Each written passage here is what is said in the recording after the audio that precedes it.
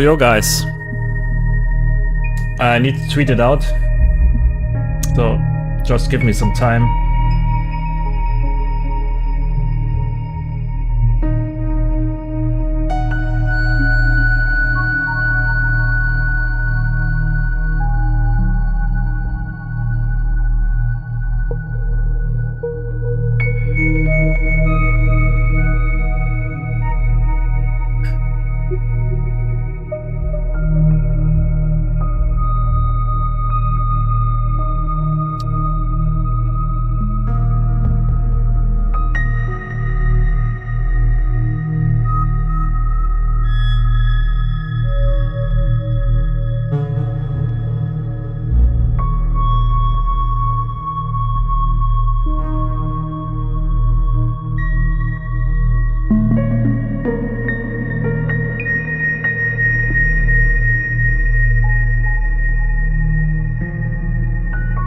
Hey guys, Bernie, hey.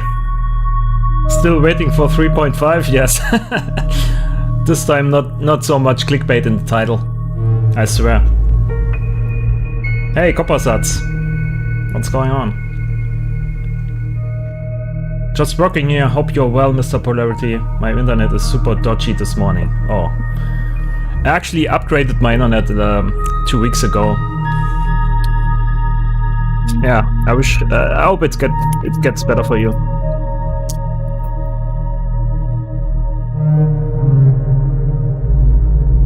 Everyone is waiting for the new version of Bitwig Studio, for sure. At least the website got updated, right? So there's hope.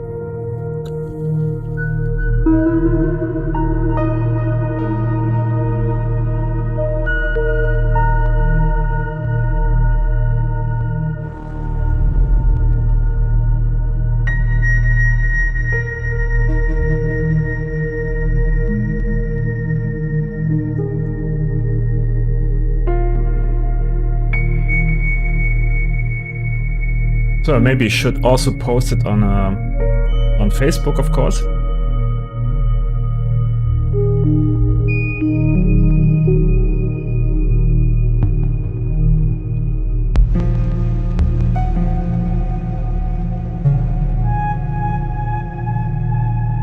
I'm going to try making the switch from Windows to Linux before the new version. Really? What about all the VSTs, and are you checked if everything is working for you? I'm actually not having a problem with Linux for making music, but all the surrounding apps like video editors and yeah, I also game a lot, so gaming is also not a big topic on Linux. And having some kind of dual boot system is also not something I really want, to be honest.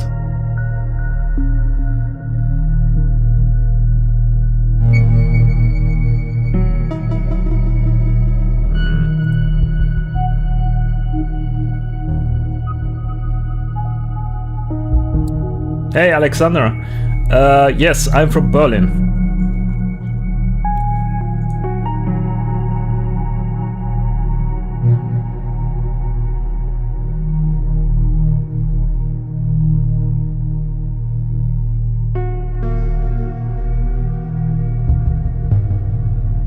Why is there no preview? I don't get it. I don't get Facebook. Sometimes it doesn't work. I don't know.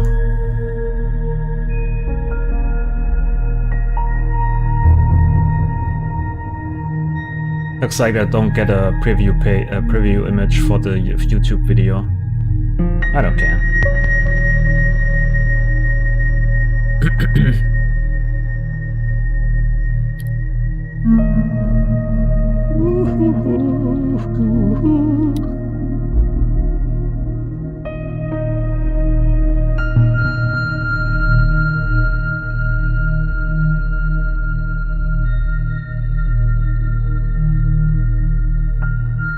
I have to look into the VST situation. I was looking into dual boot, but to be honest, all I use my tower for is Bitwig. Yeah, sure, then it's probably an easy thing. Surgenity, hi Polar. Hey Surgenity, Surgenity. God damn it, all these names. So I'm switching the... I'm using this time my RTX, my new RTX broadcast cutout system. So it's basically machine learning system based green screen. I hope it works well.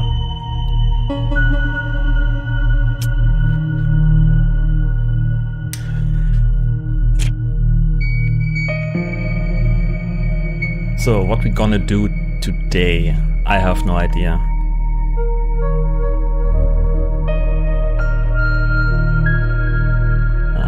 What's this? Oh, okay, this is my experiment. Okay.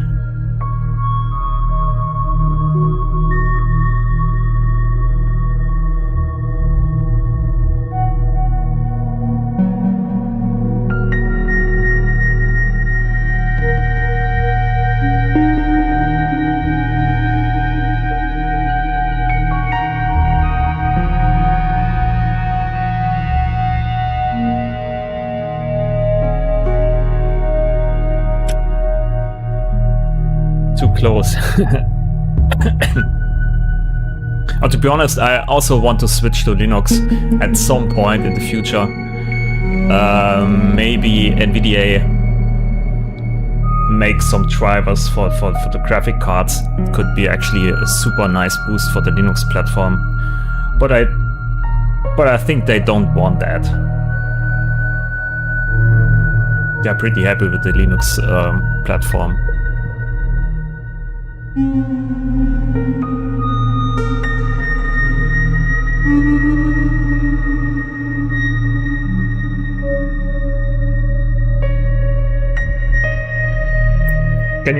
Can you see that?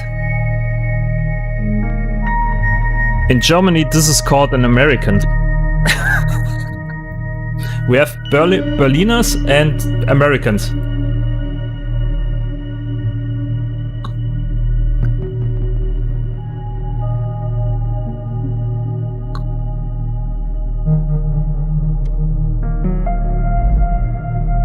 I mean, in 2020, at least every VST company should have some kind of native Linux version ready for their plugin. I don't know what's so hard about it. I think the hard part is actually to have all these libraries that people use to program or to code plugins under Windows. All the drawing libraries, frameworks and so on.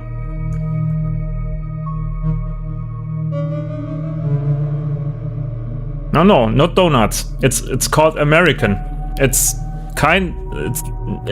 not like a donut. It tastes the same kind of.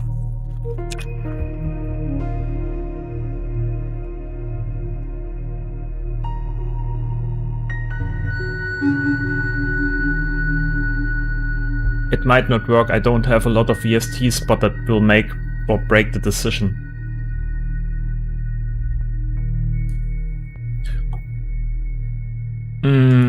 Yeah.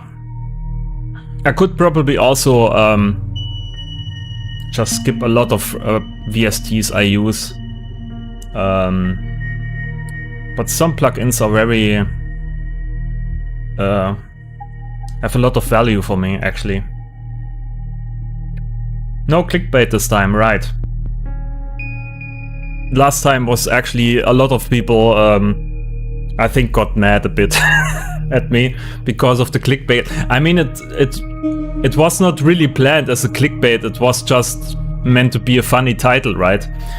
Bitwig 3.5 waiting room. Everyone was waiting for Bitwig's new version. So I thought maybe it would be nice to open a waiting room. And then everyone thought I knew something everyone didn't, or something like this. But it was not planned this way.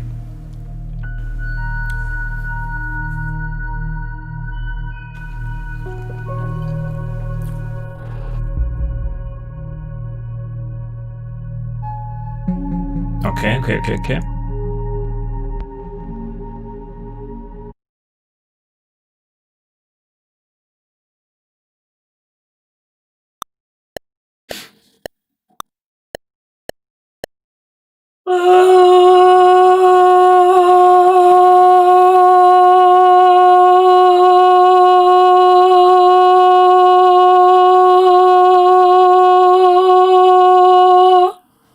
I think that's too loud.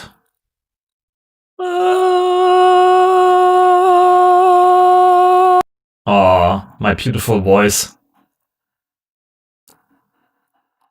It's like angels singing.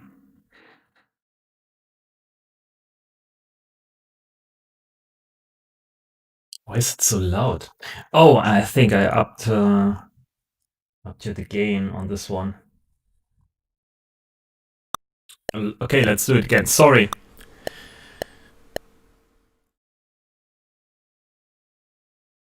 Oh no! Where's my voice?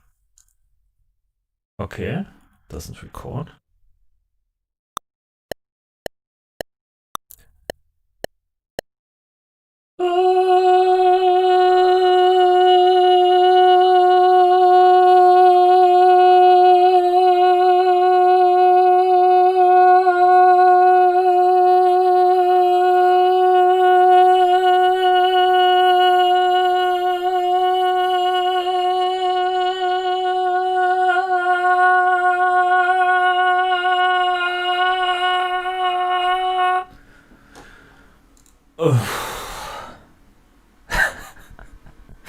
God damn it. This was my spot for today. Yeah, maybe add some reverb, of course, to diffuse everything. Super massive, that's what I wanted to search. Yeah, is my voice loud enough? I just changed some settings. So if I'm too quiet, then just say something, okay? Maybe I'm also too loud. Could be also possible. Okay, so I need some big reverb. Massive. Billions and billions is what I need.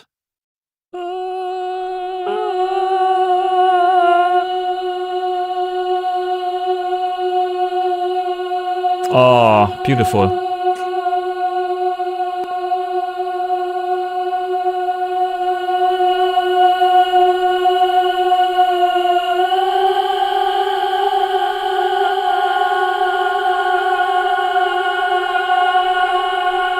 Ah, sweet. I probably should duplicate this, then tune one of these parts to the left and this one to the right.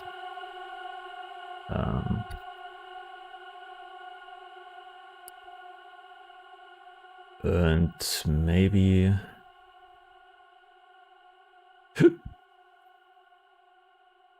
cut it. You know, to have some kind of different informations on the left and on the right channel. Okay, like this. Let's listen to this.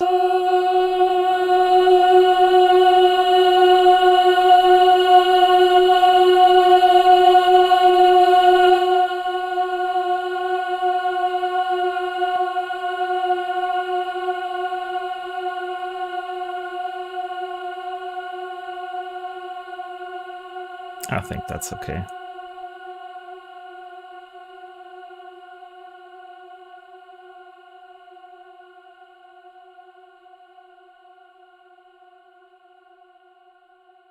Okay, I have different mix settings. So it's not that important. Maybe make a peak limiter on it.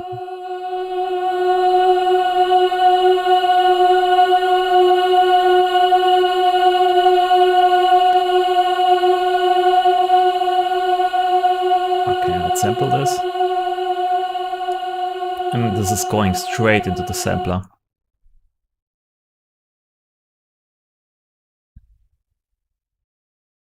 Perfect. Yeah, thanks, Bernie.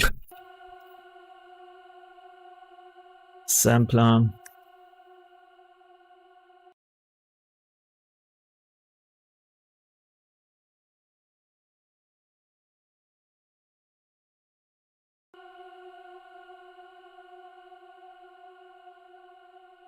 Oh, it's actually...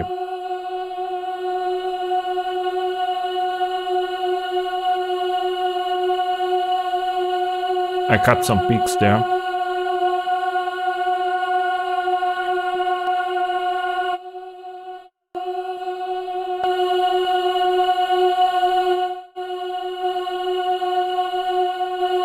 Okay, well, this is F#3. Okay.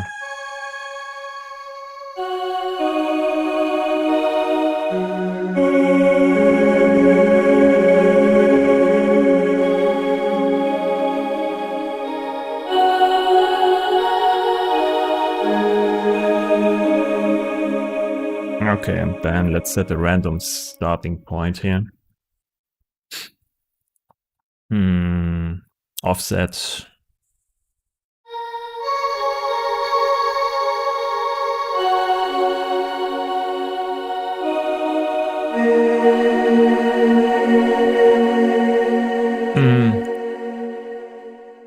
Maybe I bounce it again. And also add some kind of texture to it. So we get some kind of lo-fi feel. Textures.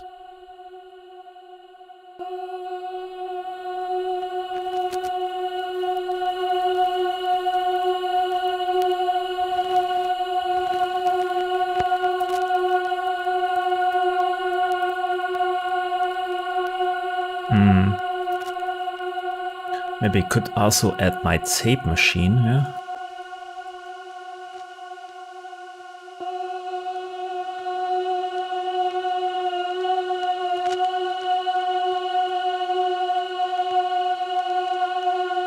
Maybe let's try it.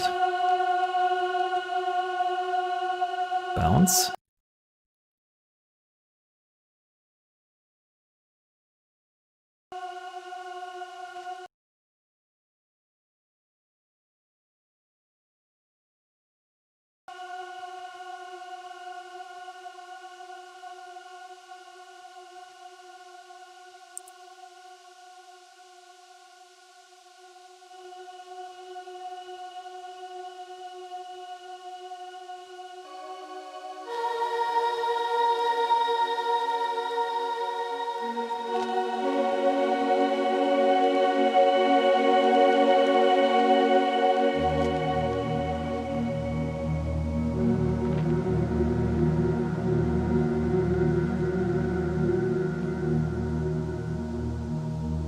Okay, so I can delete everything here. Don't need that. This is my initial start patch.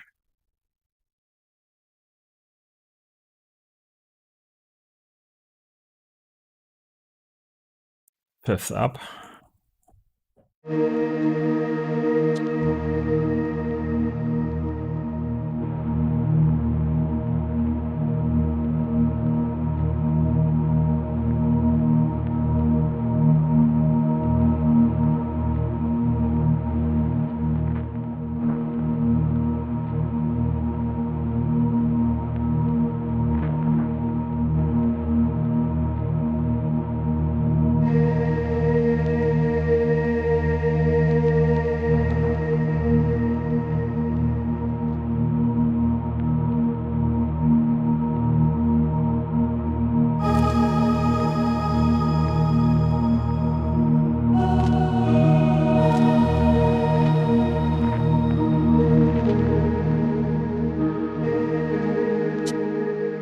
Okay, maybe I try to add a small catchy phrase to it.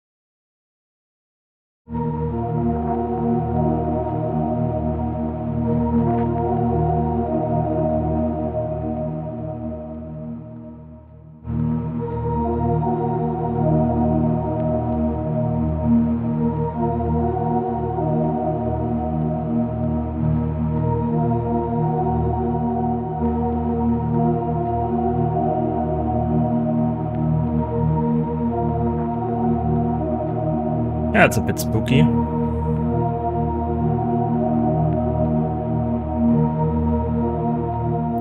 Maybe you should also instantaneously add some kind of typical Hoover bass sound here.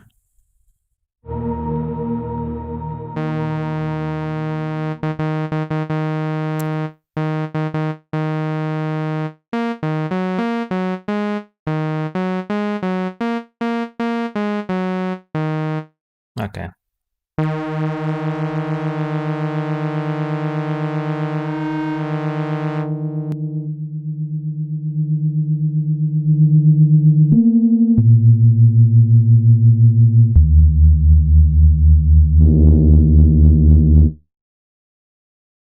And of course we need this in mono.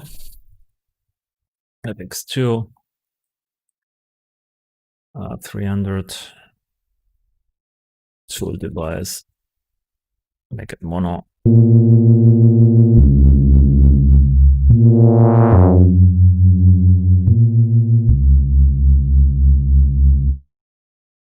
Peak limiter.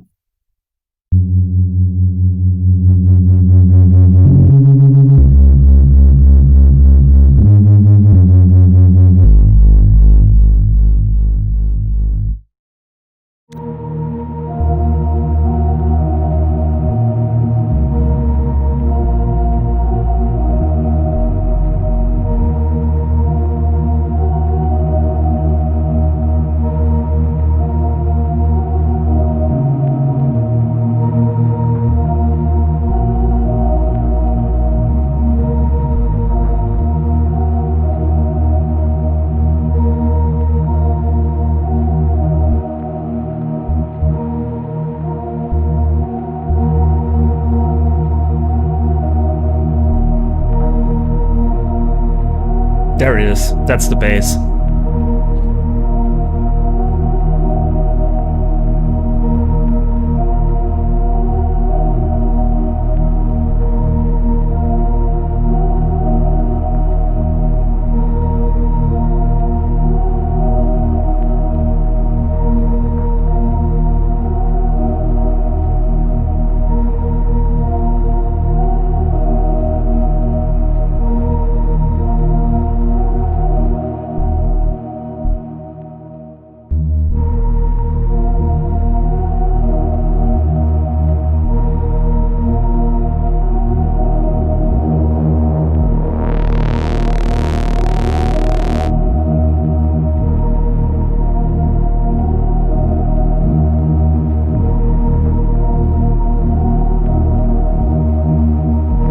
Just a simple pattern.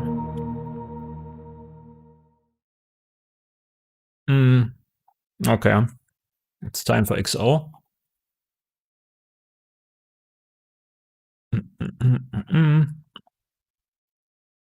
And some kind of rim shot.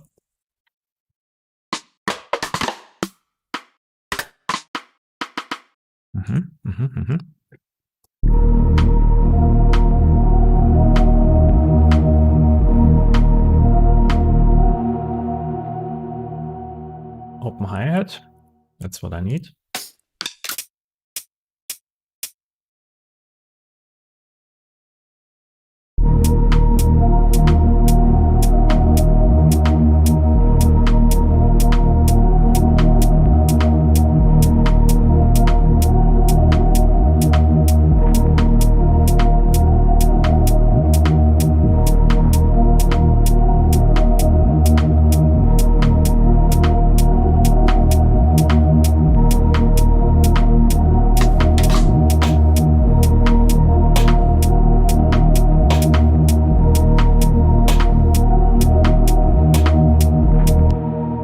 3 souls, greetings. Thanks for tuning in.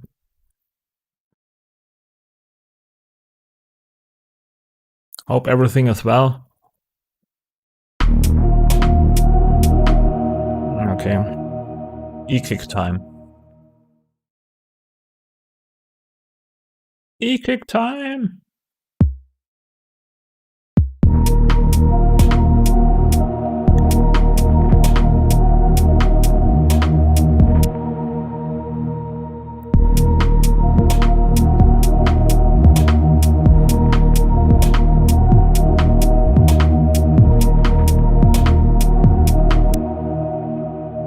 EQ plus time.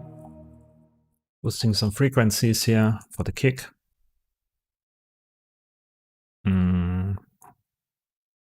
Yeah, make the kick more muffled this time.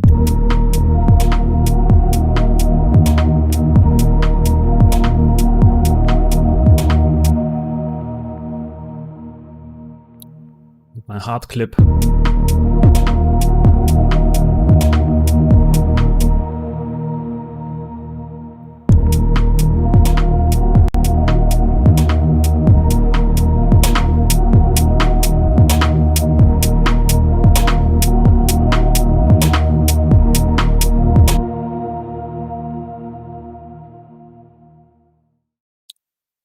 And here I'm using something different.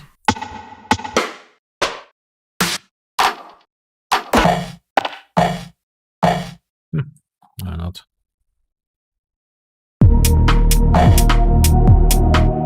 No.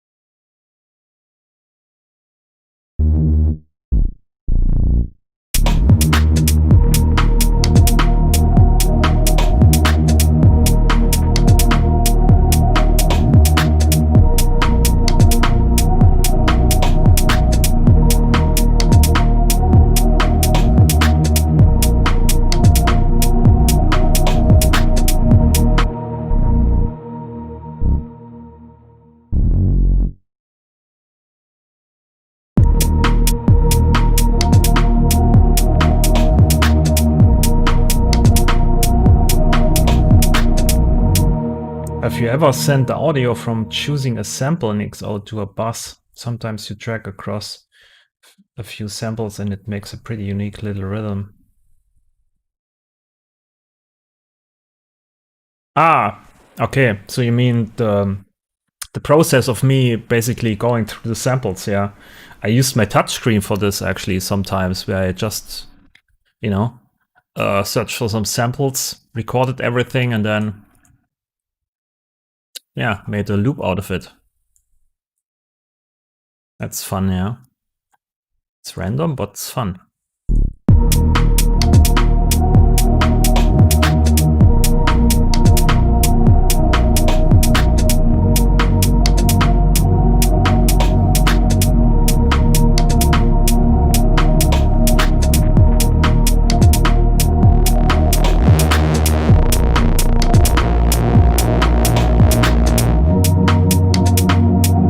kind of half generative, yeah.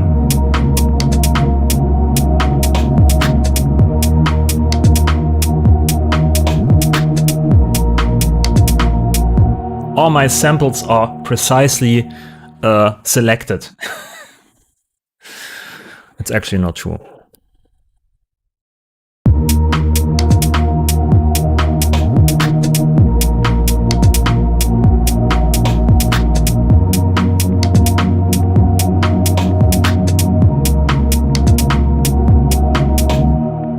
Okay, let's use this one note here again.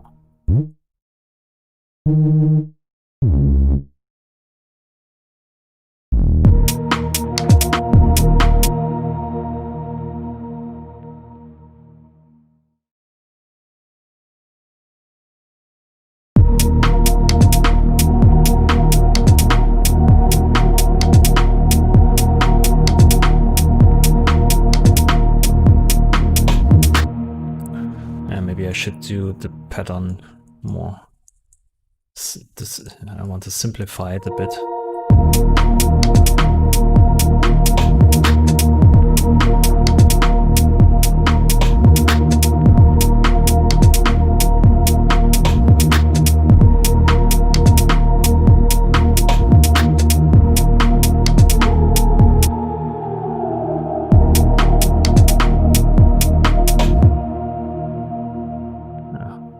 This could be something.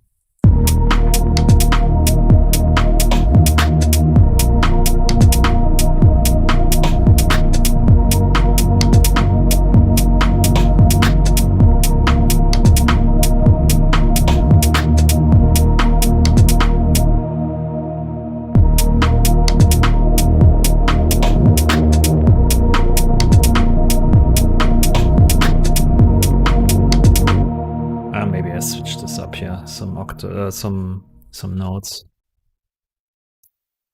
1,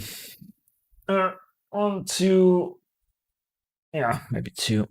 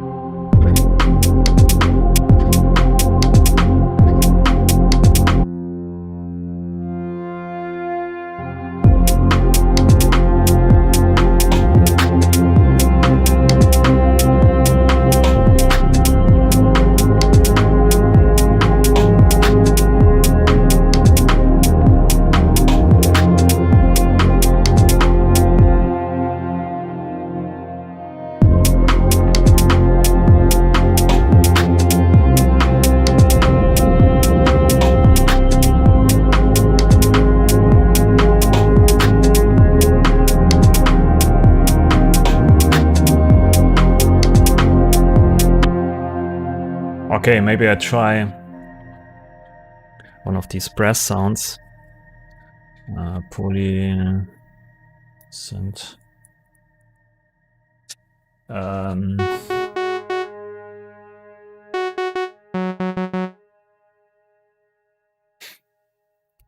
Does XO have a random button to drop a random sample in each slot? No. That should be a feature, right? Would probably not generate many useful combinations, but every now and then it could be good. Yeah, they have some kind of exchange stuff. That's a thing. We can choose the sample combiner and then have different combinations happening.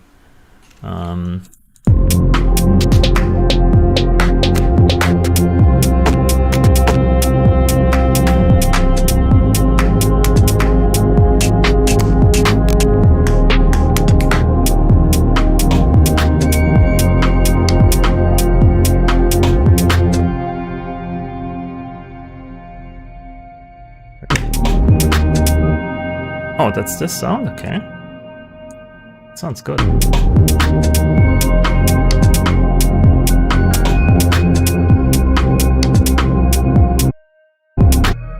Oh, that's my patch. Okay, I see.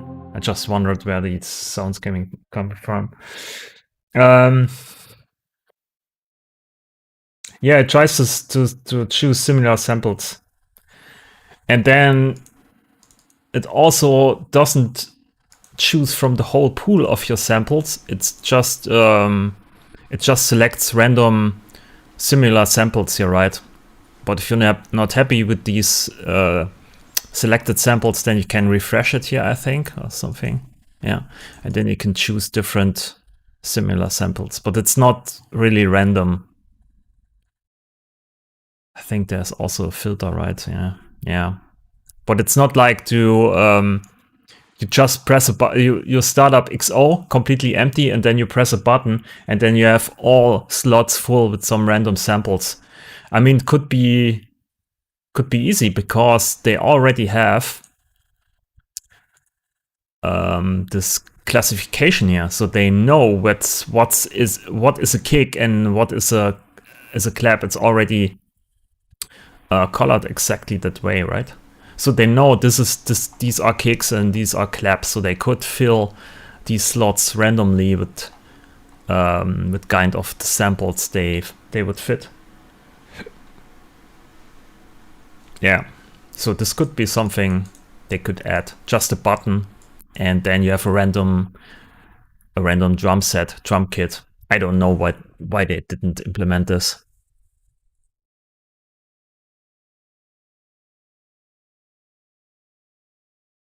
So I wanted some press sound.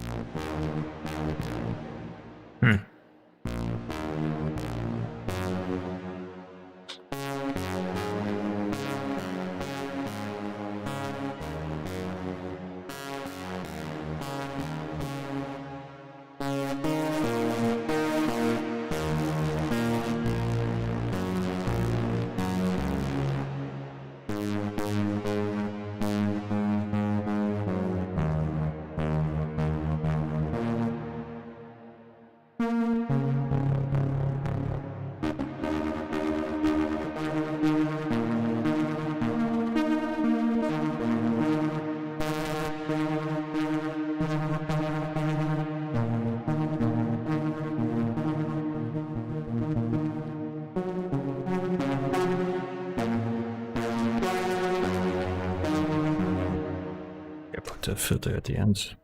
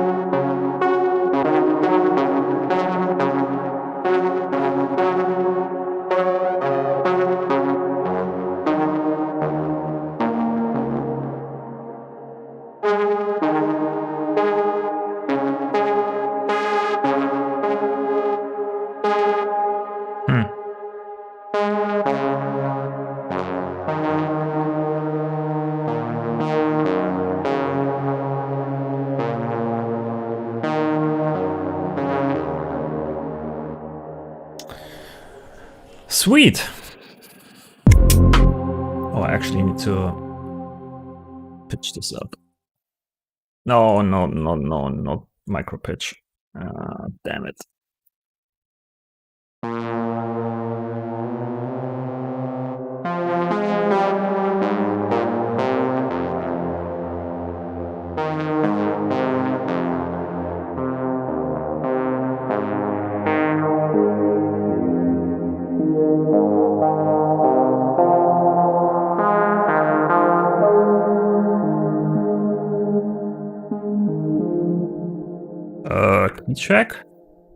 Key track. And then 64? Probably.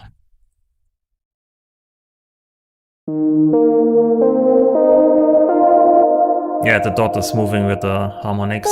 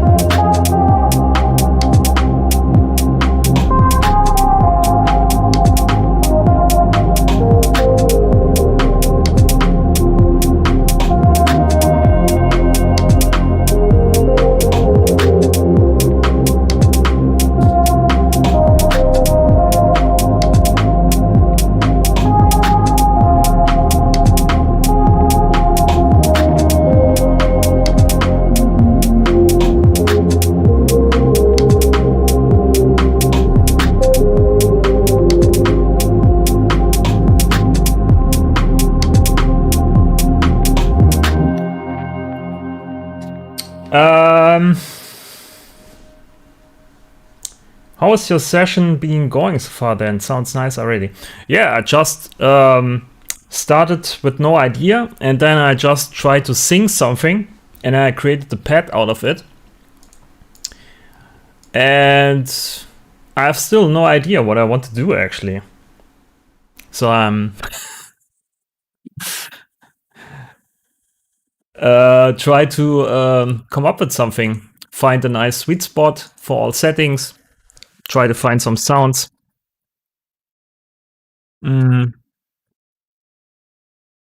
So the usual stuff. Maybe I play in a melody with this trumpet sound here.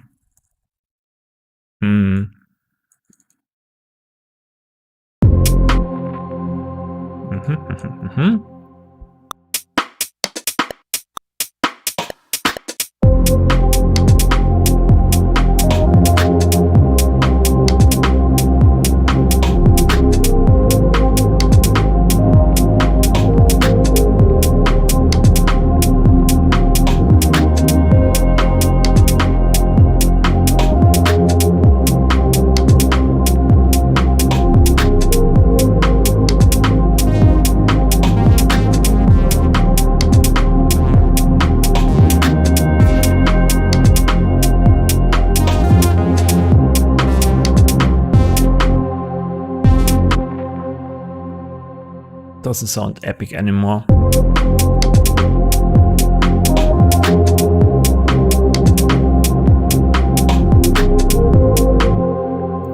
C4.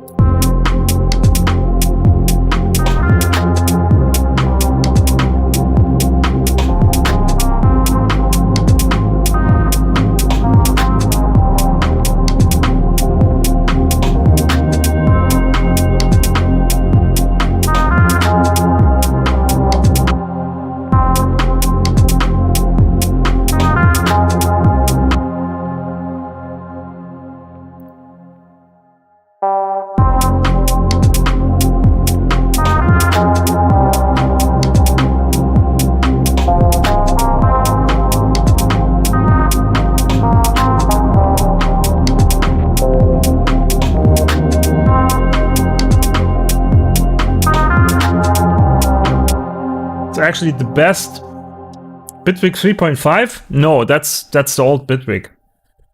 It's the old version. But we are still waiting for the new Bitwig version to arrive.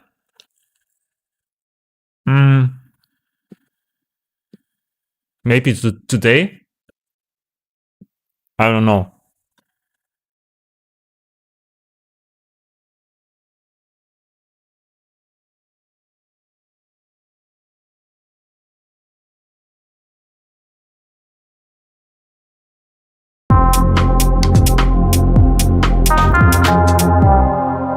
They probably wait until everyone's plan runs out and then they release a new version.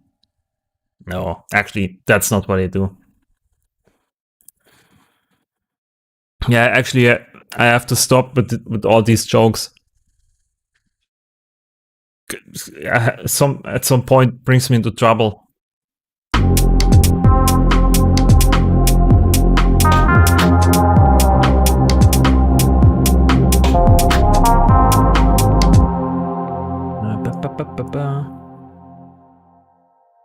I got 25% off Bitwig during the summer sale. Nice.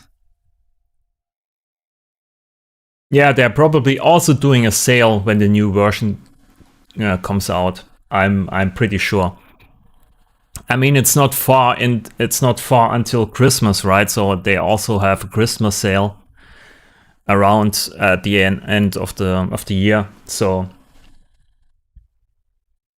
double win. A new version and a sale at the same time.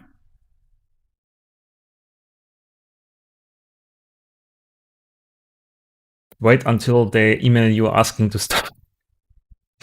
Polarity said in the stream, Bitwig is releasing today. Where is the new version?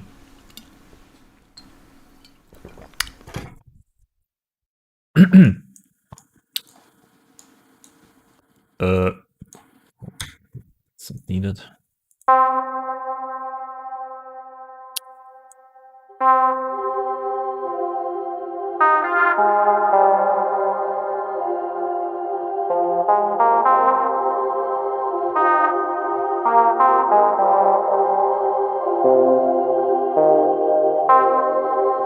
I think that's already good for the first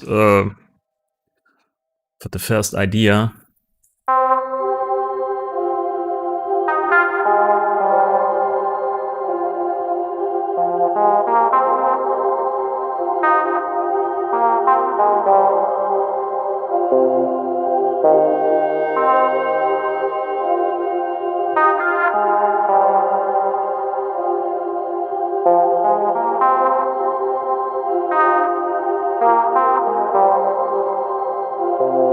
We probably have to sidechain everything because that's how we do it in all these genres, right? You sidechain everything. You just make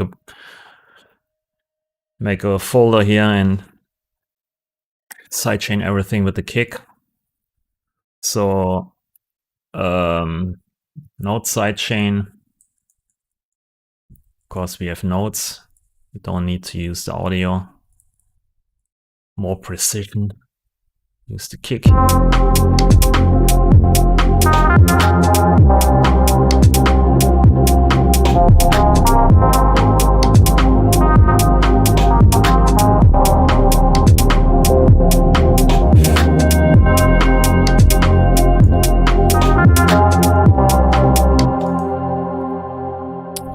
Maybe use this for the drums.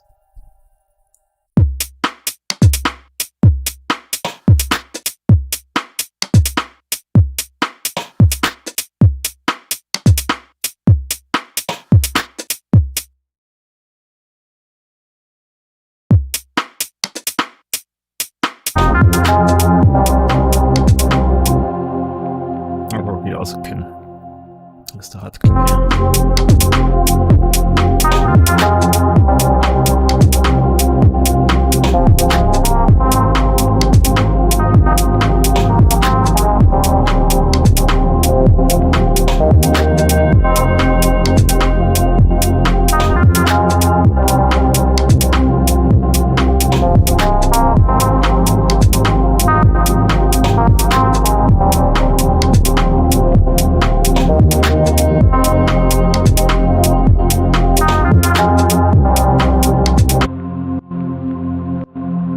Okay, we can use an EQ on this. Oh, it's already pretty mid-rangey. Sounding good. Thanks, Christopher.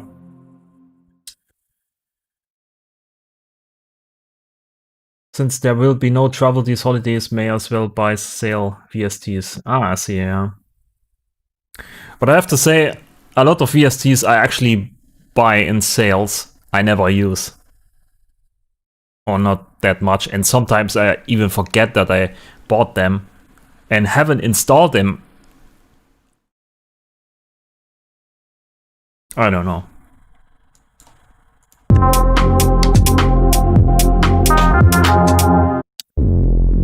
I can try and, yeah.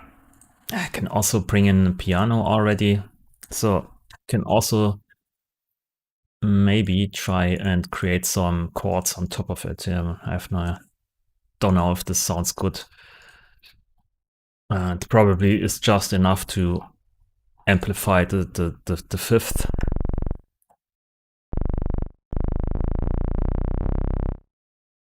Or maybe.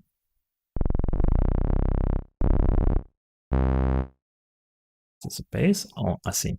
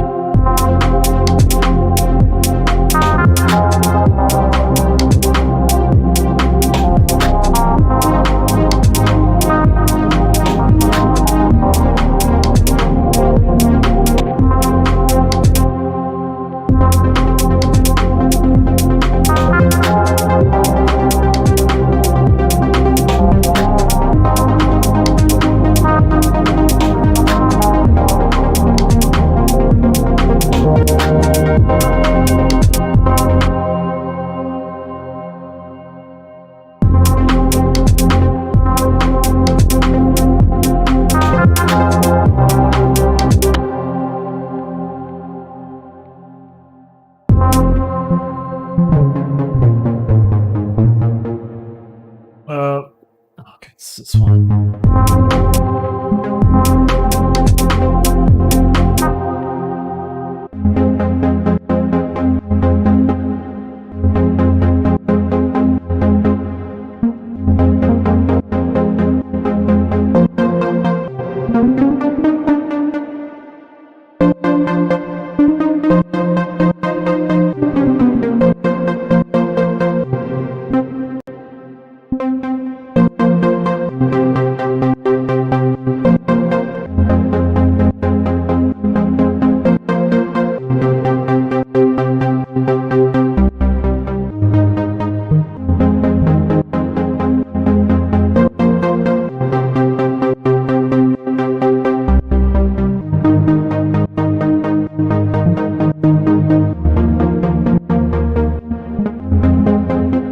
It sounds too much, you know, EDM like, but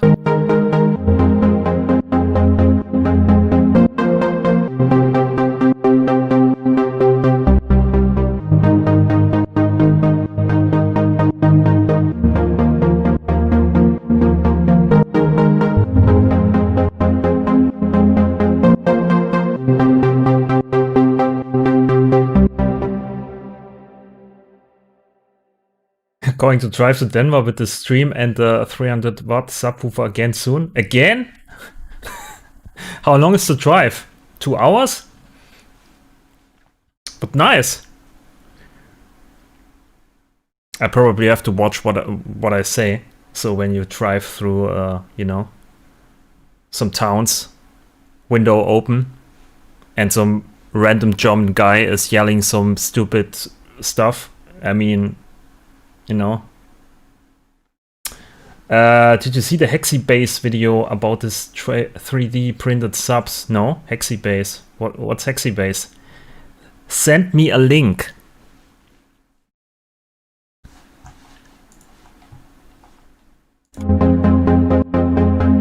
It sounds like deadmau5, I don't know. No. Yeah, because he also uses a lot of detuned source.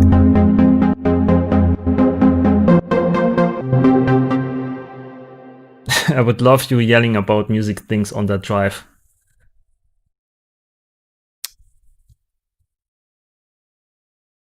$40 kilometers, okay. It's nice that you already converted miles to kilometers. That's nice. I saw what you did there. Hexibase. The fuck is Hexibase?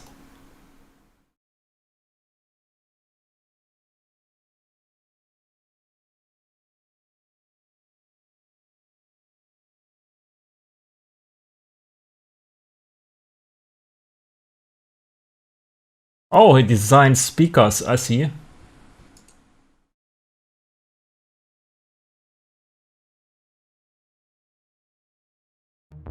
There is definitely something to be said for the amount of bass that a properly tuned microsub can deliver, and to push the edge of that envelope even. I have to say, I have to watch what I watch on stream, because I know, I don't know, as in some stream someone sent me a link to a YouTube video. I watched the YouTube video, just some seconds of it, and then I got a copyright strike, and I had to basically clean out the section on the video or on the VOD.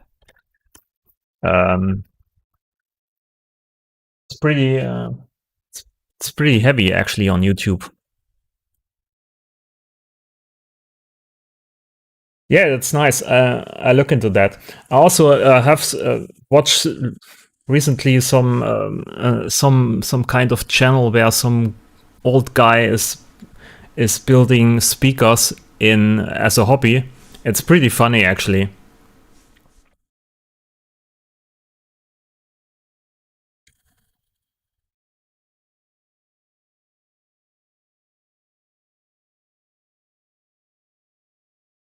So.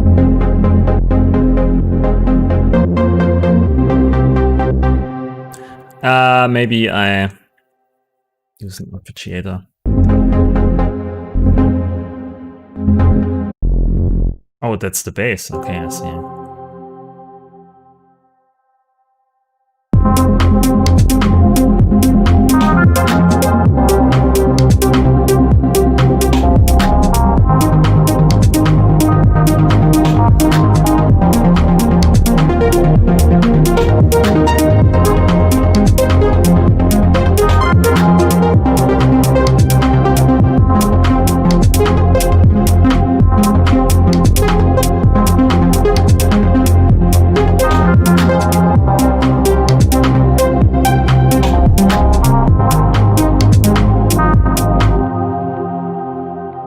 Sounds even more like that mouse.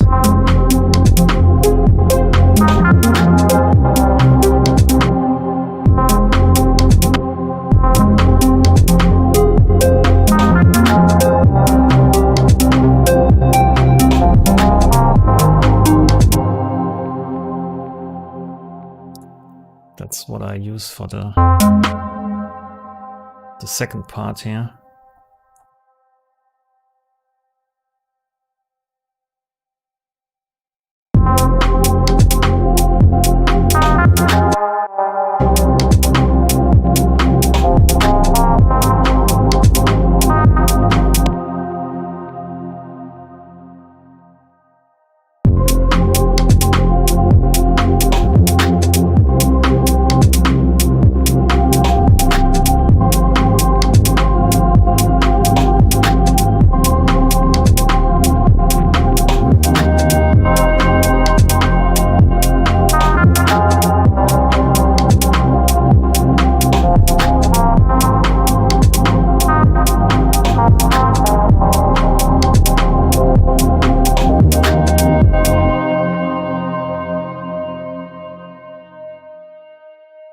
That's something I'd like to try someday, to build some speakers.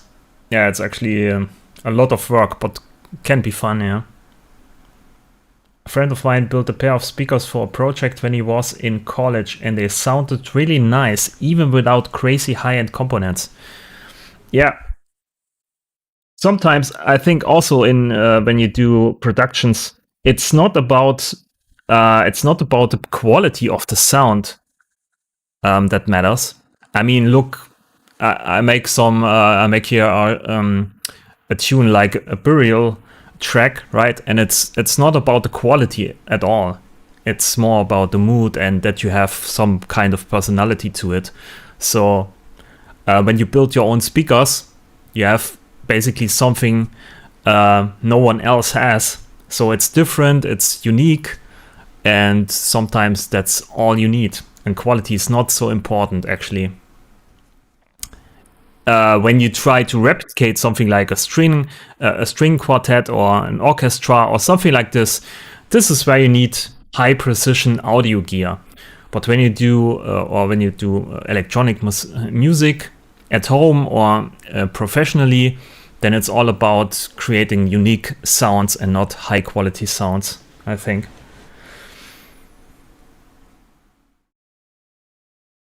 Ancient Observer. Greetings. Yeah, thanks for watching the stream. A lot of people actually watching over Twitch. That's nice. Yeah, quality is not everything. Sometimes it's even not good at some point. I mean, if I would exchange all these sounds for high quality samples from some random Yamaha workstation or something like this, it wouldn't work, right? So it's not about quality all the time. And even today, a lot of people actually use old synthesizers from the 80s just to have this flawed sound in their productions. Or we even use a lot of tools to bring in dirt and noise.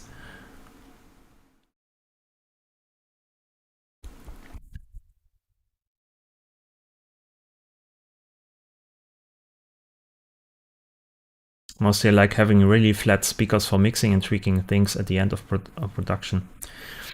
I also thought about Instagram. Instagram started like where you have some random filters that made your pictures look old. So you put some filter on it. The problem was everyone had the same filters or the access to the same filters. So it's not that special anymore. So they should have created some kind of randomization for their filters, or make some algorithm that creates, every time you shoot a photo, it creates a new algorithm for some kind of filter. That would be actually unique then. Every time you have a kind of different filter, that makes then photo special again.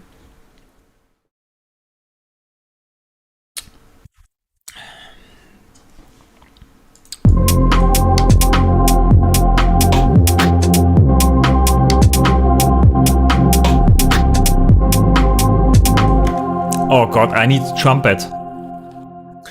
I need the trumpet. Trumpet.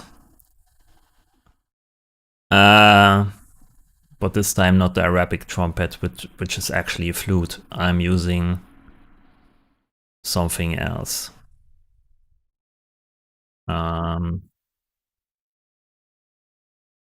Let's use the reactor saxophone. Yeah, that's what I want to say. Basically, it's more about uniqueness, right? Yeah, it's Copra time. No, not this time.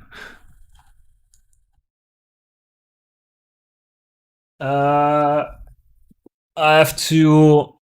It's not playable. First, I need here this pitch one, because I think you need to change here the breath. I have to simulate the breath controller. How did I do that? I think MIDI CC, and then it's CC2. That's this one? No.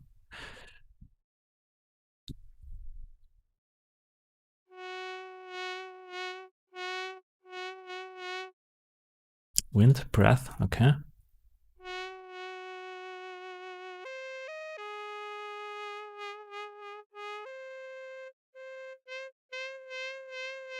Okay, that's it. So I use your MIDI controller to change this with the mod wheel on my keyboard.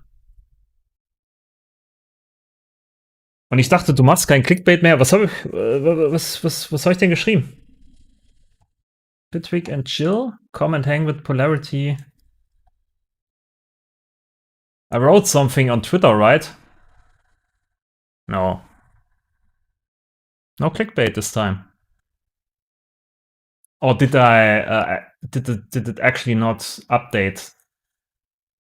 Oh, I see. YouTube didn't update the title. God damn it.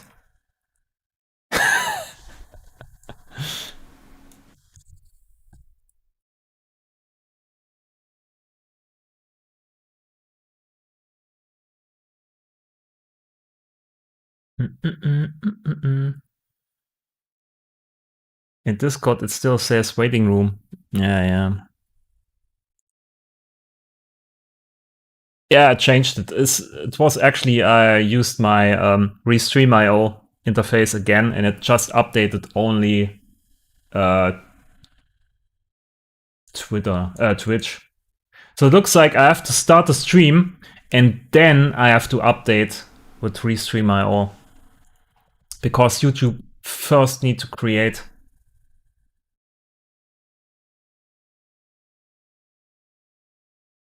No, it's not content for kids.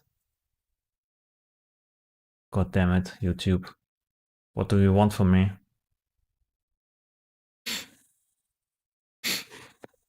Lot of chaos. Hey, welcome. Hi there. Do you think that Bitwig 4 is around the corner with the update of 3.5?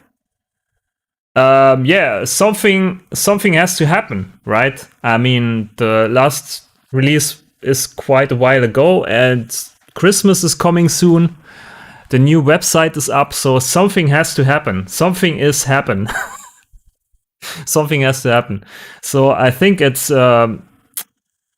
shouldn't be too long until we see something announced. And I probably think it's something big.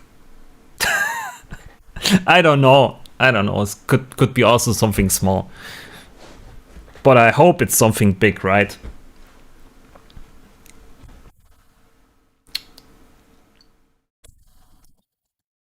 What model of Sennheiser headphones do you use, and what do you think about such plug-in as real phones? What's real phones? Is this a simulation of phone speakers or something like this? My headphones are actually Sennheiser HT 4.5, something like this. You have to look at my gear page, kit page there. You can look it up. I secretly hoping for something that isn't a new version, since I won't be able to upgrade when my plan ends. Okay. How long until your plan runs out? Is it next year or still this year?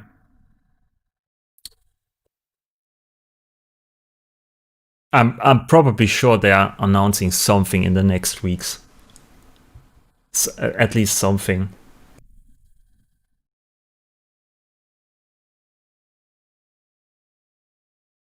Yeah, okay.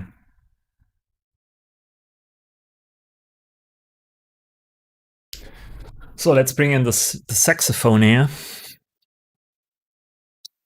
I'm using Supermassive again.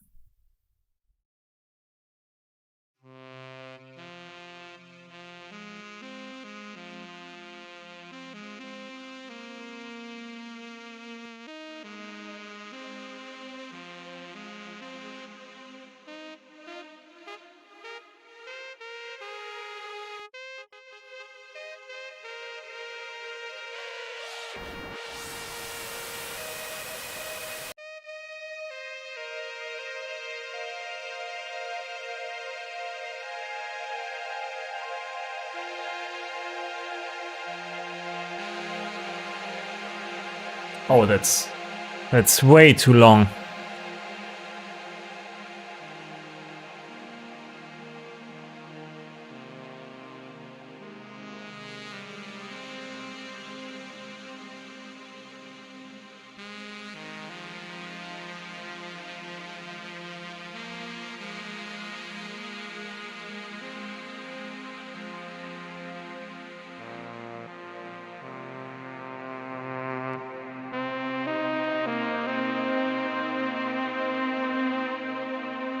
Real phone plug-in corrects headphone frequency response and emulates different monitor sounding. Yeah, I tried to use how is it called, where you can measure your monitor speakers and headphones and so on. I don't know. I found it's more like an hassle to manage all these plugins and remove it before you bounce out stuff, and then sometimes you forget to put it on and sometimes it doesn't work, and then you remove it and your headphones sound like shit and so on. For me at least, I just use different gear. So I'm using my headphones to produce all the sketches, then I'm using my speakers to check it, then I use my cheap headphones for my smartphone. So I'm changing speakers all the time and every time I hear something different. So I think that's even better because you have to do it anyway. You can't put a tool on your computer or on your master bus and then it corrects everything and then you know how it sounds. That's not how it works.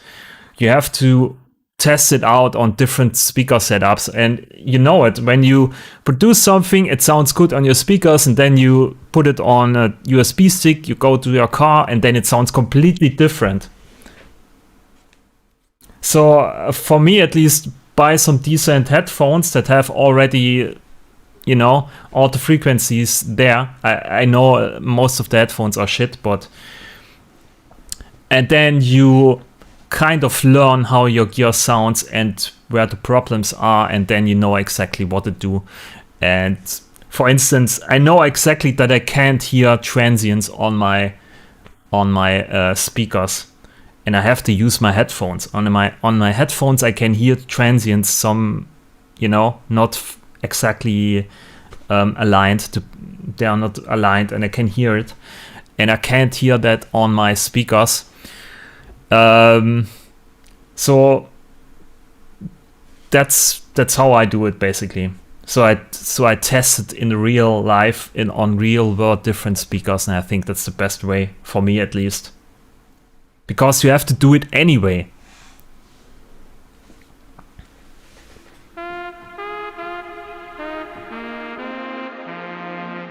But it can be nice actually to have some kind of tool on your smartphone when you listen to music, to your, you know, and then you have some kind of linearity to your sound on your speakers. But I found it's more like an hassle, and it's also expensive, and then on top of that you have to test it anyway, so I don't use anything like that.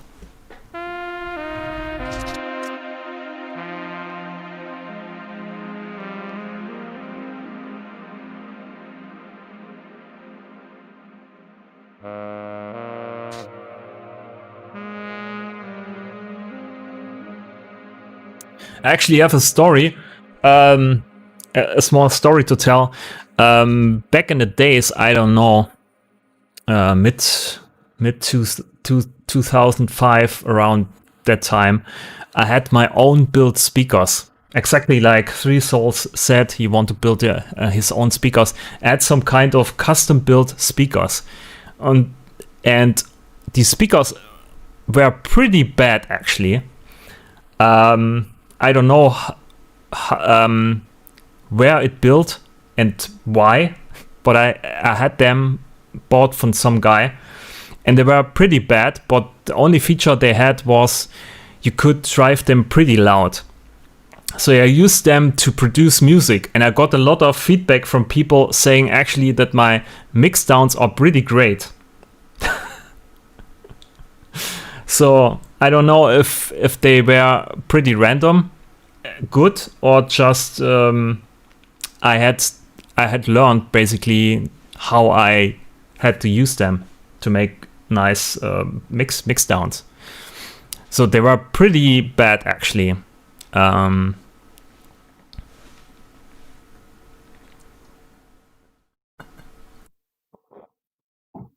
Back in the days, I basically tried to recreate a club situation in my room. Greetings to my old neighbors.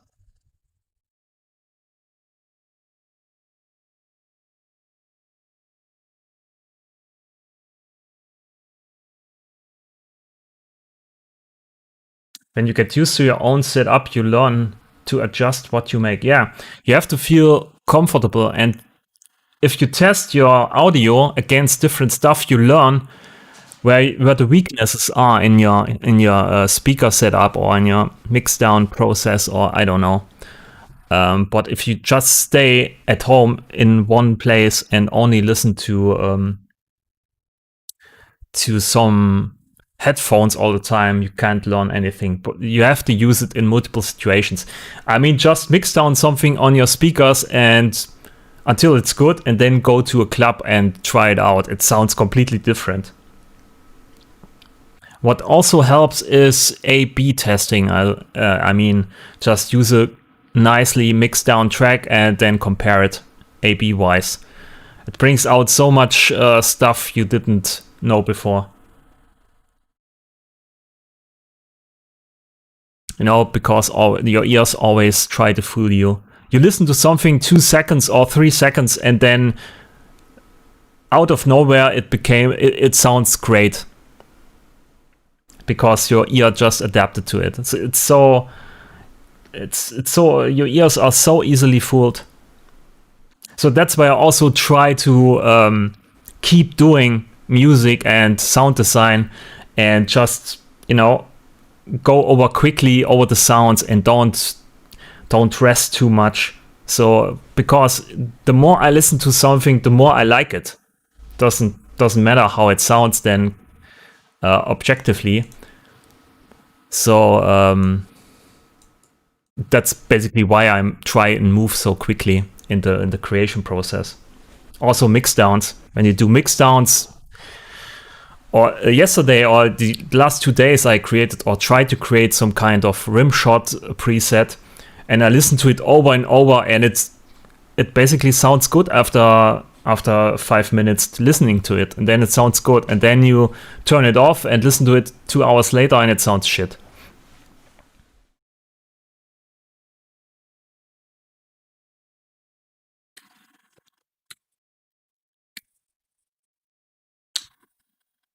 But you always have to compare it with cheaper speaker sets, some cheapish gaming headphones, phone speaker. Yeah. That's true. Also try to switch between different speaker types, right? Not only headphones. So it's basically, I don't know, you can also buy 20 headphones and then compare it. But you know, there are some main devices. So for instance, you know, a lot of people actually use iPhones, so you can probably buy some kind of Apple, these Apple pods. I don't know how they are called, these Apple pods, or maybe Beats headphones, and then try it out on this one. So mainstream devices. So or maybe you just plan to release club music, then you have to try it out in the club actually.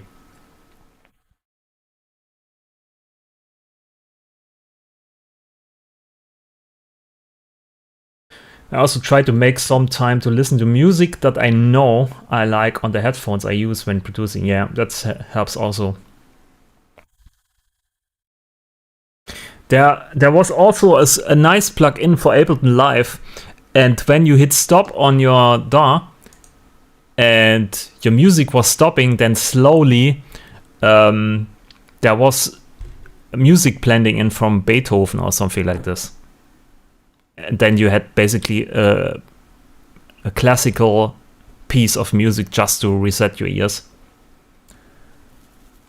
I heard somewhere that music mixing is good to always listen at the same volume, all music, not only your own. I don't know. Listen at the same volume, all music, not only your own. I actually switch the volume a lot when I listen or mix down music. Because it has to sound great at every level. And also when you turn down your volume, you hear sometimes the snare peeking out too much, or the rim shot, or the hi-hats, you know. And when you turn it up, everything sounds great. So I make sure that I switch between volumes and speakers a lot when I'm mixing down. I actually also mix down on my headphones first, then I listen to it on my speakers, and then when I think it's good, I test it on my headphones again, and then when I think this is good, I bounce it down to MP3, put it on my phone, and then put it on my headphones, and I go for a walk. And then I also listen to other music while I'm on the walk, and then I switch back to my own music and have also some kind of A/B thing happening. That helps a lot, at least me. And if you have a car, then of course listen in the car.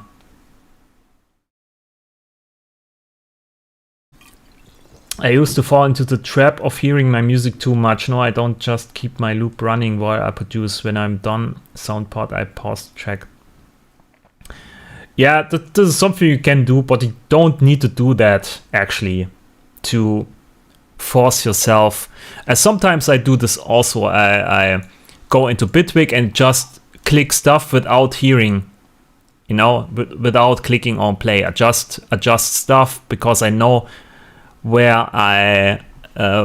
which parameter sounds how, and so, you know, I basically produce blindly, and then I hit play, and then I deleted everything again because it sounds shit. For listening in something that sounds like Apple AirPods earphones, there are IRs for the iPhones you can load up. Yeah, I know. But it's not the real thing, right? It's just... it's a kind of emulation. You're not really sure.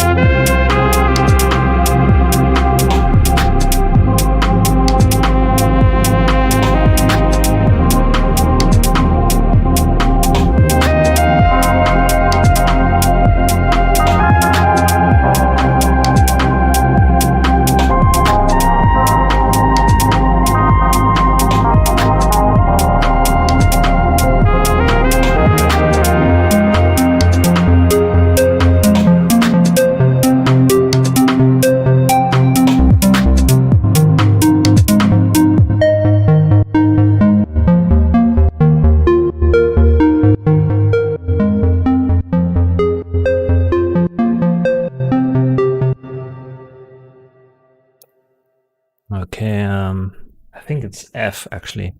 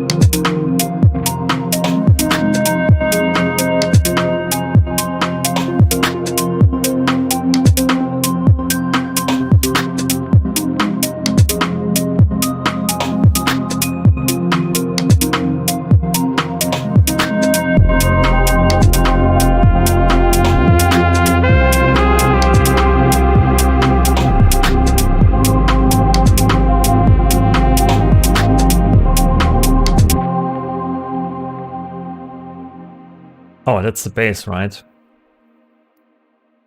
I have to put this here.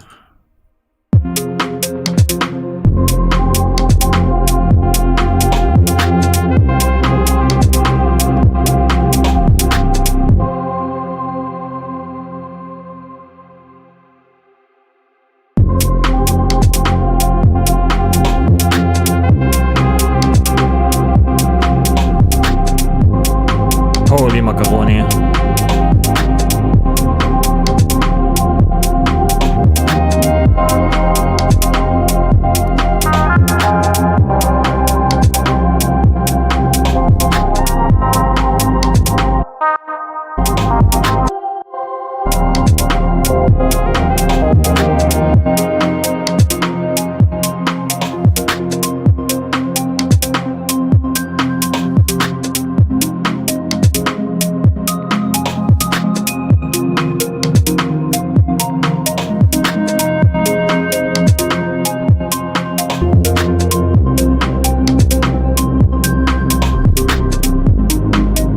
Macaroni.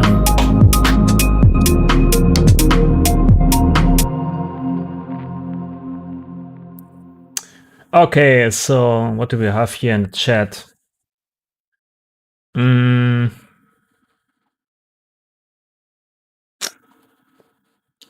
God, I need to get back to using melodics so I can learn to play the keyboard. That was such a nice little riff.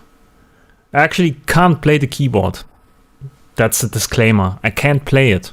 I just randomly, accidentally hit some notes in the scale, and that's it.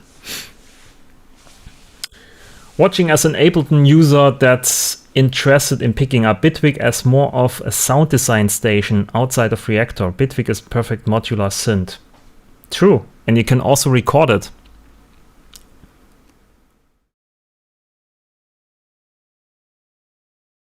And so it looks like you yeah, just good at improvising. Yeah, exactly.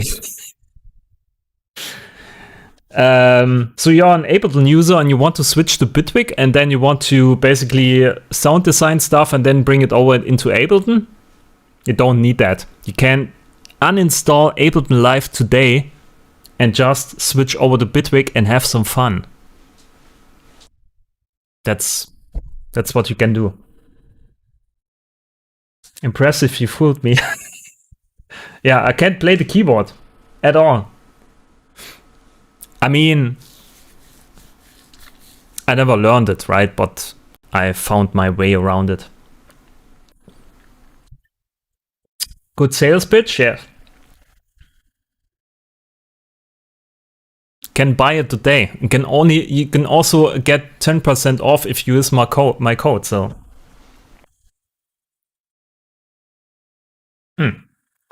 my bottle is actually invisible. Nice. That's the power of machine learning.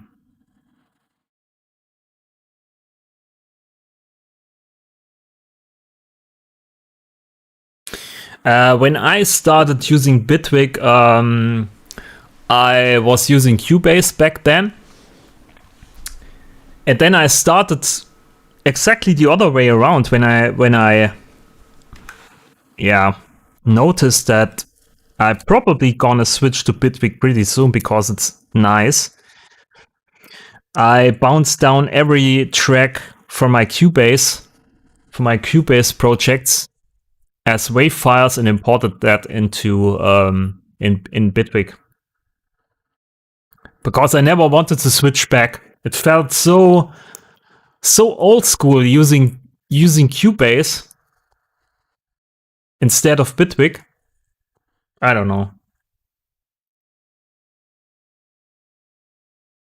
I got a track, just missing the grid. Yeah, it's a shame that's not in there actually, but I get it why it's not in there. It's a big tool and you can do a lot of stuff, and probably if you have the grid in a track, you never want to switch actually. I think most of you can pretty much create a lot of tunes with just 8 tracks. I never got into Ableton. I tried some trials and it always felt clunky to me. Yeah, it's not so consistent. Like it's a bit the samey with Bitwig, but it's not so consistent in terms of modularity. And I don't like the interface, how the arranger looks like. It's not so, I don't know. I used it back then. I also bought a license back then. I used it for DJing, using tracks and making some live stuff with the controller. Bitwig reminds me a lot of Cubase from a user interface standpoint. Yeah, that could be, yeah. I see that. That's probably because why I switched so fast.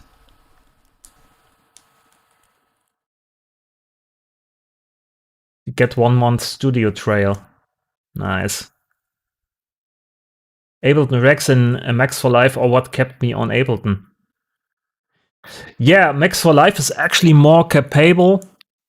Is this a word? Capable? Yeah, of doing more advanced devices in the end, but you need to also be more educated on it, or you need more knowledge, or it's not so easy to create something, right? The grid is more kind of hands-on, and there's a lot of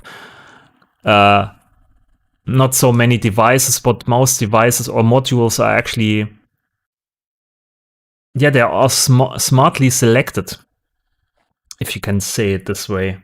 So it's more hands-on, it's more fun, and you have fun throwing things together. And in Max for Life, it's more like, you feel it, it's a coding language and you have to learn it. And, it's not something you open up when you try to create a track and just want to have some random device. That's more like for a dedicated session where you sit yourself in front of the computer and try to code something.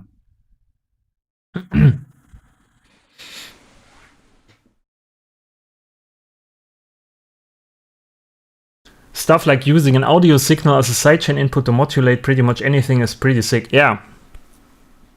That's what I thought back then. Fuck, you can modulate everything. Why do I use Cubase?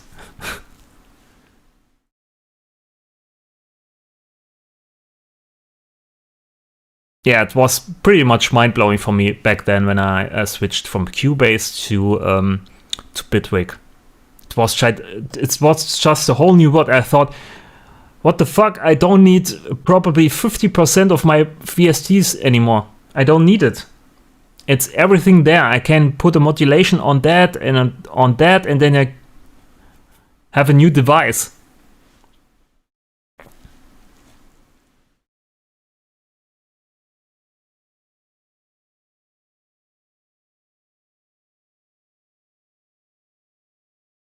I think I saw yesterday this generate video where people ask some stuff, Q&A about the plugin, and some people are asked for a feature that they add more modulation capabilities, and this is something I don't. That's not a topic for me in Bitwig anymore. I just put infinite amounts of modulators anywhere and use it in VSTs or on devices, and it brings every sound to life, basically. You don't need to, but you can.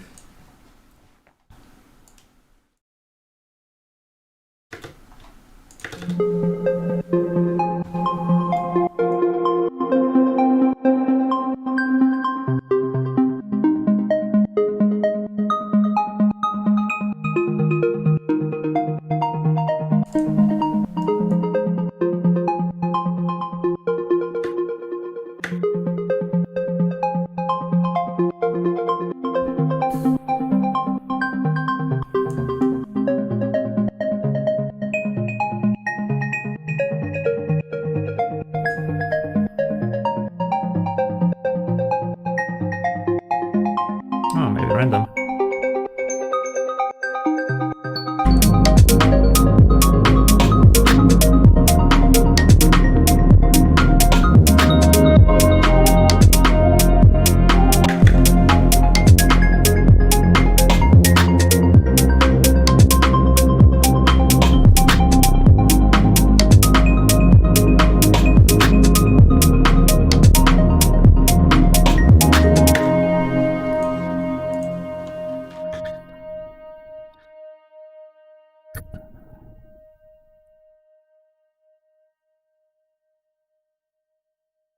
So let's use some hi-hats here.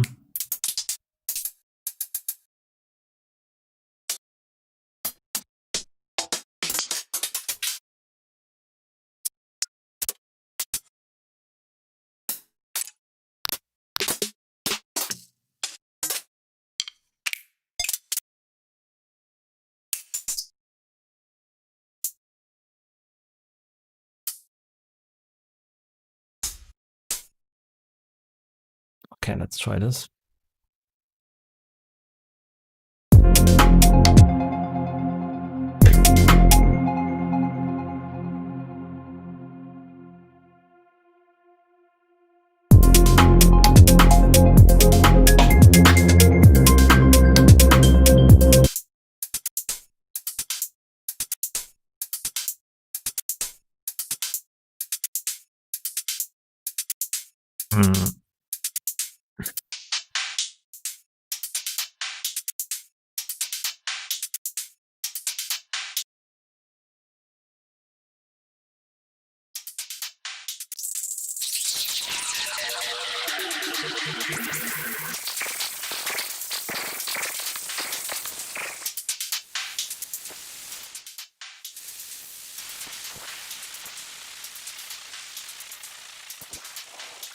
That's the feedback.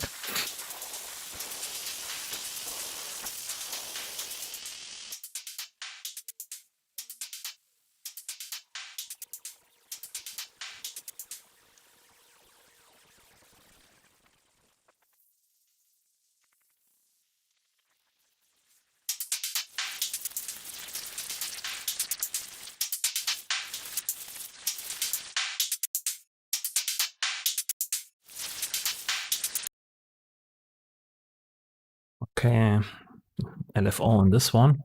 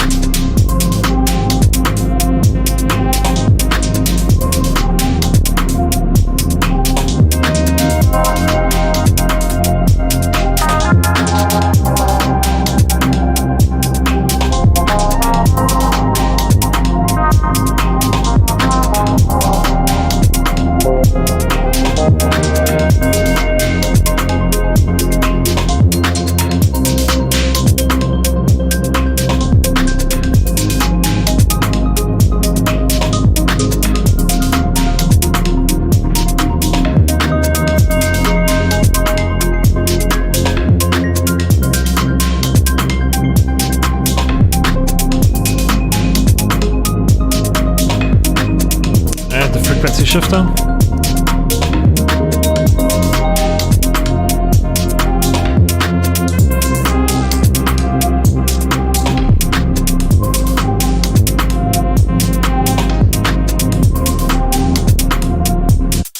Ah, this is good enough, I think.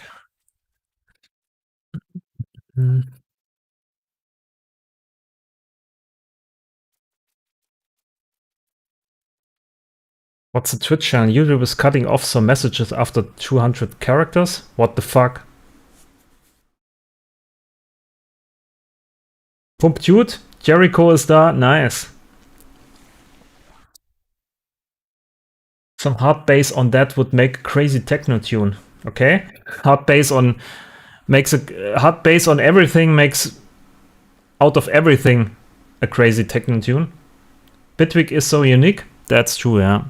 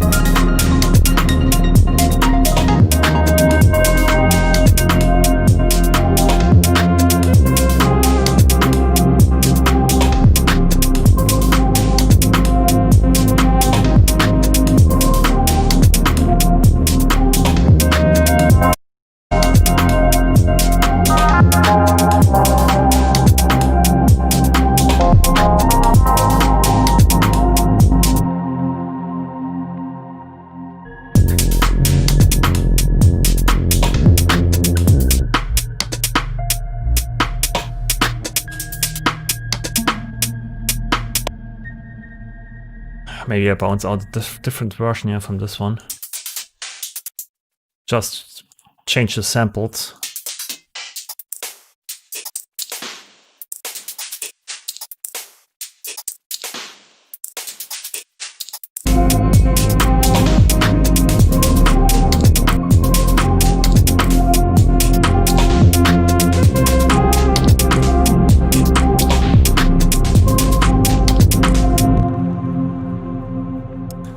Get me that.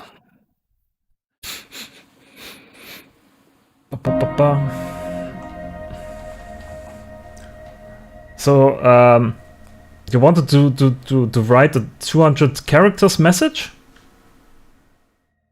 Bathroom plus coffee break. Nice. Listening on some Adam, and even without the proper mix down, this sounds so clean.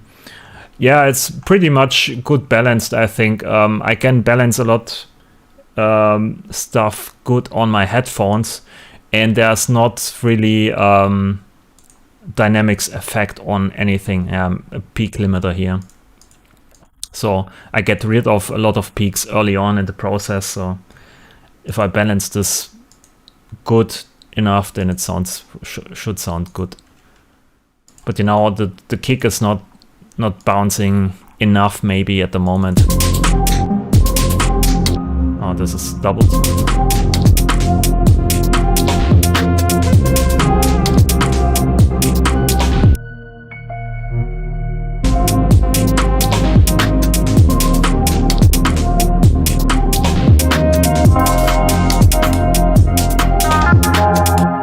Oh, can I switch this here to slice? Getting the slices.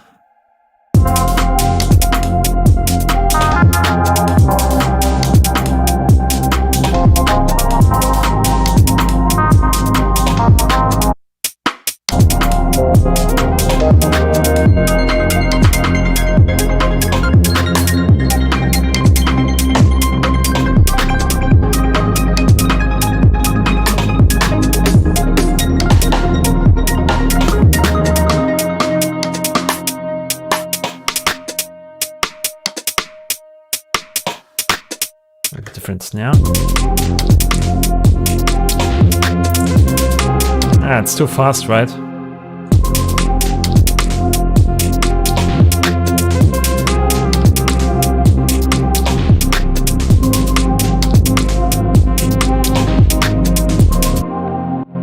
Maybe you have to cut out here, a bit low end.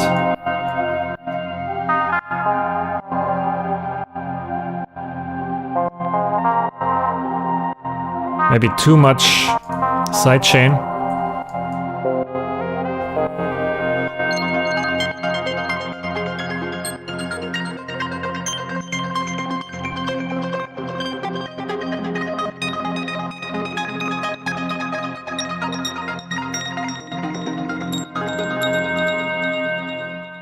I will admit that this is the first time watching you, so I have no idea the kind of music you make, loving it so far.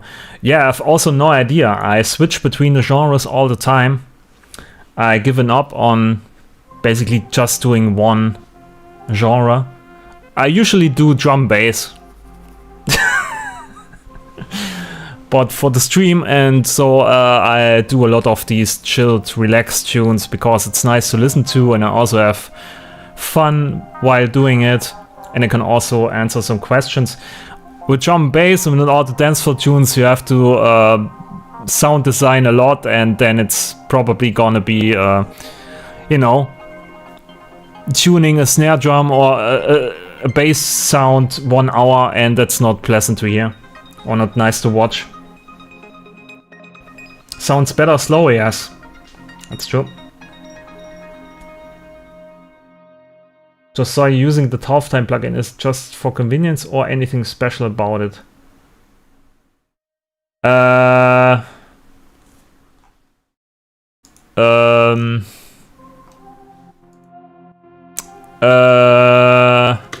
mean, it has an effect on it, right? So I have this.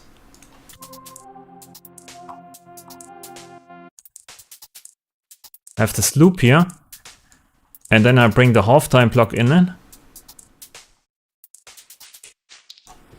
And then it's slow it down, exactly half speed. And then I mix in the original tri-signal, and then I have in between polyrhythms happening, which gives me some kind of groove. And also a bit of dirt.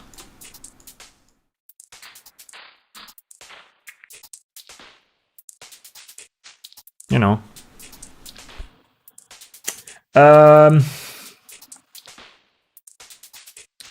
When 3 souls responded to me, it cut off some message. Ah, okay.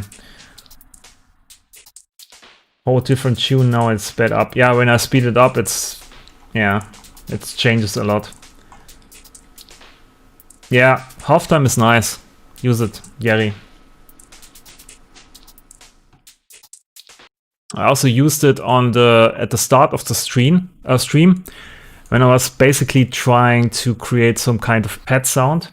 So I was singing a high tone, putting then a halftime. Actually, was I using halftime? I don't know. But when you pitch it then down and also have in the sample some kind of noise, then it gets this lo-fi character, which is nice. So pitching, sampling stuff in high tones and pitching it down is super nice, actually. In some of my recent streams, I actually used it Supermassive and some kind of is this working here? This one. Yeah. Let's try this.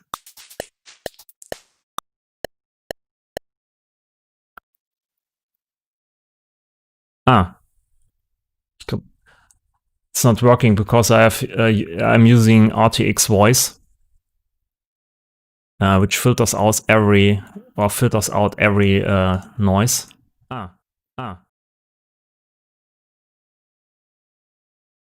Just use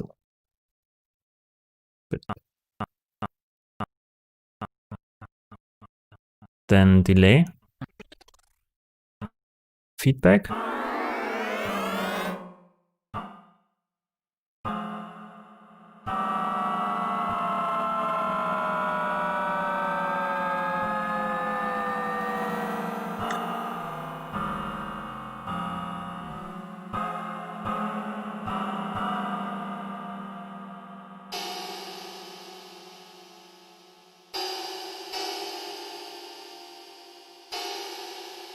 Maybe different mode here. Ah, yeah, okay. So this gives pretty much a nice high-pitched sound. Then bouncing this to audio. And then using a sampler, put this into the sampler. And then in the sampler we can detect the root key here, which gives us D#5. Then can pitch this down or use the textures mode.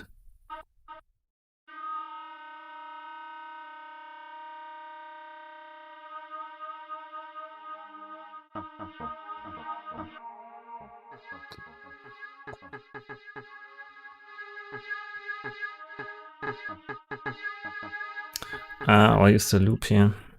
I don't know. The only thing I need really is a sampler. It's a sampler like this, and you can make any sound. It's so easy.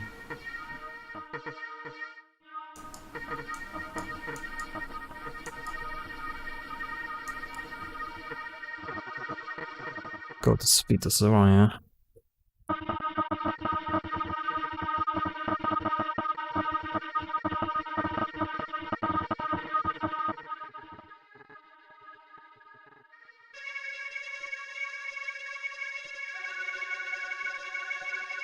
You can also use Supermassive again.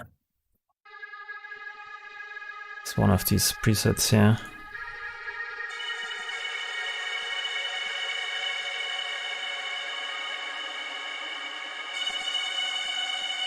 And then probably, like I said, texture on top, just so I know I want to pitch this down a lot.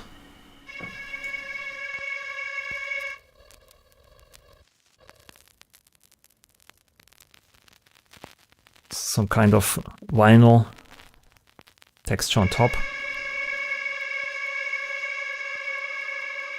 So I can delete this, I can delete this. Sampling just a high tone. Maybe this.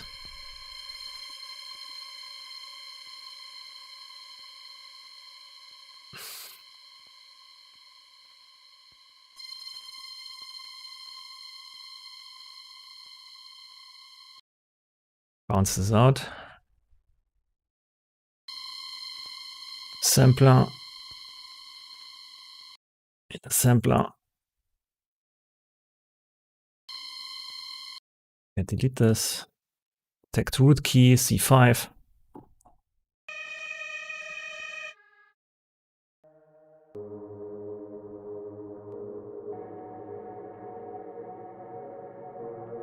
So this is how I create basically the initial pad sound here.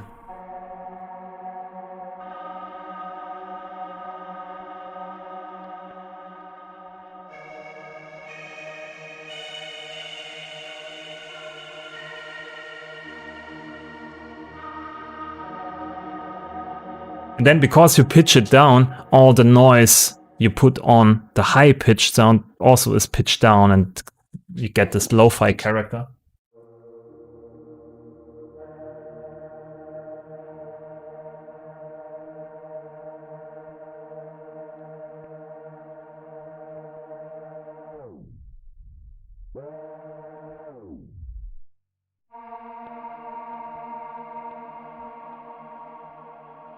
Random stop point.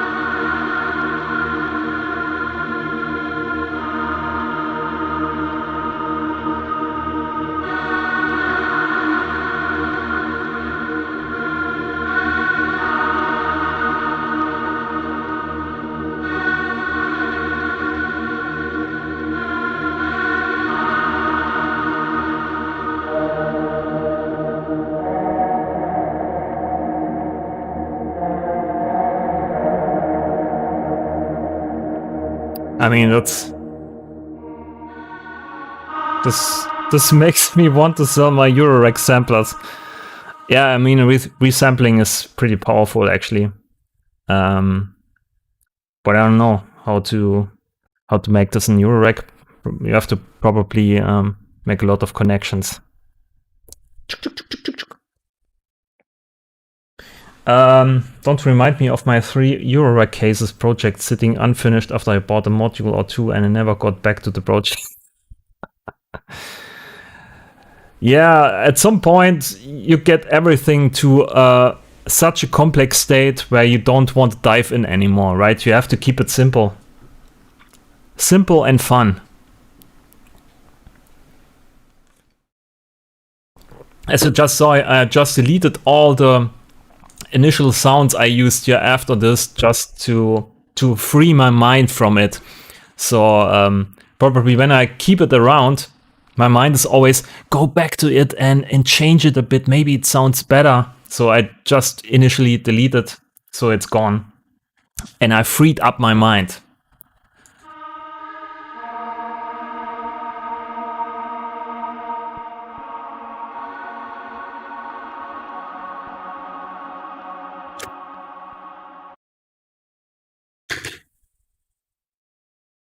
Okay. Where's the sound?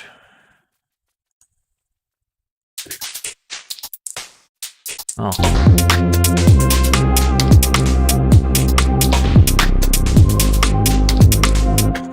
Maybe you have also the side chain here, the hi-hats, because they make a lot of noise, and I want to have the rim shot pretty clean. So these are the chaos, hi-hat chaos.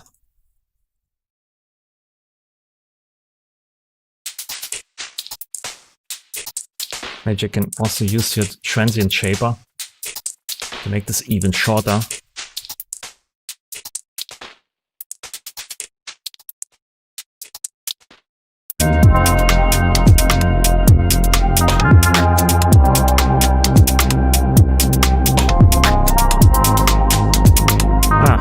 One is enough. And of course we have to cut the peaks here because the transient shaper probably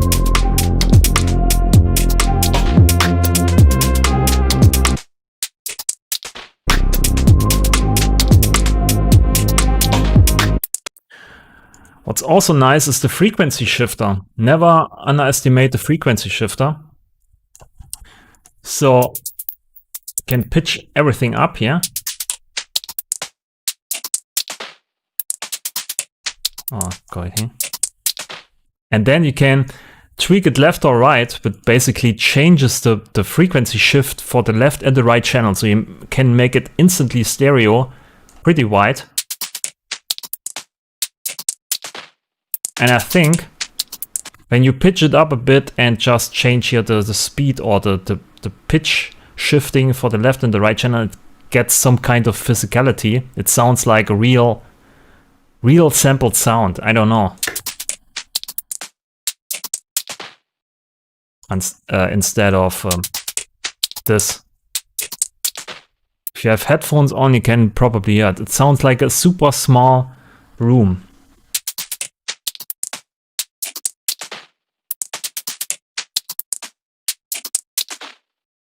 Yeah. Ah yeah, I just forgot I wanted to add a sidechain, and you probably want to know why I use a tool for this, because I could easily put this here on the hard clip, right? And I do this because I can copy or clone this tool device to different tracks easily. Yeah, see, this is a bug here. Oh, actually, I have no input. It's not a bug, right? Okay.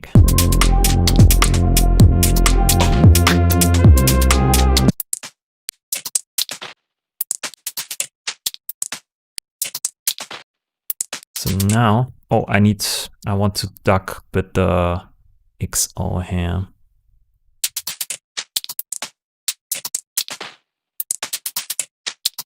not the other one.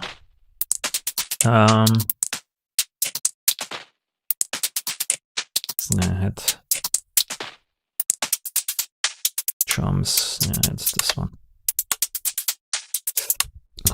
Oh, it's actually no, that's no node channel, so I have to use the audio sidechain, which is also okay. Device input, dB, drums, snare head, pre.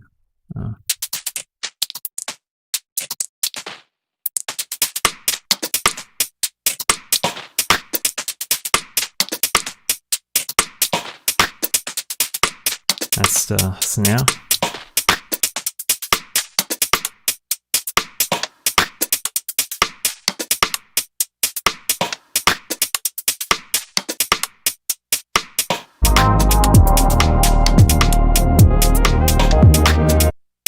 Maybe also the rim shot could take some kind of clap on top, because it's pretty mid-rangey. So let's search for clap.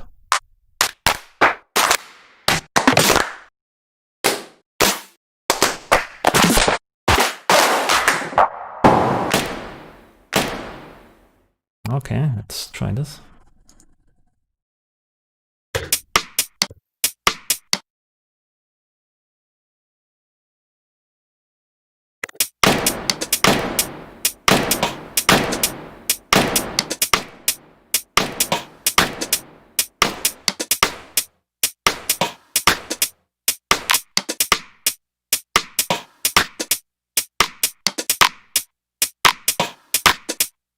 Gives a nice kind of texture on top.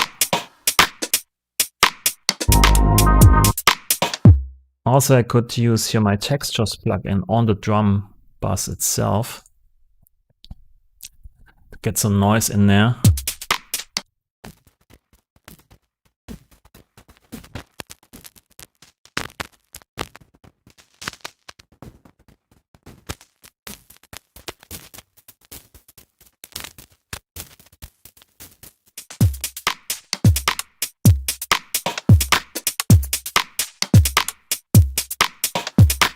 Off time, how does it sound?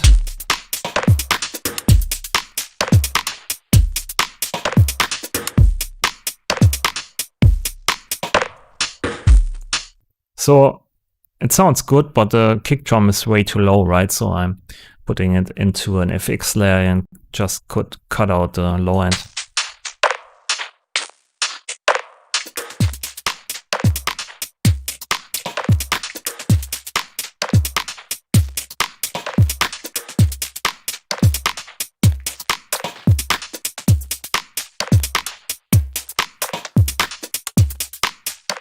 Brings a lot of groove into that drum loop, in my opinion.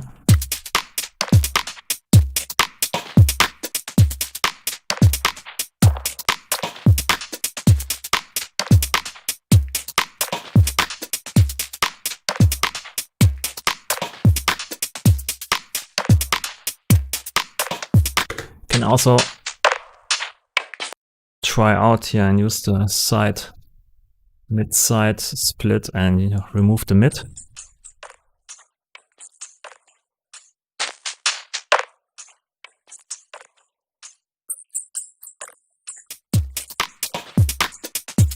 So we have only the additional slowed down halftime version of the initial loop on the side channel. Can be interesting. I don't know.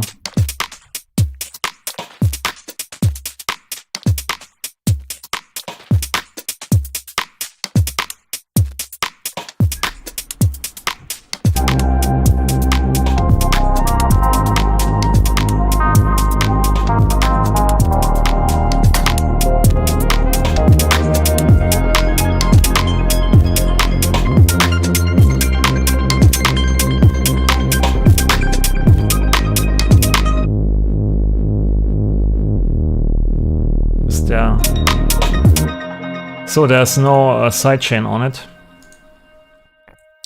So I'm using this one here to the bass. So I want to sidechain the bass with the kick. drums, kick. Oh, it's actually can use a note sidechain.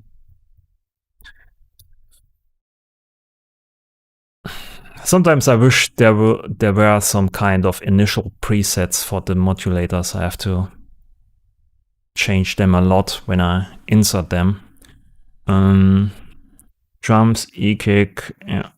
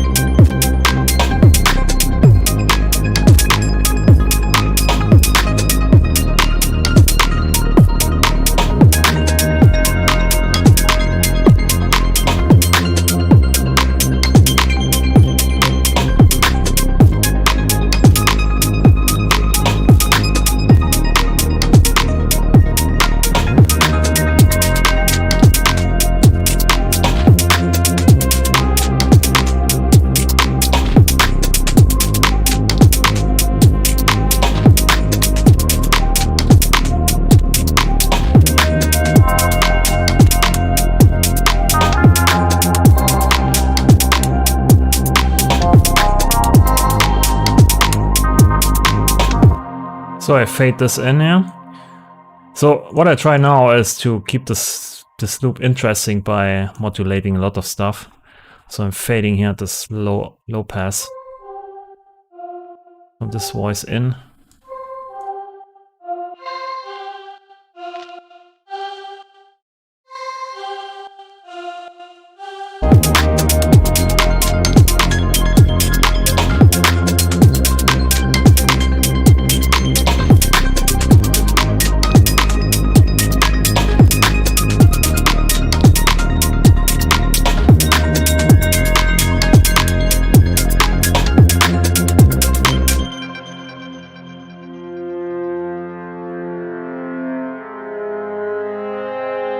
So this is basically a patch I created beforehand off stream, and I tried to, you know, clone the generate VST plugin here, which is some kind of sine oscillator, and then it goes here into a blend and also a second sine oscillator, and then I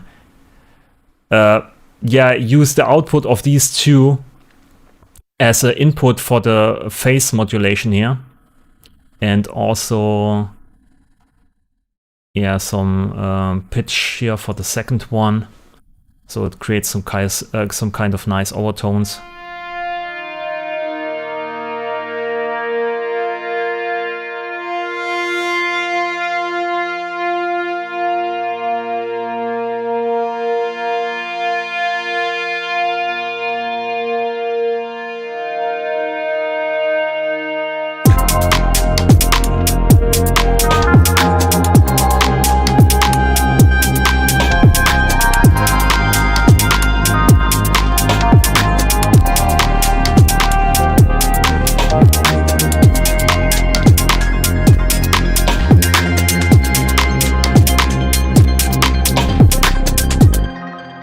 Maybe I do this in the intro.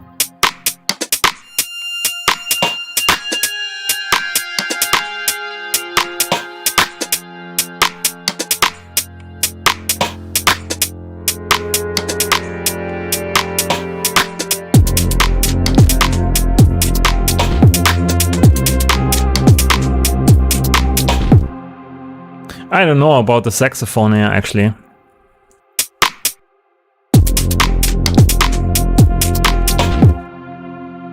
And also I could sample this one here, the XO for the snare and the head, so I can just disable this because I don't need it anymore. There's also something I can disable. Okay.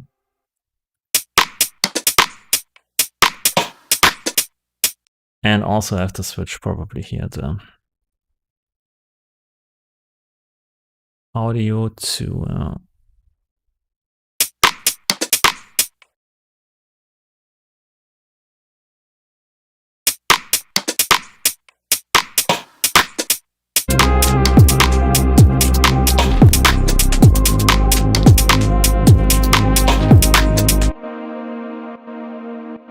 maybe the reverb is too much.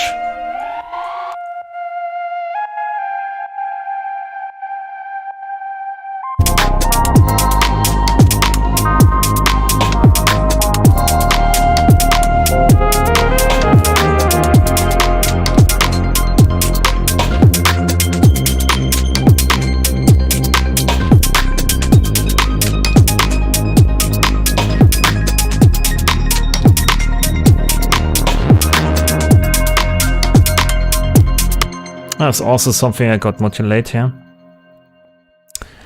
So the lowest point is 200 Hertz. Macro. Add up.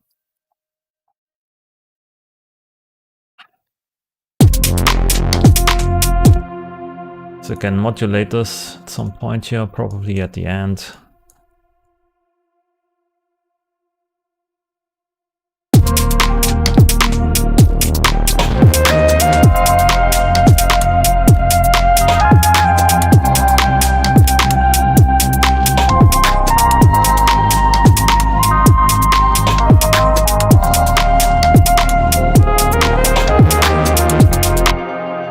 Do you plan on sharing the generate patch? Sounds awesome. Yeah, of course. I probably work a bit on it to bring out, you know, the small details, defining the ranges, and then it's probably a download. I think next paycheck I buy Bitwig. Nice. And you have to uninstall Ableton Live. That's the rule. I've seen saving up to get a Vault of Iridium for a while, and I told myself this paycheck was the one I'd use to buy it.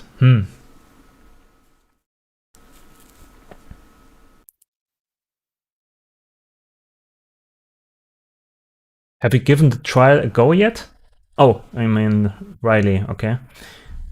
Bitwig is way cheaper. Exactly, Ouchie.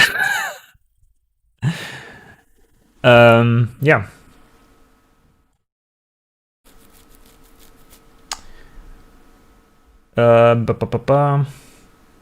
Do you plan on sharing the generate patch? Yeah, I will do that. Iridium looks nice. But I like the sax. Could be duplicated and moved forward for a second section. Yeah, I can. I have a lot of sounds in here which can play a different line at some point later on. That's true. Just trying out and adding some instruments and trying out different patterns and so on, and then I have a lot of stuff I can alternate between along the song progression.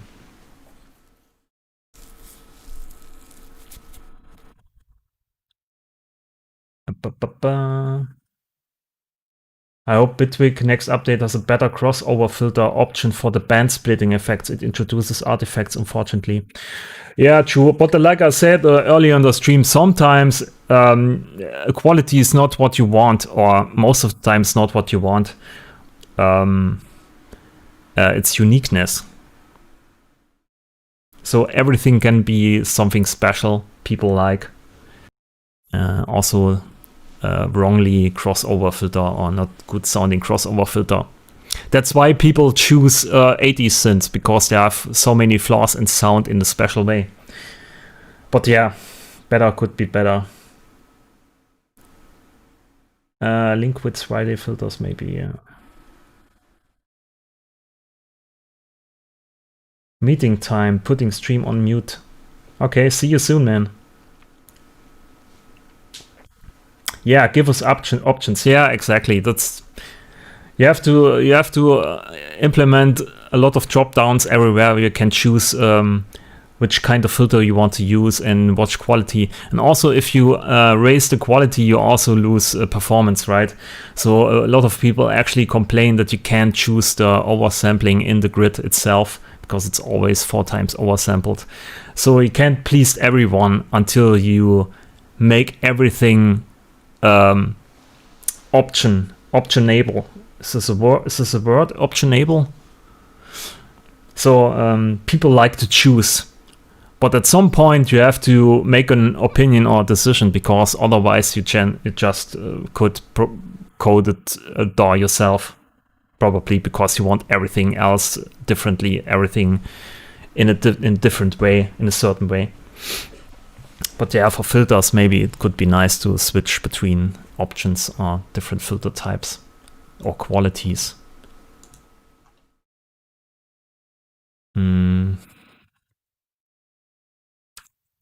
Maybe I put something in the intro.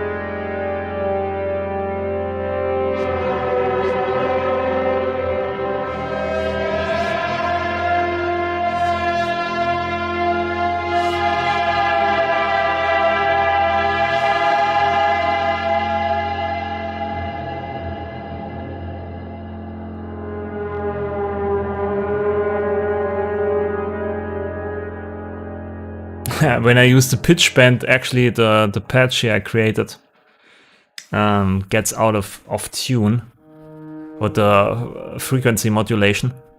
Sounds kind of nice.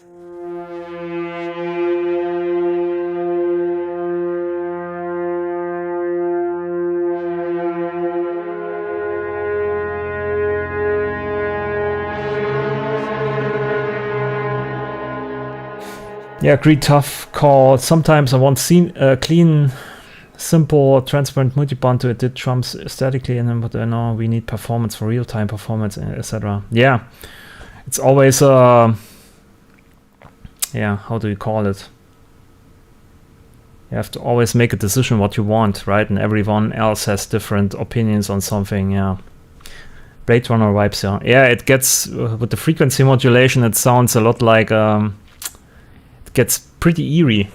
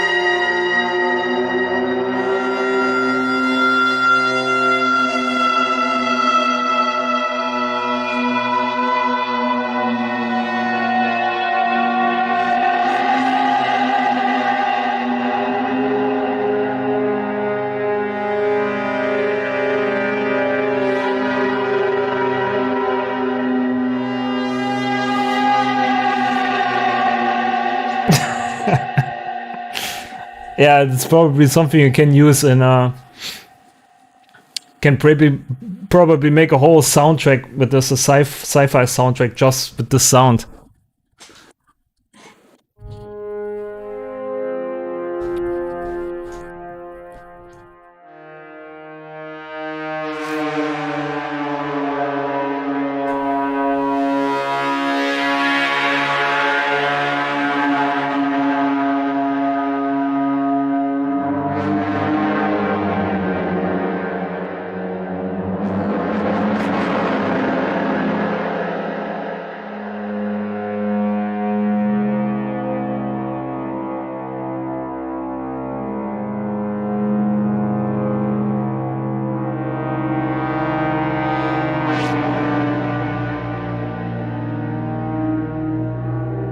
I've heard worse in sci-fi that I've watched. Yeah, probably Star Trek. A lot of trumpets.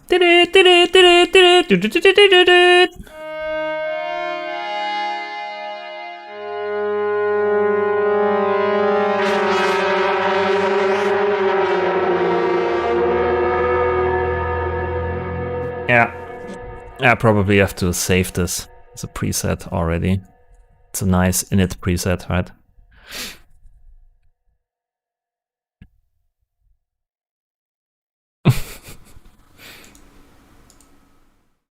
Yeah, maybe. That's what I initially wanted to make. I want to make an intro.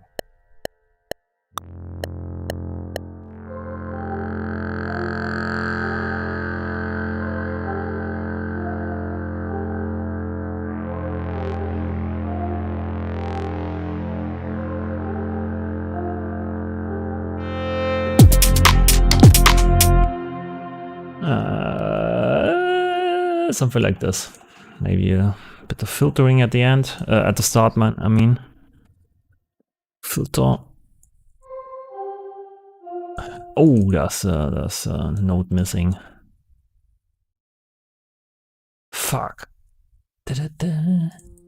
What's I think I used this note here. Relax, I have it.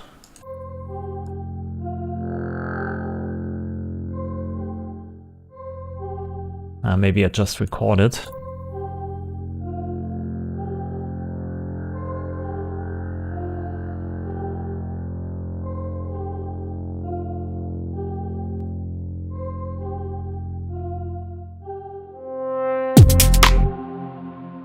That's enough.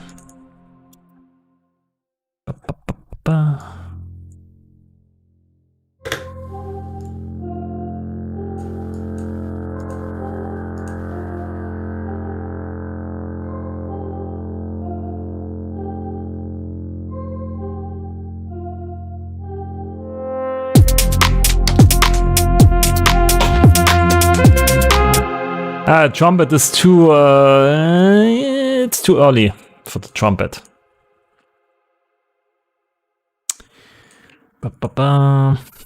It's too early for the trumpet.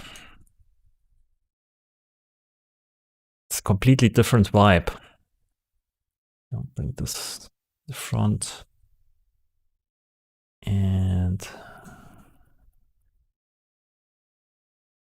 bring this over here.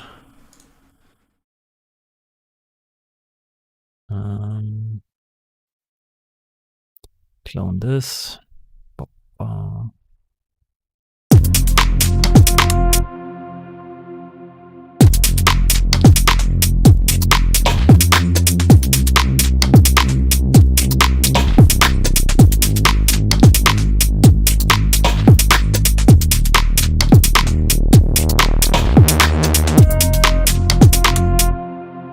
Oh, I see.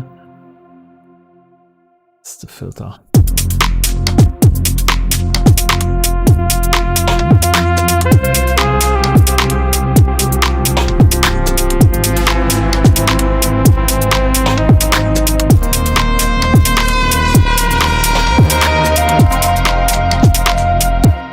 Okay, I think this is fitting at this point.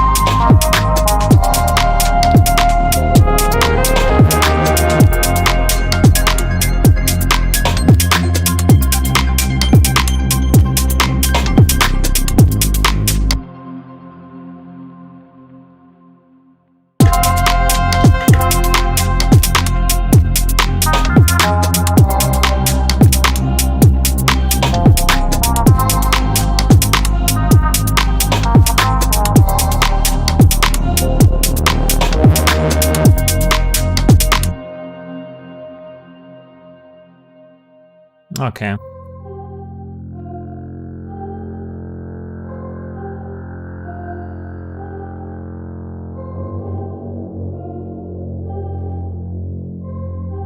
Maybe at a small LFO, yeah.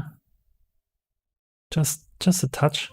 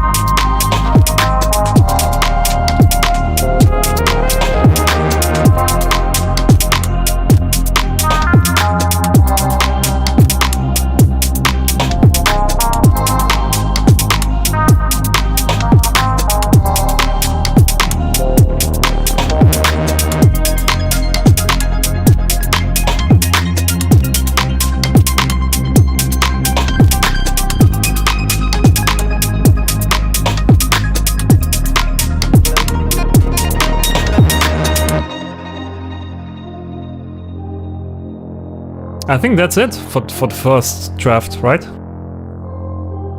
That's the master. What did this? That's what I created.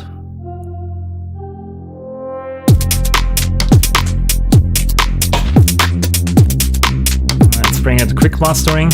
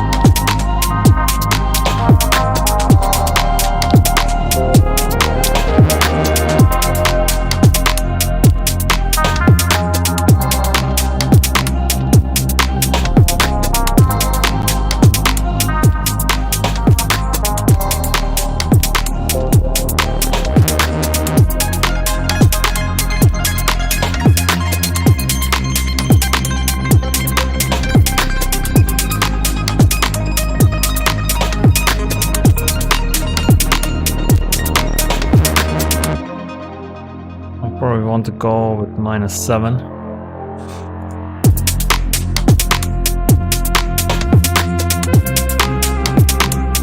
I'm probably already there.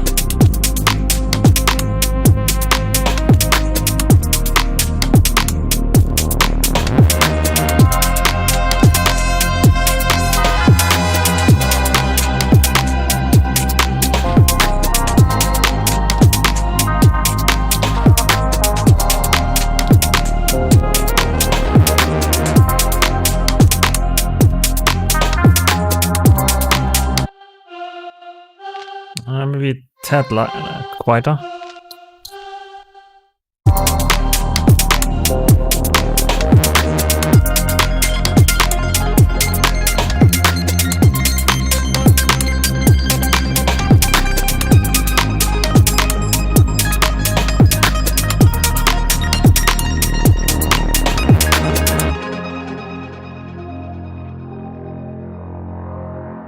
I'm surprised you don't have those 5 plugins devices as a preset. You mean on the master? This one here? Yeah, I could do that, but actually I change it a lot. I don't know. Sometimes I don't even use the dB meter or the side miner, and sometimes I don't even use the DSEQ. Sometimes I use them all. So it's, yeah, I don't know. But yeah, you're right. Yeah, at the moment it's a common chain. But if I open up a track from 1 month ago, it's completely different. So I change it a lot, actually. I don't know. I have a problem when I do certain stuff all the time. Then something in my brain says, no, you do this all the time. Change it up. Polarity. Polarity, change it up. I'm already concerned that people already say when I'm streaming something like, yeah, he does probably the same thing as always. So you know what I mean? So I'm constantly concerned that I'm doing the same thing. So I'm trying to change it all the time in some way. Yeah. Ouchie. Hey Polarity, I find the music you create in your streams really great. You ought to release more of it. You release for some reason I don't like as much. You might want to consider 2 releases avenues for lack of a better way to put it. Yeah. That's true. Actually, I'm a bit faster with releasing certain kind of tunes, and I don't know. I think my selection of my own tracks is pretty bad. I could put more stuff out that's probably more in this direction. Yeah, you're right.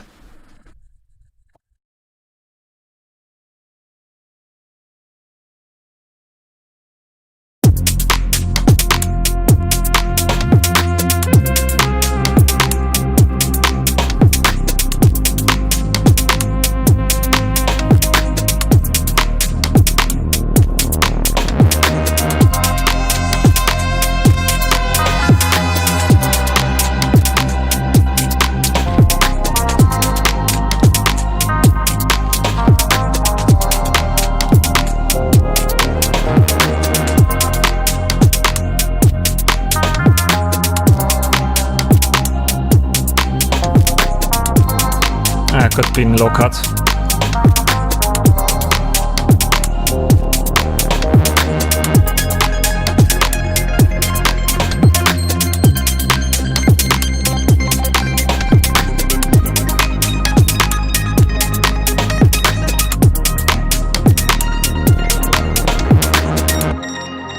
Let's try a halftime on this one, yeah.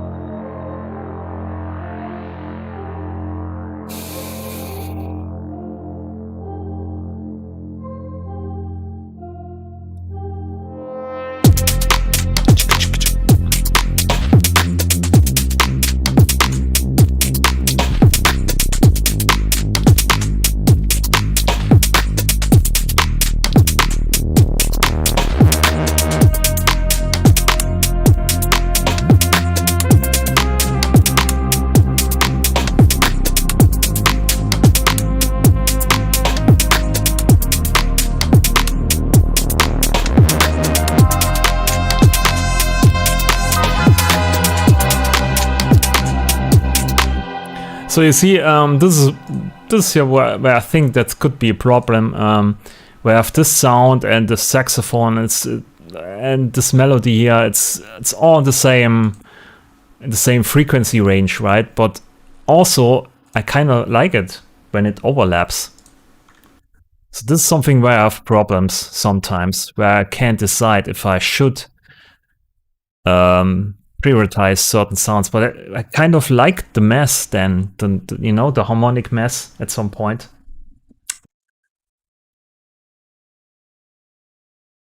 The releases aren't bad, they are just different. Everyone has their own musical taste and what they like. I just find your streams to be more playful and melodic than your releases. Yeah, that's true.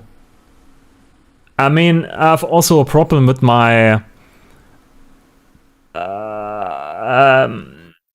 I'm not at this point yet where I don't give a fuck what I release. At some point I'm kind of stuck in the past where I think I have to put out a certain kind of sound, the polarity sound, or what I think what the polarity sound is, and I try to loosen it up, right? I try to release or bring out on release is a big word, but I try to put stuff on Bandcamp where I think it could be interesting for people. So I'm not there yet, but at the point that I don't give a fuck what I put out, or I try to loosen it up. The harmonic soup sounds great. Yeah, that's what I mean. If you look mastering tutorials on YouTube, a lot of people say, yeah, you have to cut this out and you have to bring this in the foreground and you have to put everything into place. I don't know. Sometimes I really like to have this whole harmonic mess, and then it's at some point it clears up, and then you hear the important instruments again. But at some point, I really like it. I'm not saying you should release what you want, just saying you should release more. Yeah, but you're kind of right. You have a point there.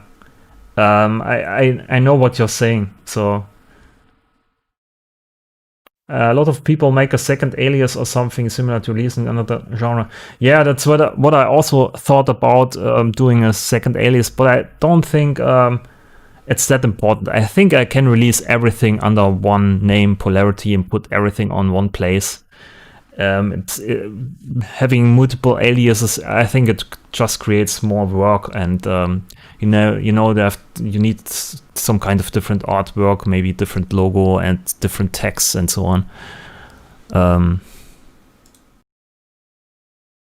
Yeah.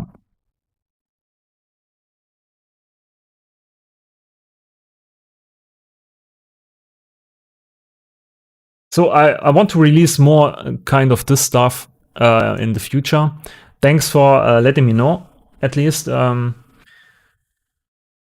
Yeah. Polarity's harmonic soup label. Yeah. Harmonic soup. Yeah, why not? I mean, I love bits of everything, and always I'm up for changes, but in my experience I'm in the minority. I think today it's not that straight anymore as it was in the 90s. I think today a lot of people hear a lot of stuff and also have a lot of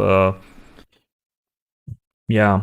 I mean, if you love dubstep, you probably also love drum bass, right? And you also probably love then this big beat or Prodigy style.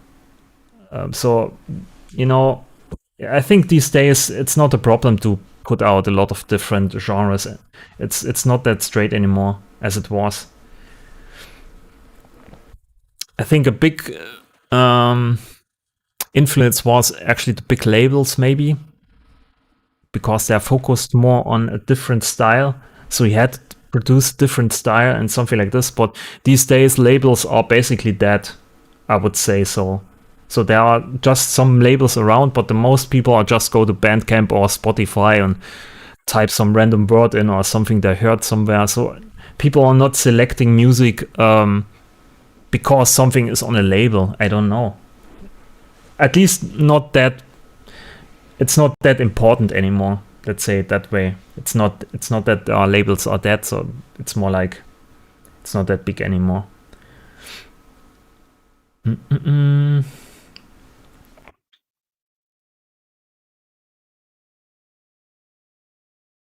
Yeah, well, a lot of people just listen on Spotify now and don't care who made what. Exactly. Hey, Christian, thanks for donating $1.09. That's a very specific donation. Thanks for that. Thanks for supporting. So yeah, it changed a lot, the musical landscape, right? It's also with the streaming and also now with the COVID-19 problem where all the clubs are closed and people have to create streams, and now people mixing and making music more on streams, and then people are watching them. And I think it also kind of can become some kind of new art form, in a sense that you make some kind of a mixture of live act and producing, like I do. I mean, most of the times I'm producing, but I also did something with the Star Citizen, with the game, where I tried to create some kind of performance with ambient pads, and and people can listen to that. and every time you listen to a stream, you have new music in a certain way, in a certain genre, in a certain direction, but every time it's a bit different because I created in the time being live. So it can become a new art form in some way. The streaming, I mean streaming and making music on stream. And you can also see the producer doing the stuff, and you can influence in some way. So some people give me tips or ask me questions or give me a hint for an idea, and then I try it out. So it's also a back and forth and some kind of collaboration between people on the stream and the producer itself. So there's a lot of open, room to explore. Yeah, I like watching stream for this reason. Yeah, you can also learn something. It's not just like watching TV, and then you feel dumber afterwards or just waste the time. Now you can listen to music, you can ask questions and maybe gain some knowledge or help someone and see someone reacting to it.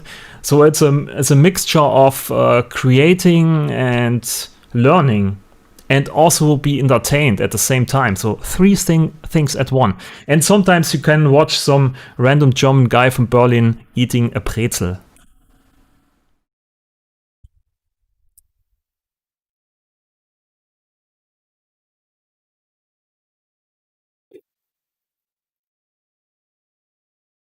Brezel ASMR stream.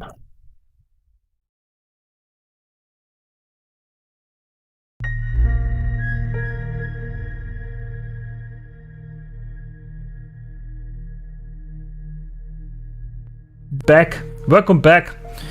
How was the meeting? I still haven't had the Brezel. I'm going to have to make one.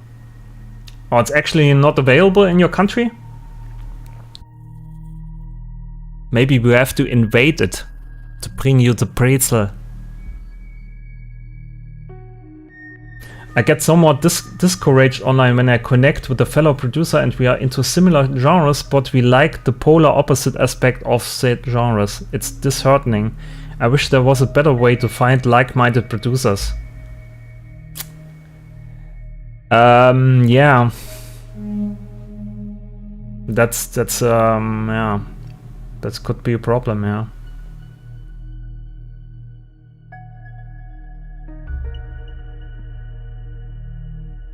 Maybe you both are just too narrow-minded in some way, so you want to force your style into the production. I think collaboration is a lot of... It's not so much producing skills, it's more like social skills where you have to loosen up and yeah, let the others do their stuff and you do your stuff, and then he's also okay with that. So it's more like a social skill.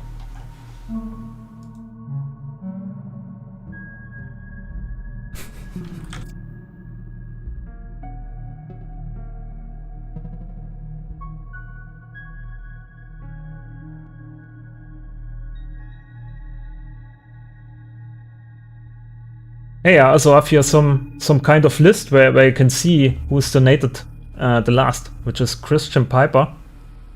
My finger is actually transparent. Zailinkiet follow. Thanks for the follow. Here's your name. I just created this list.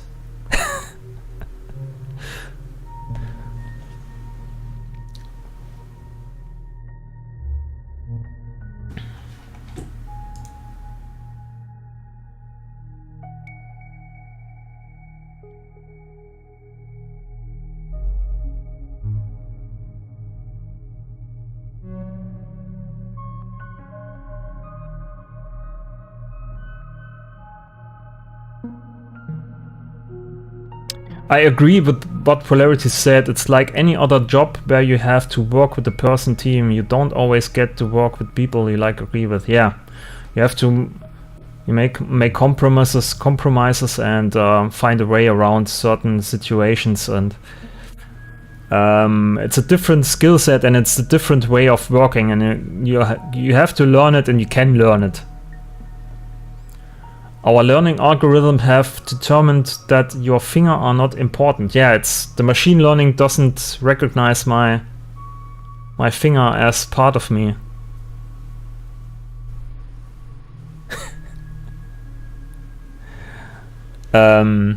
Yeah, but the machine learning algorithm of cutting me out is working actually pretty nice. I mean, I'm sitting in a completely dark room, right? The only illumination comes from my screens.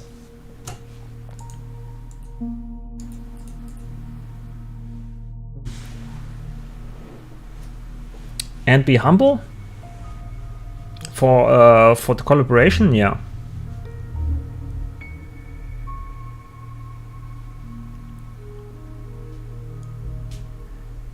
I mean, probably what you can do is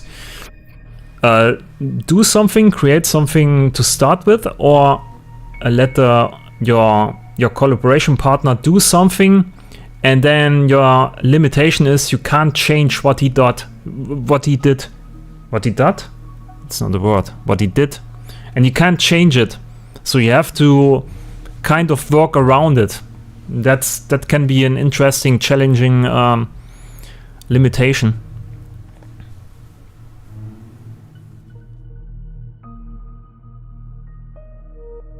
His fingers aren't human. Alien hands, alien fingers. The best collaborations usually come from artists with very different styles. Yeah, that can be true. Yeah, because you bring certain things together, right? I think also in art or in music or in art in general, it's always a great way of bringing different things together, so opposite things. I think I already talked about this. This is why I called myself polarity. You know, you have the opposite sides and bring the contrasts together, black and white and so on. And then you combine it, and in a certain way it becomes something new. I think a lot of music styles are born this way. Also, I think drum bass was also born this way. It was more like hip hop, and then they thought about maybe we should do double time on the drums. And then at some point it happened. It's hey, that's nice. People can dance to it. Or the Chemical Brothers are also nice crossover artists. They bring a lot of different styles into their production. And also pop music is also where they more or less take stuff from the underground and then bring on top their mainstream melodies. I mean, pop music these days is basically trap music with a nice singer on top. Prodigy was like that, bringing rave and breaks jungle styles together. Yeah, exactly. It's like combining different things that were never combined before. Or like I did with the gaming stream, where I did music and playing a game. And a friend of mine said yesterday it's a perfect fit, because people that are usually into sci-fi also like ambient, and people that are liking ambient are most likely liking sci-fi. So combine it. I think my skill level isn't high enough. I'm still trying to make my music sound genre specific. Maybe once I learn more, I'll be able to approach collaboration with a more open mind. It's still also a big taste issue. It's hard to change your opinion of what you like and dislike. Yeah, it's also something you can learn and train, of course, what you like and what you don't like. And for instance, I don't like really trap music. Yeah, I also find it hard to make remixes to be honest. But I think also again, and the big skill is also there to have the social mindset or the mindset of not giving a fuck and just, you know,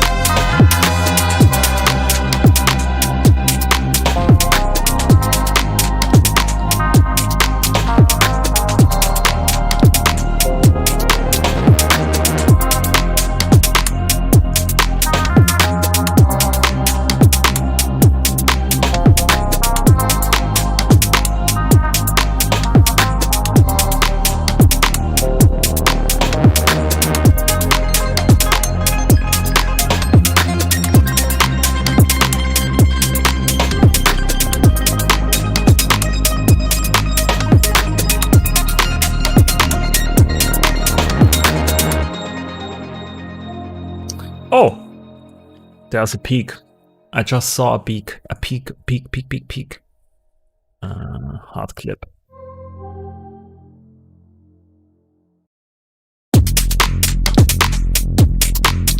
Let's put the ozone on there.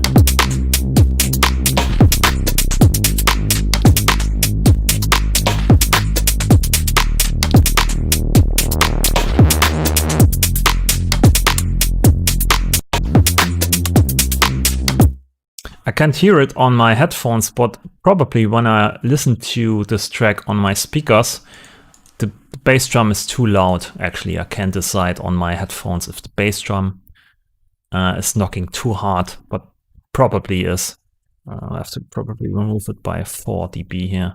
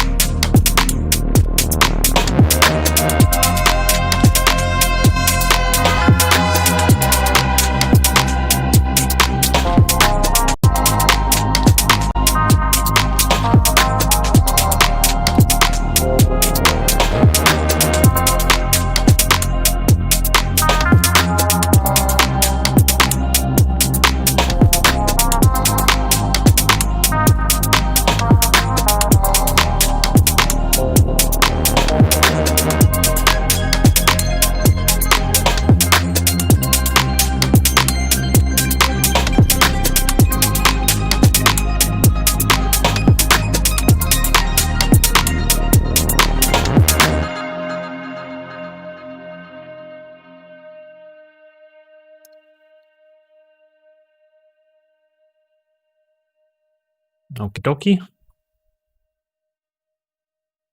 What's the time? Oh, it's 8 o'clock soon. It's like liquid drum bass with a garage beat, yeah. Yeah, the beat actually decides today what kind of track it is. When I use a trap beat, it probably also would work as a trap song.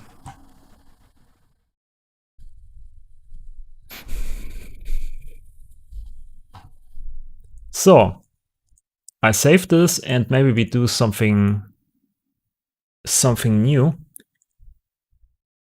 Maybe I can use here this generate patch again.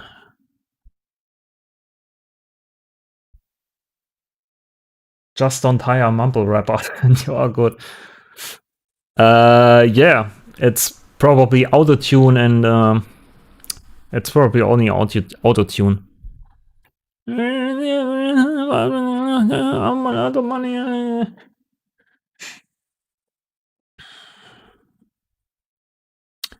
So let's generate. No, it's not the plugin. Generate as a preset.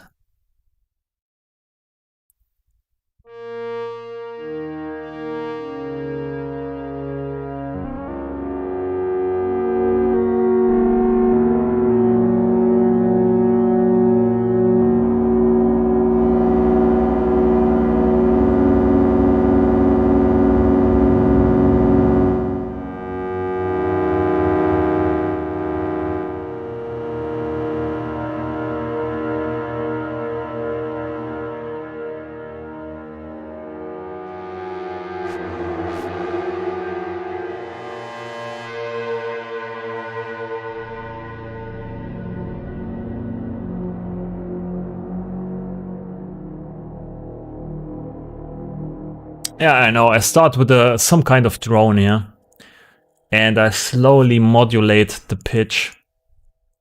Now let's try it out.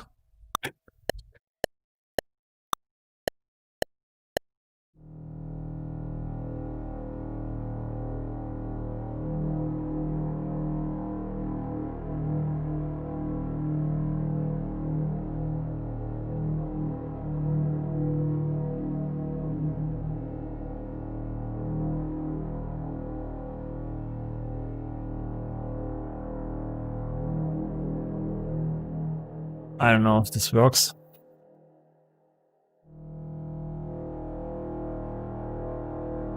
Let's call it John.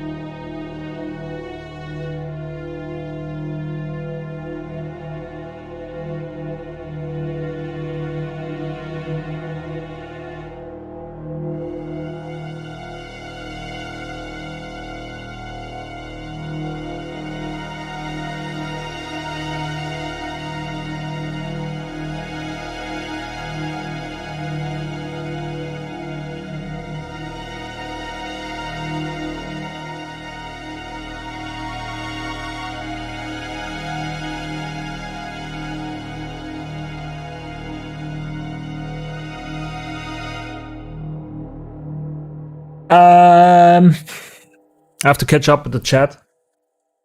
Oh, my Mac is actually. I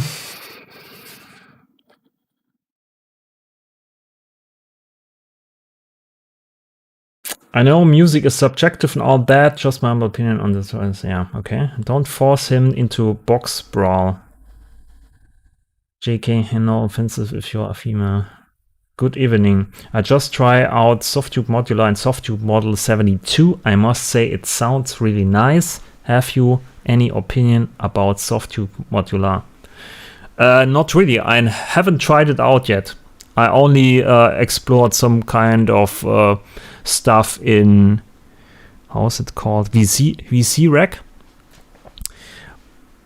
But I'm not so much into Eurorec stuff, so I think it's more aimed at Eurorec users that have already Eurorec at home and want to explore stuff like this on the computer or something like this. But I am not so much interested in it because the modules also, you know, they are so high level abstracted. So inside the grid, I have more fine grained possibilities.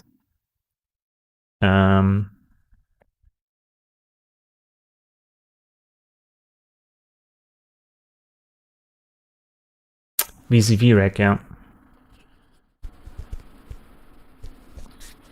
Okay, so I don't know.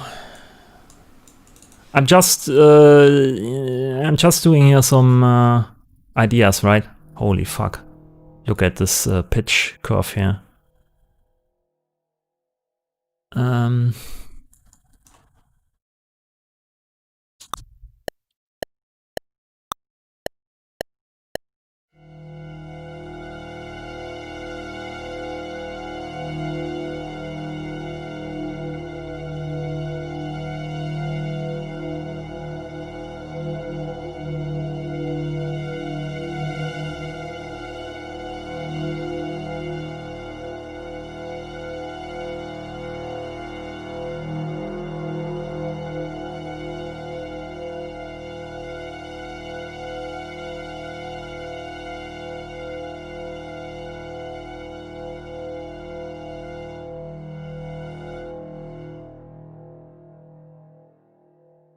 So this is pretty much dissonant all the time. Singer? No. Intimate.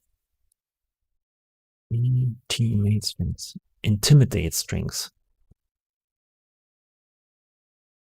Long harmonics? Fuck yeah.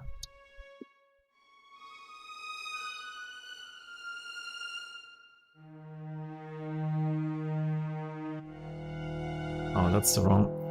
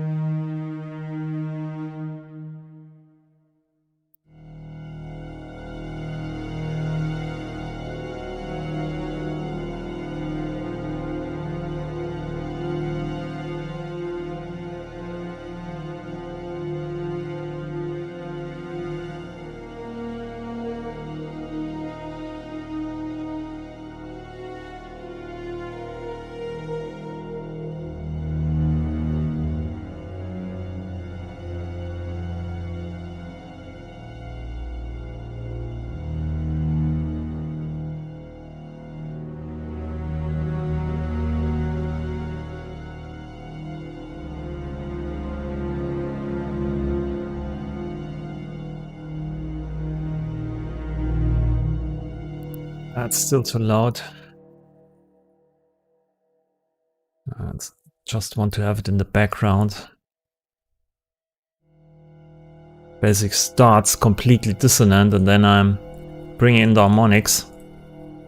The real harmonics. Actually,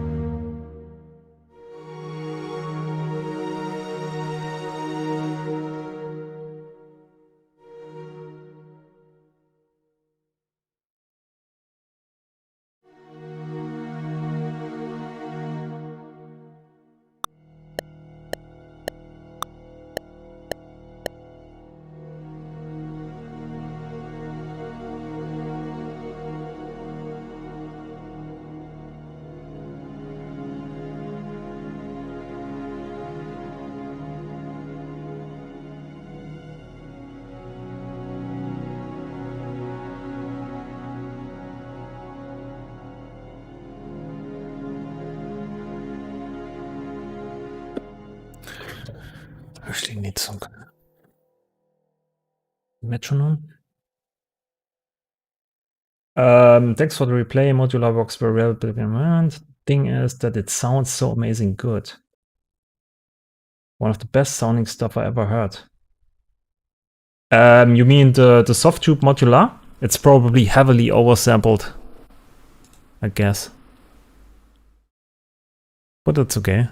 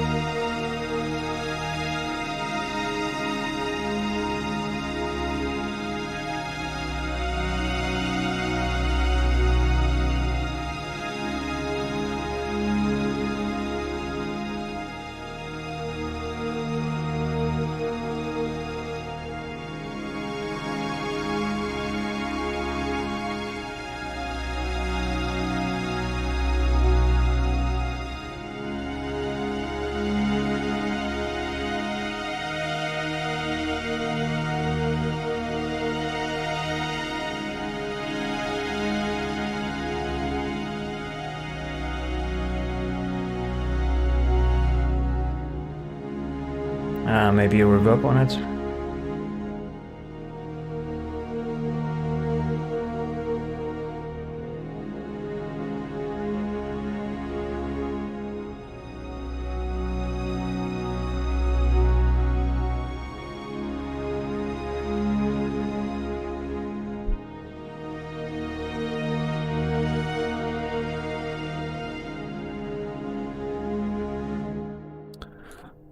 Okay, you're done.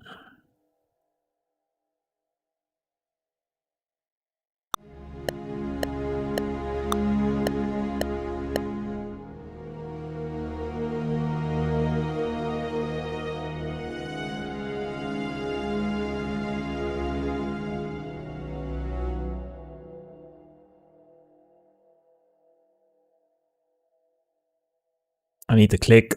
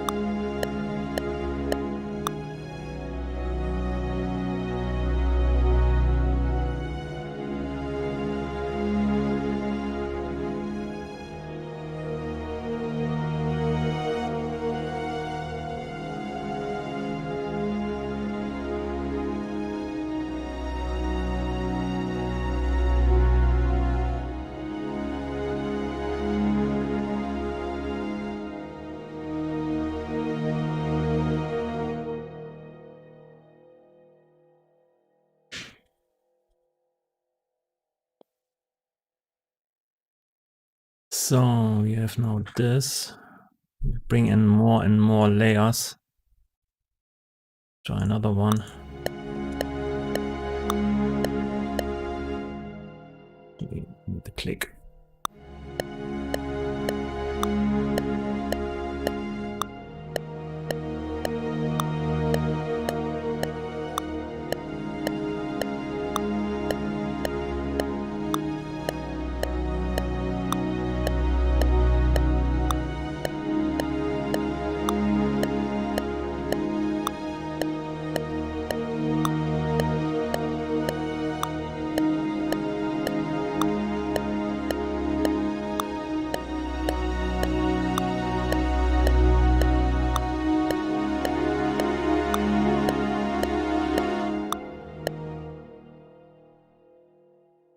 I have some trumpets, right? Yeah. Hornet.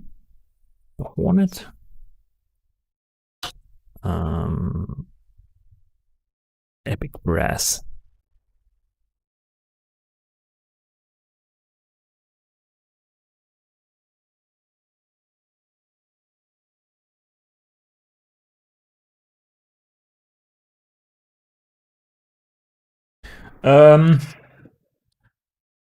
You can take a monophonic bass line and it sounds really good. It's nice to have options. We move on. It's nice to follow your stream. Thanks.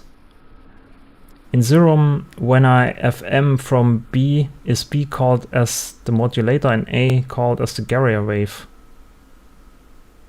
Yes.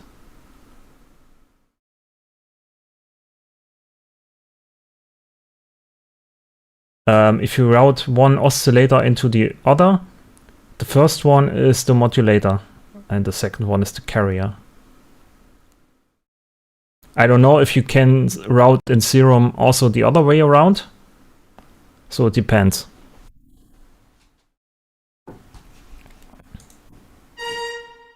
Whoops.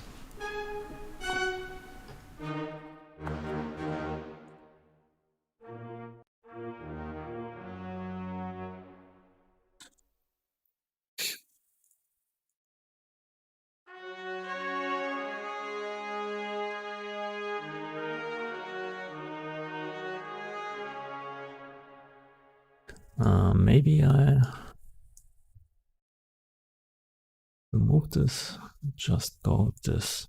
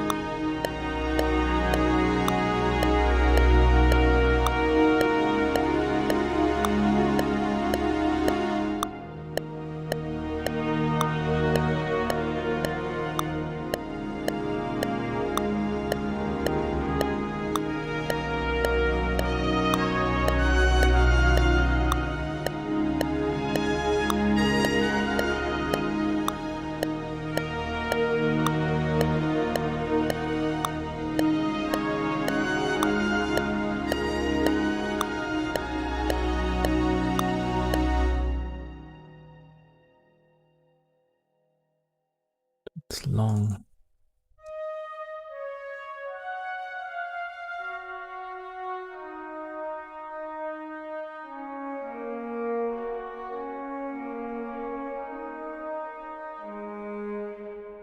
Worth noting that the FM modulation 0 in DOS is actually phase modulation, but yeah, whichever oscillator is being FM'd is the carrier and the other is the modulator. Yes.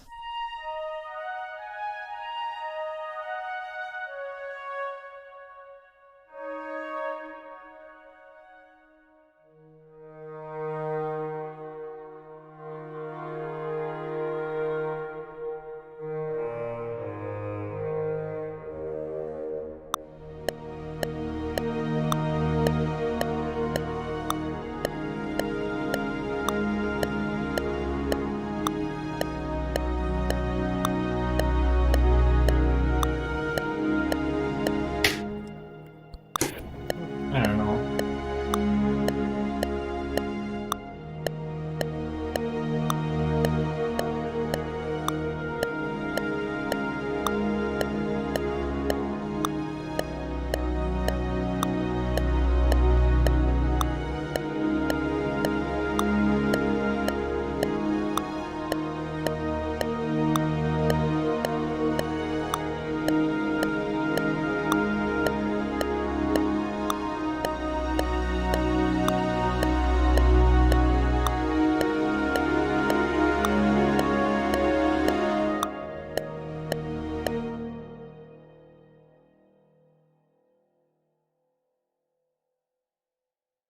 Channel modulation? Okay.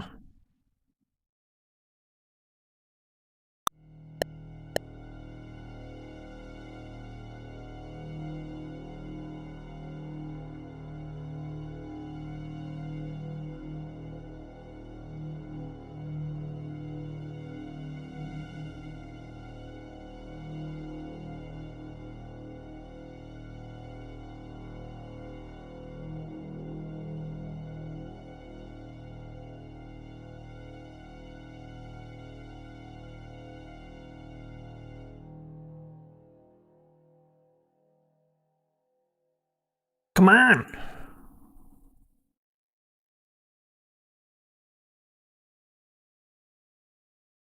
Boo,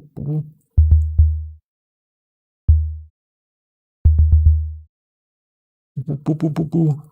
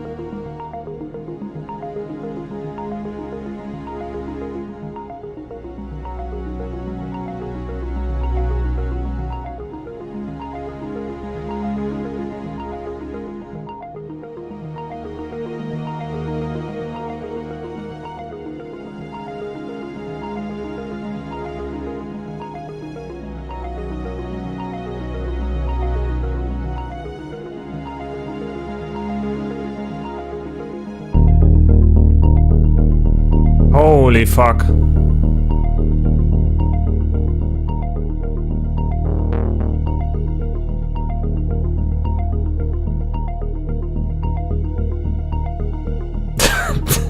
That's the bass.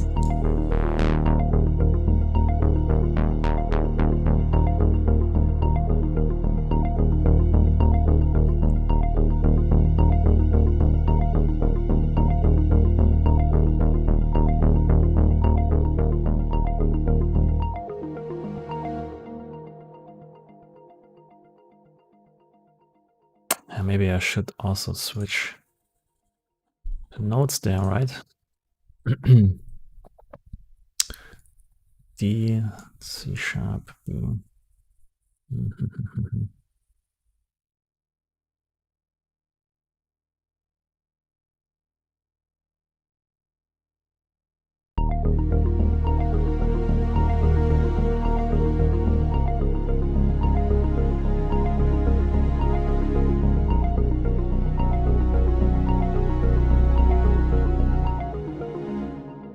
Go back to C then again.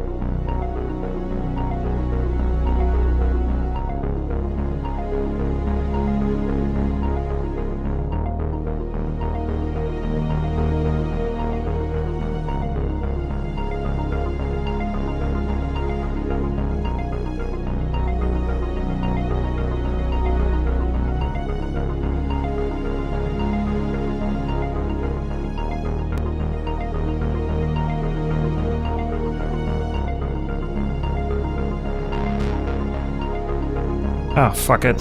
I was random.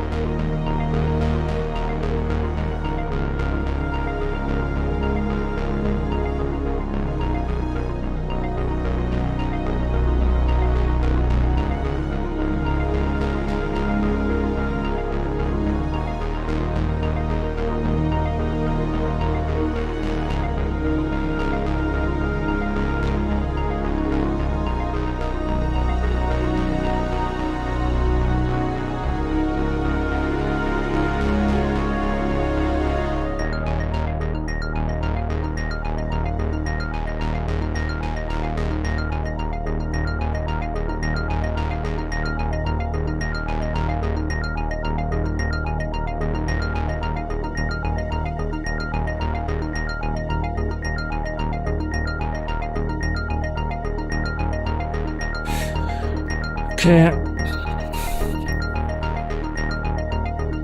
I need to change the modulation now.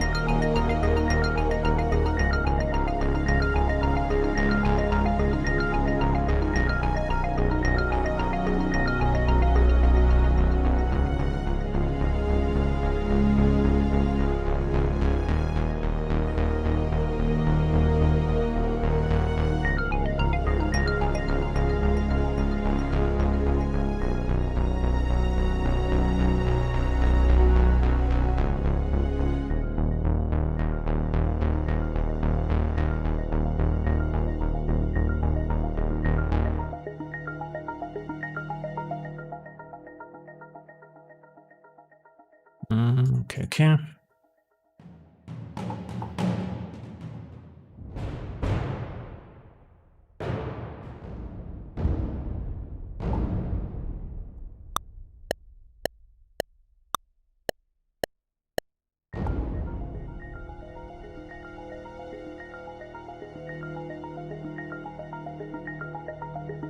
Oh, fuck.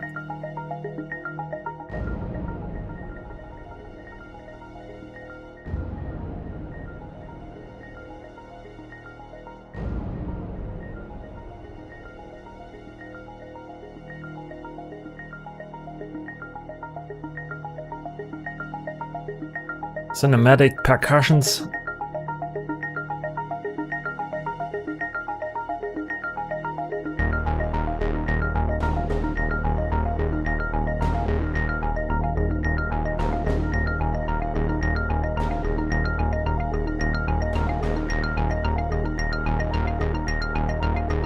That's what I'm talking about.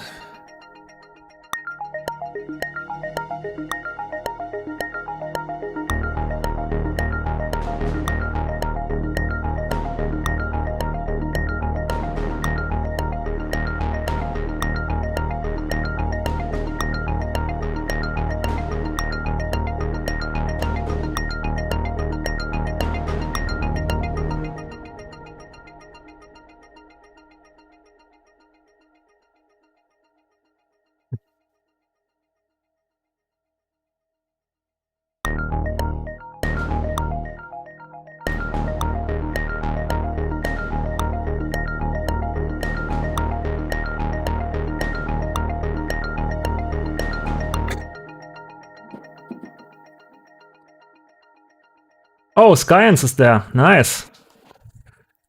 The high professional ad music producer.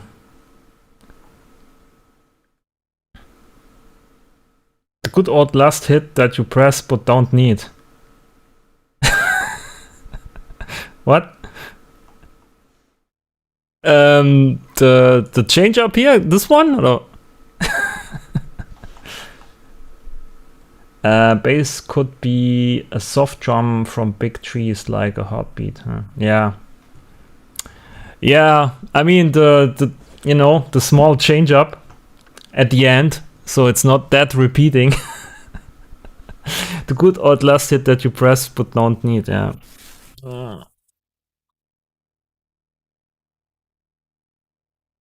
I'll just repeat it.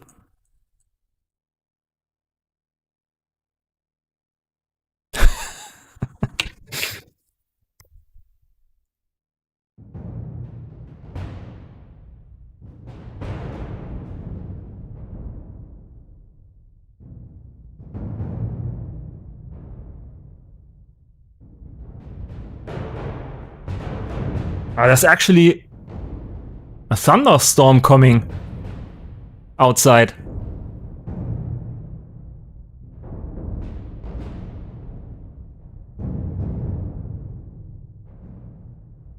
Oh, it's actually my neighbor building an IKEA regal.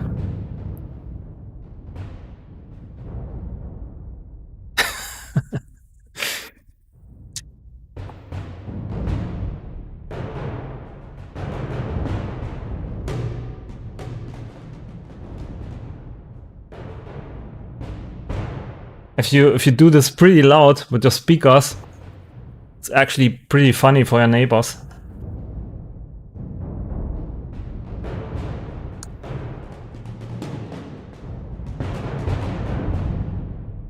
Hans Zimmer intensifies.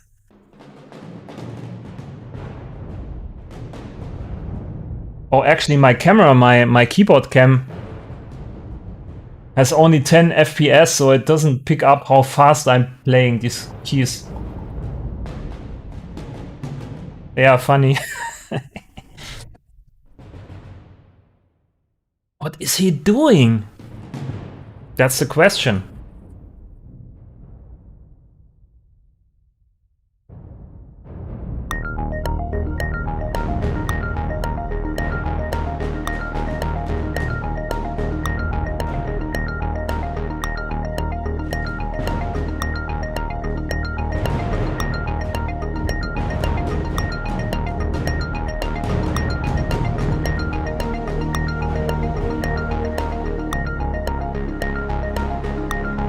Oh, I see. Earthquake hits. It's exactly what I need. Earthquake hits.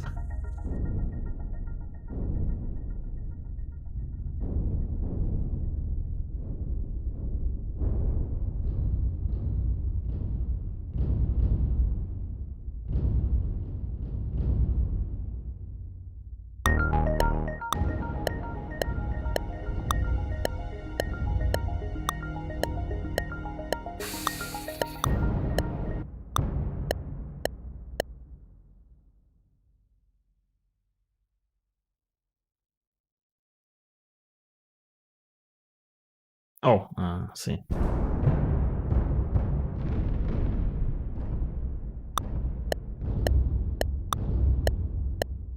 No.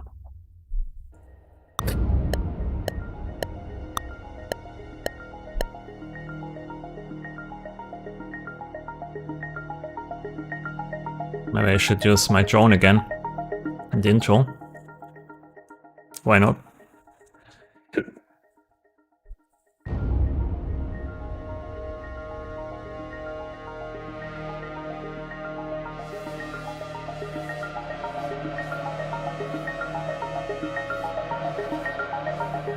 Yeah, just some weird sci-fi stuff, you know. Something is happening in the movie, but nobody knows what. But something is happening soon.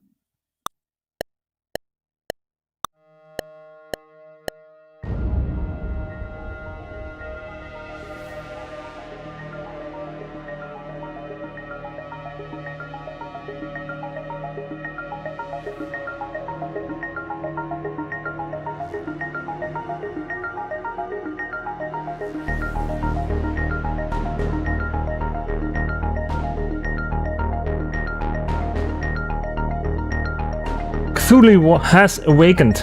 Exactly. Spitfire originals are relatively cheap. Yeah, exactly. They're perfectly fine if you're a hobby musician. I mean, it sounds okay, right? I mean, and if you're doing a movie score, then you probably record it anyway. So it's perfectly fine. Actually, I saved this. Yeah, I'll call it Cthulhu Awakened. Awaken it.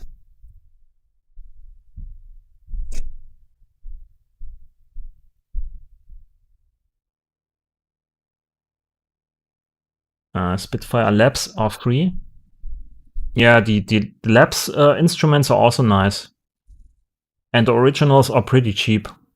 And this is all originals, yeah. So at the Intimidate strings are $30. Then the Epic Brass library is also $30. And the cinematic percussions are also $30. So it's good enough.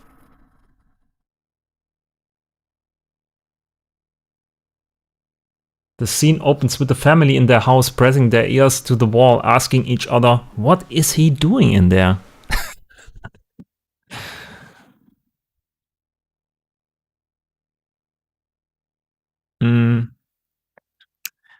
The big orchestral stuff like Albion and BBC Orchestra are very expensive, yes, sure. But I don't know if it's really needed to have something expensive like this, because if you do a small production, then this is perfectly fine. And if you do a big production, then you record it anyway. So you have to be in between to make use of this. I don't know. I mean, there are a lot more. I mean, the originals are not. No, it's not every instrument. The expensive stuff has a lot of more variety in instruments and recorded modes and patterns and all that stuff. Corrector is probably trying to find a pretzel, yeah.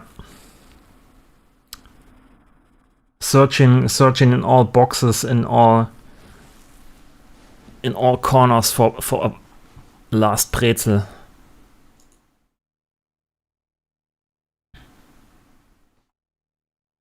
I think Contact is gonna be your go-to if you're looking for more professional production without recording an actual orchestra.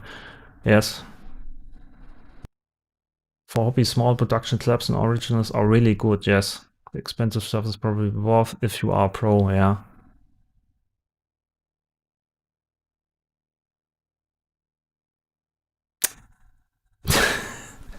The Brezel hides under the desk, scared by the loud noise.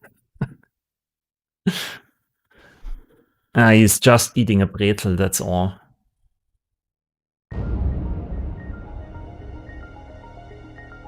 I just missed here the first. You know, when you hit record here on Bitwig, I think that's the same for all DAWs. And I start to press a button or key before it gets to the clip here. It doesn't record the note. The fuck?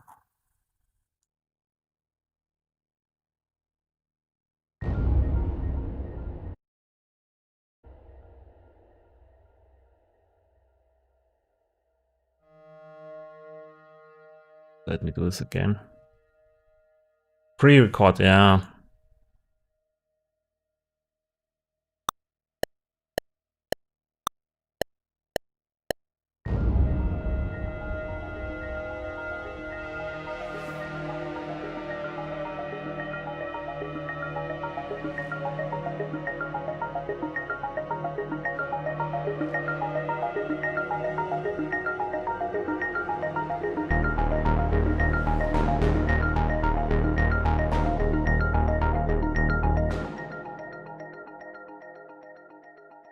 Is there pre-record here possible? I have no idea. I just press record and post-recording pre-roll, yeah, that's what I use.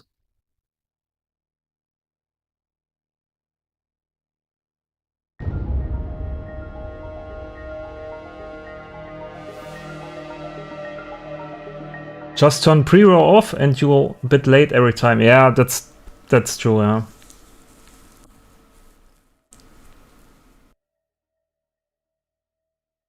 Yeah. Oh, actually, the machine learning algorithm is cutting my back of my head away.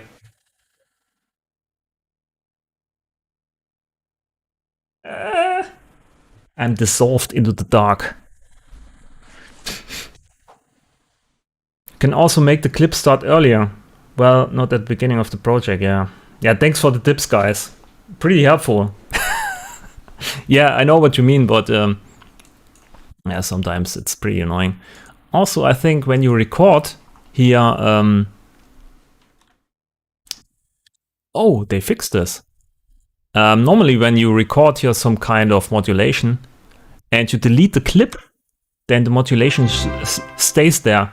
What the fuck? Gilberto, thanks for the donation, $2.23. That's also a very specific donation. Thank you. Thank you for the donation, supporting my channel. Yeah, I mean, I have a trumpet there, and I thought I didn't press any trumpet.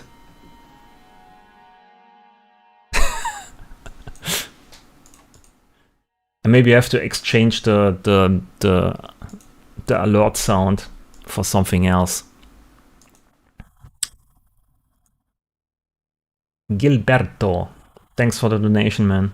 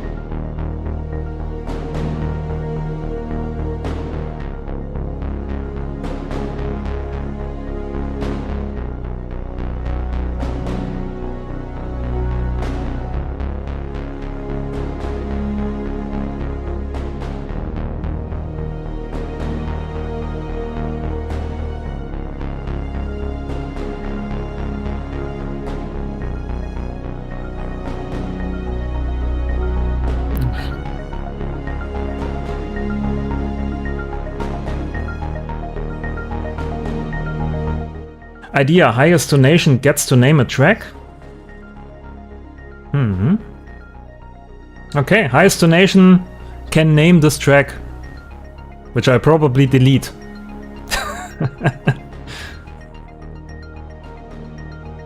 Ciao Polarity. Hi Gilberto. Gilberto Massaro.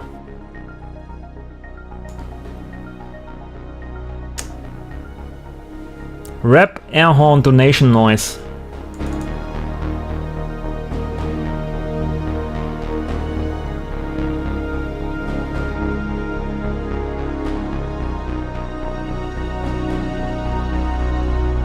Actually, no, that's a bad idea. You end up with a track called Hitler Rules or something.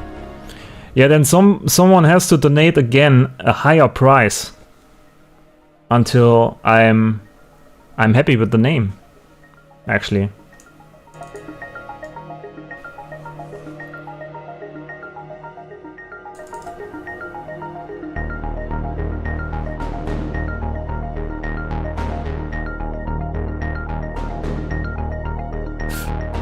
Oh, I wrote it wrong.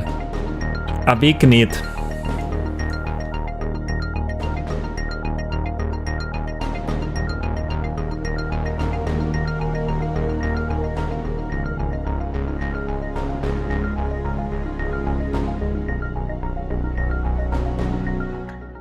The fuck? Oh, I modulated this one. Oh, okay, I see.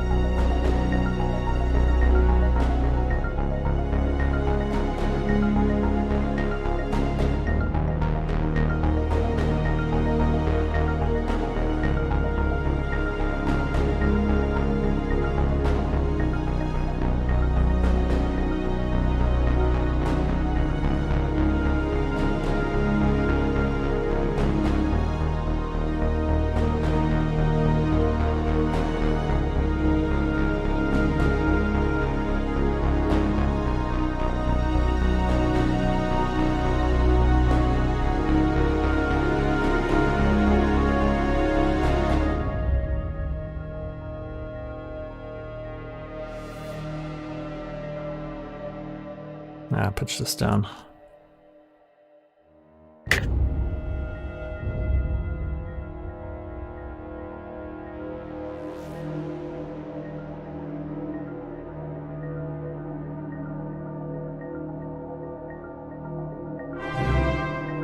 Wow! Heige! Helge! Wieso? Why is it shown Heige on my thing? Helge, thanks for the donation. $5.01. Käsebrot. Thanks, man. Thanks for donation. And thanks for watching.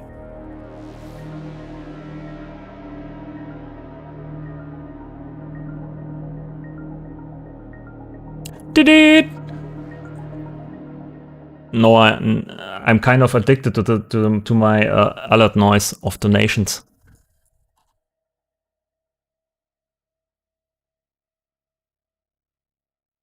Actually, I kind of have some kind of some trap trumpet. Maybe I find it. Splice sounds packs? No.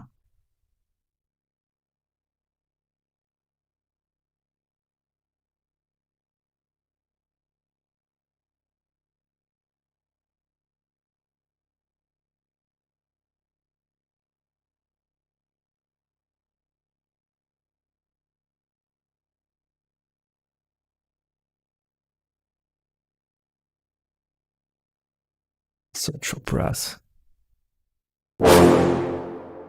Something like this as a donation.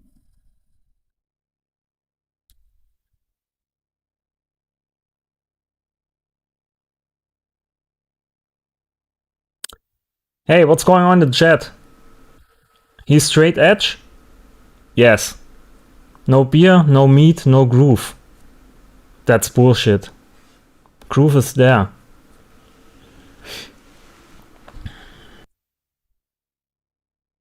Coca-Cola and Brezel. That's what drives me.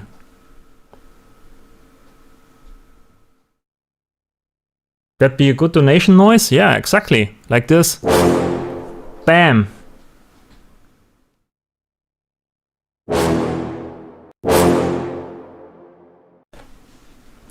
Some kind of Hans Zimmer horn brass sound. Thanks for the donation. Thanks again. Yeah.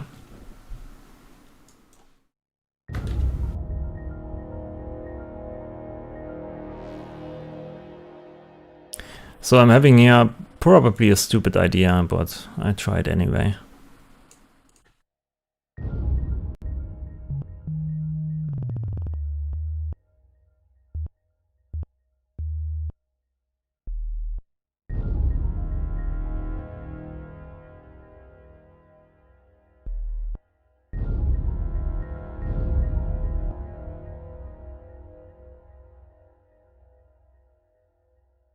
Highest donation gets to create your donation sound. Okay. Deal. That could go poorly, yeah. A bit nerve-wracking in the long run, I guess. Yeah, could be. I mean, it depends on the frequency of donations, right? If people start donating to me because the sound is nice, so there needs to be a balance, right? Between people want to trigger the noise by donating, and people not being annoyed by the noise.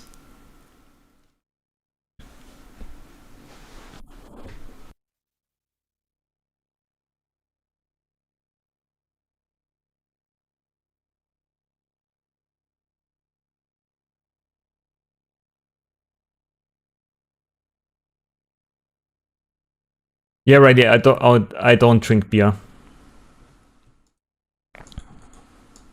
I'm straight.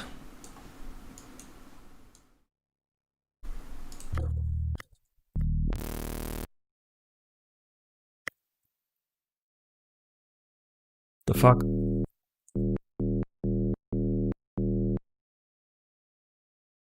Sometimes the FM8 captures my keyboard. As you can see, now I can press the spacebar, nothing happens. I have to click out of it, and then it works again. And I click into it, it still works, but when I change something here, it captures the keyboard again. Strange.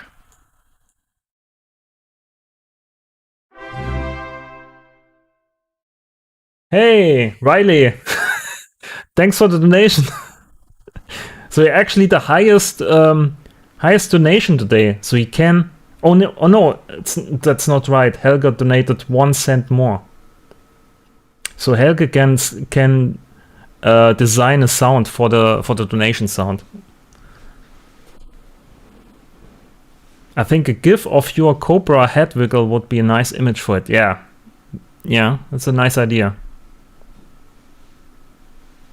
Someone would make a fart sound for sure. Yeah, probably. That's probably the first yeah, the first idea. The first submission.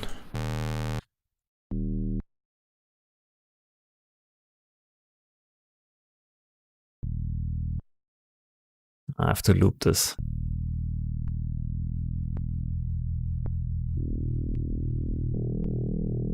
Yeah, nice bubbly.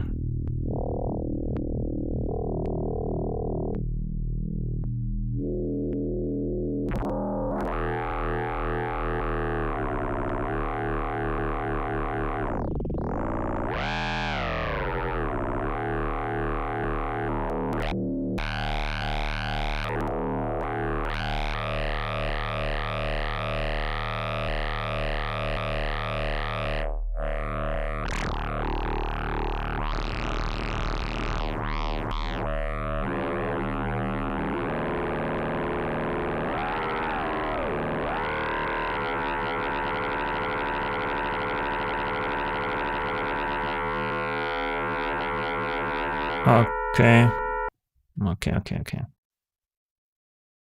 So I'm using LFO again. Sometimes easier.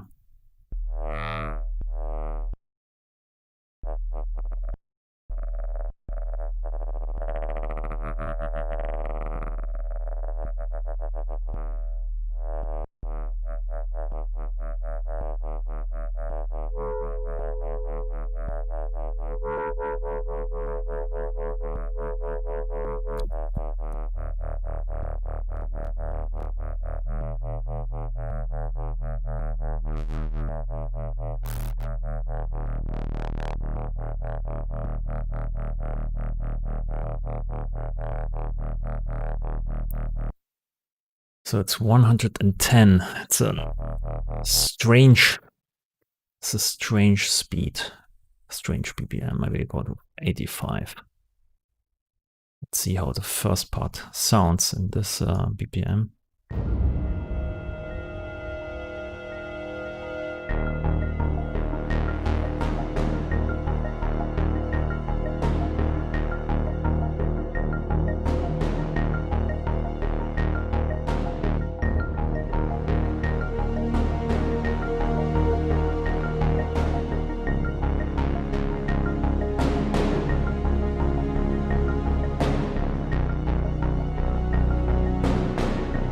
Okay.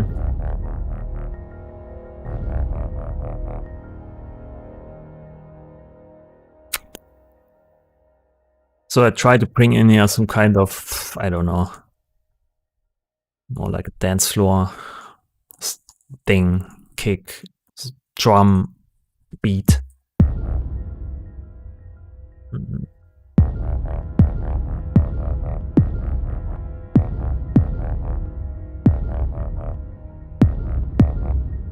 Okay.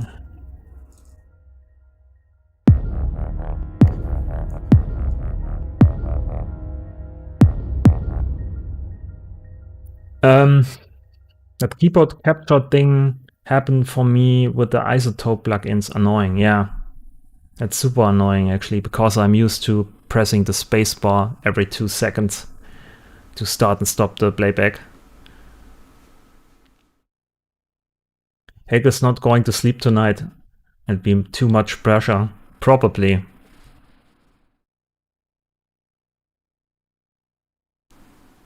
Yeah, thanks again, people, for donating and watching the stream. That's super sweet.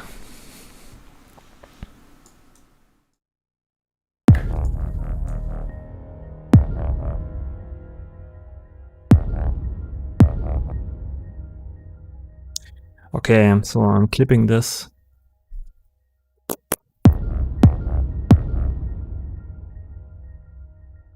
And I probably have to, maybe I use the internal distortion effect. Tube overdrive.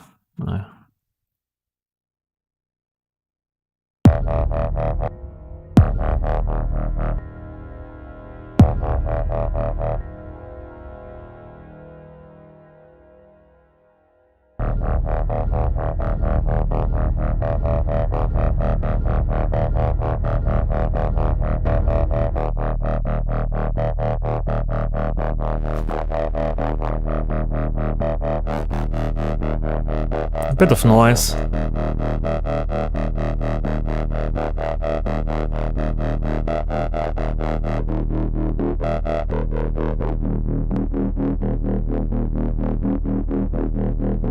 Let's try it this way.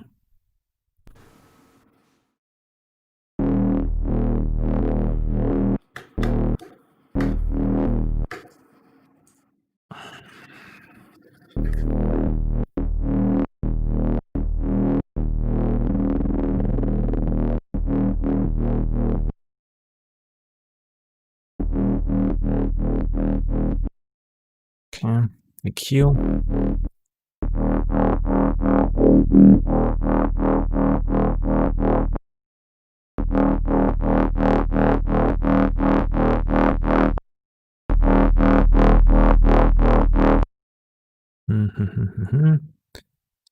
FX2.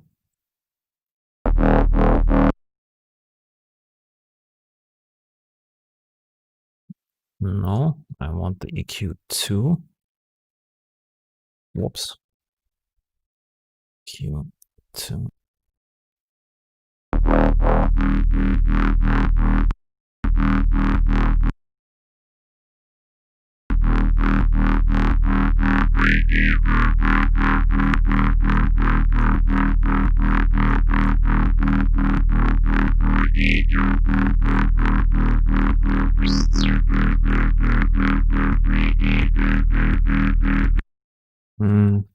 Let's try distortion.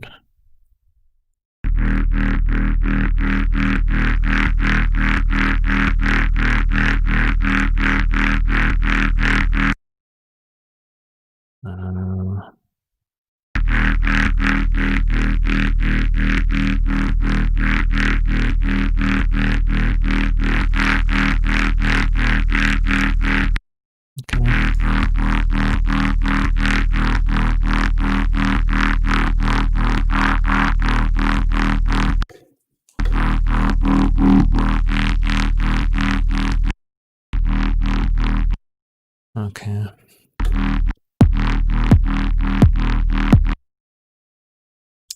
Alchemy got Bitwig 3.5 early? I don't think so.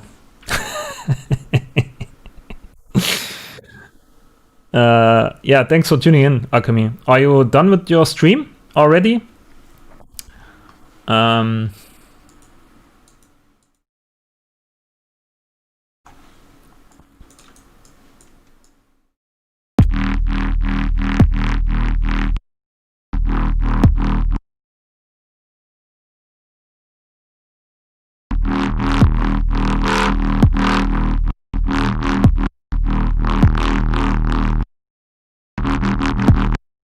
Ah, you're done. Nice.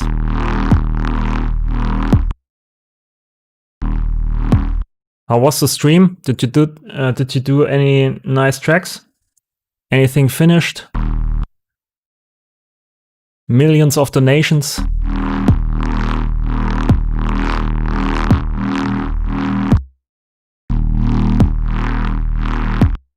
Okay.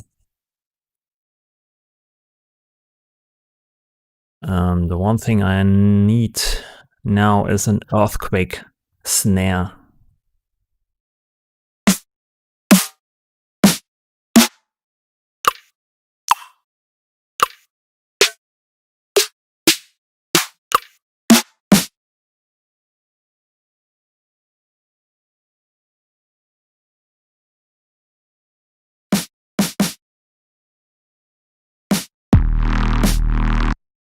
Wow.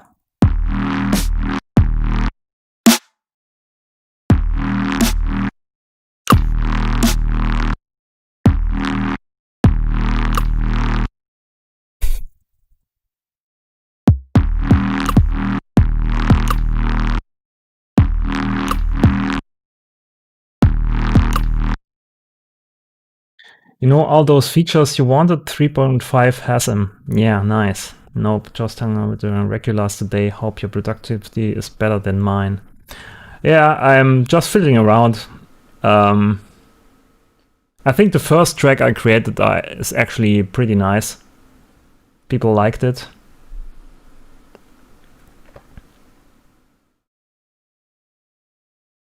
Polarity makes some really dope music? No. But thanks.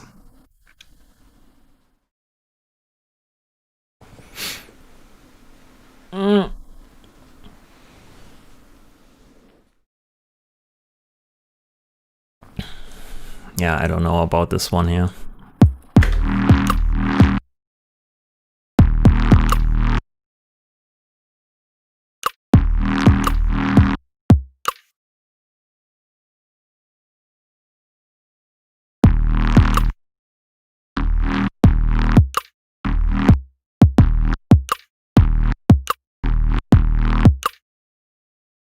Yeah, now we need to figure out here the groove.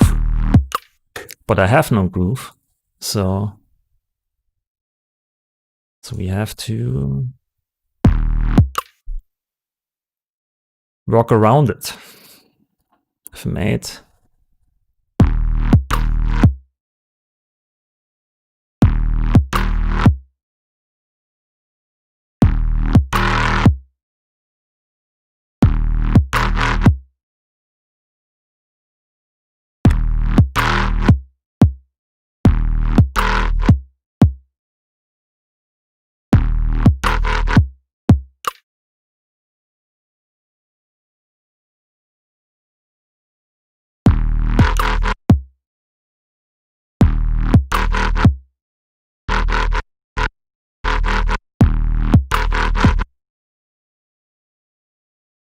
Maybe the first bit here.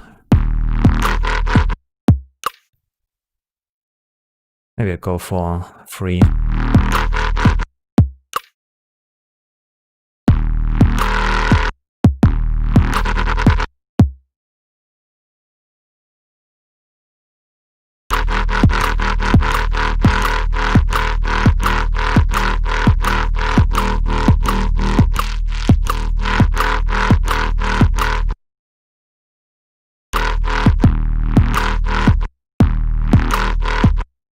Okay, another one.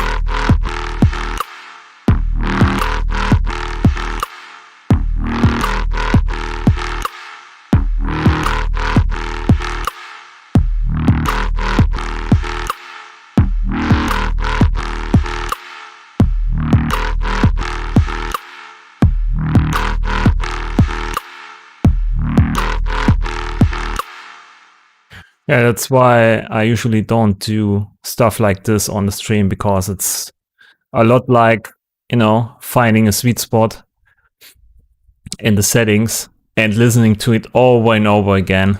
That's why I also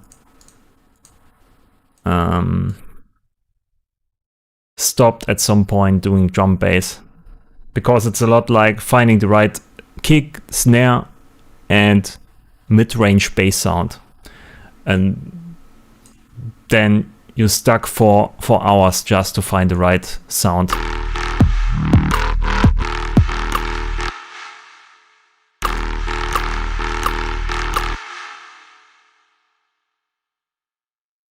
Yeah.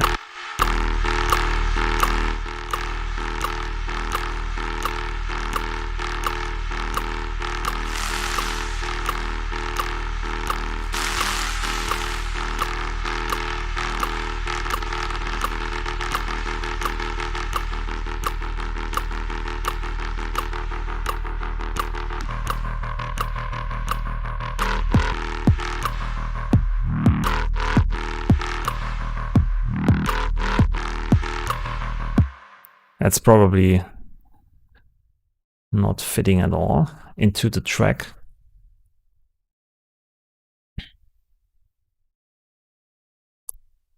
So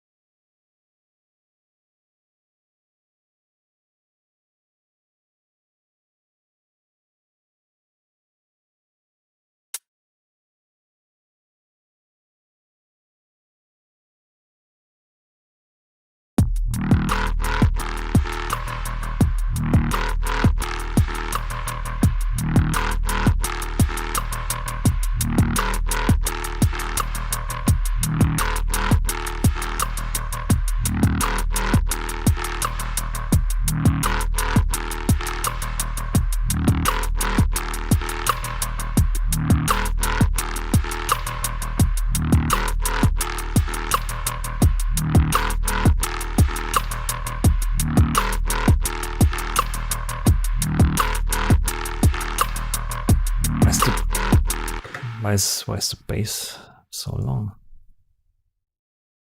Okay.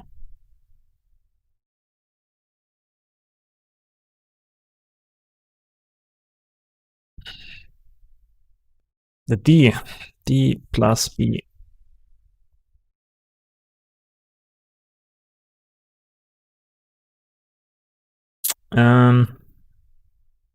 I love how Bitwig takes FMA to the next level. Yeah. Can add some modulations and then you're done.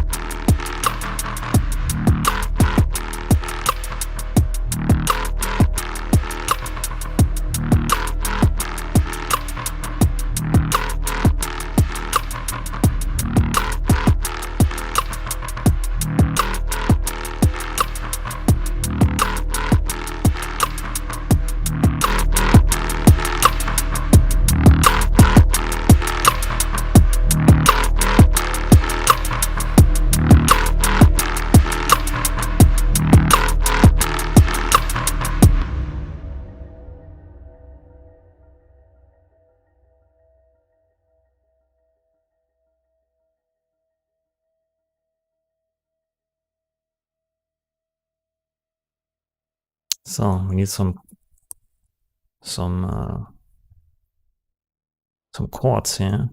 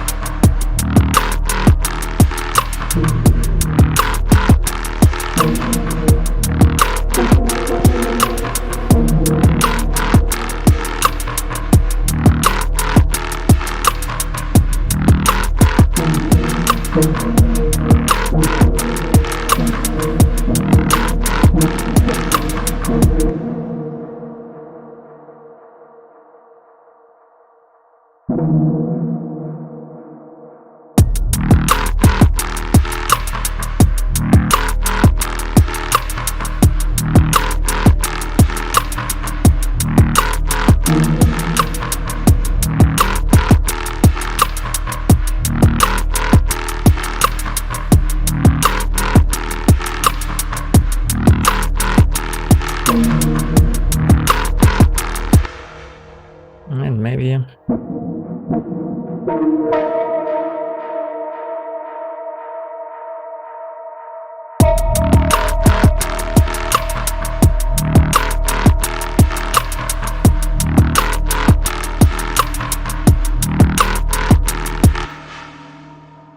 It sounds probably completely shit in the context.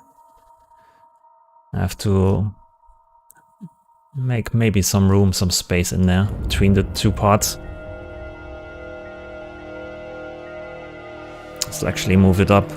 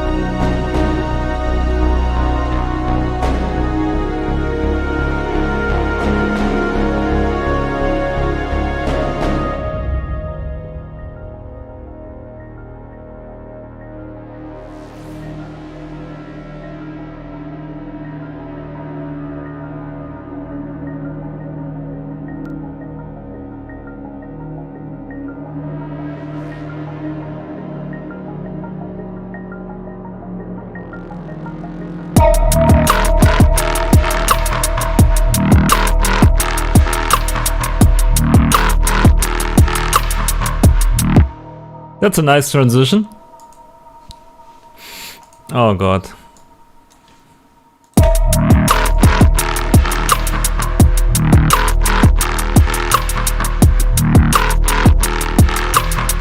I have to probably move it over here and then bring in some effect sounds, amping up the tension, so people are prepared for the drop.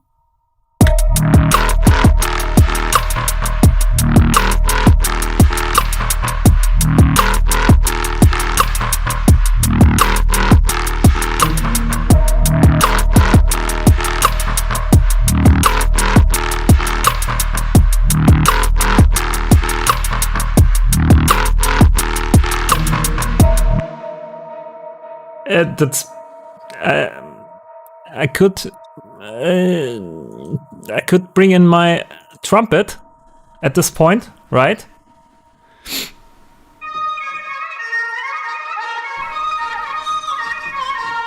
It's time for the trumpet.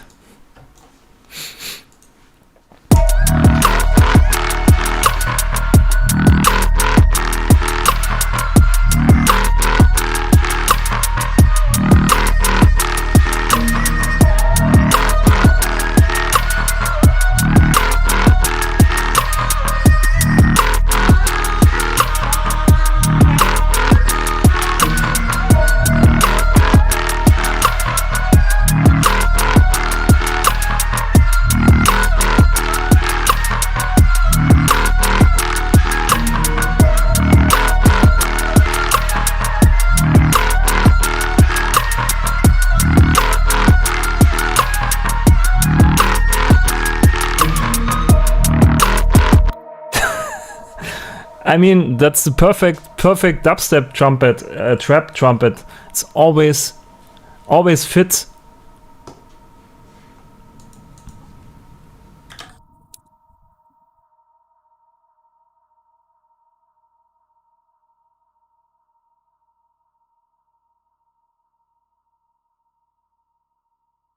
Tentacle charmer.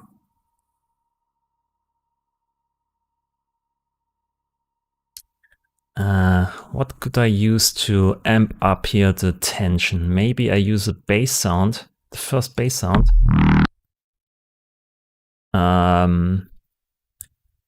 Make something completely stupid. The fuck? Oh, okay. Amp this up a bit. Maybe a bit slower.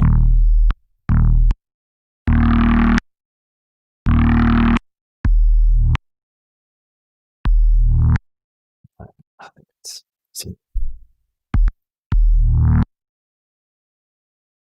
Make this longer. Cut the low end off. Let's use the super massive. Reverb.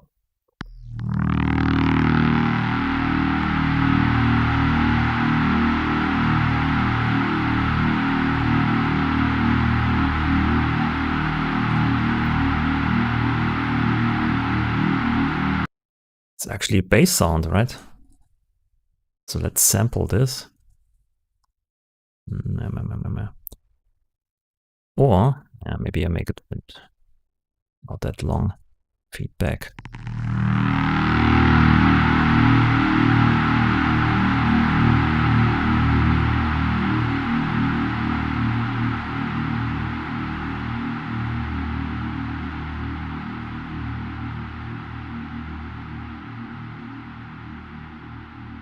And then, you know, just reverse it.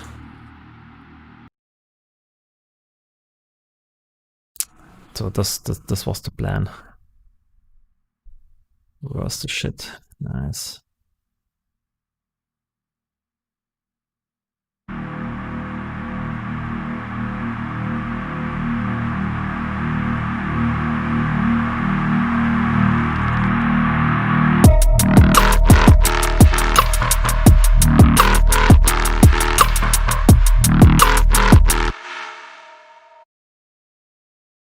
Hey.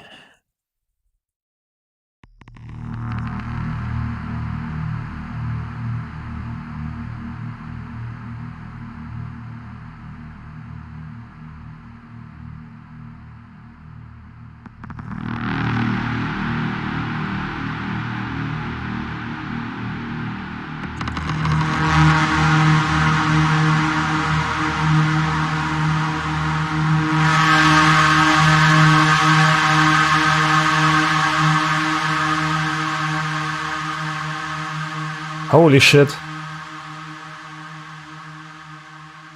Let's bounce this, huh? Could be nice.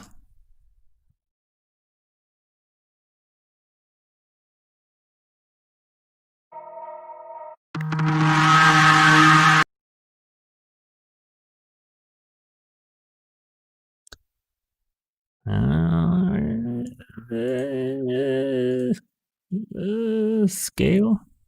Halftime. Reverse. Mute this, mute this, mute this. Let's see how this works.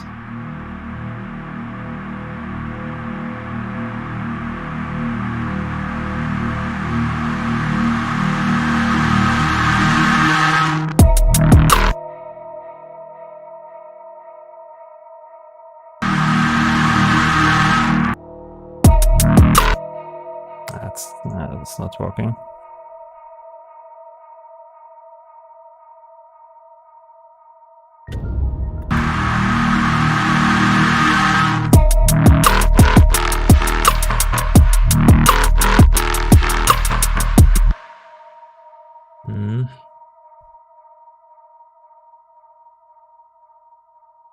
What else can we do with this patch?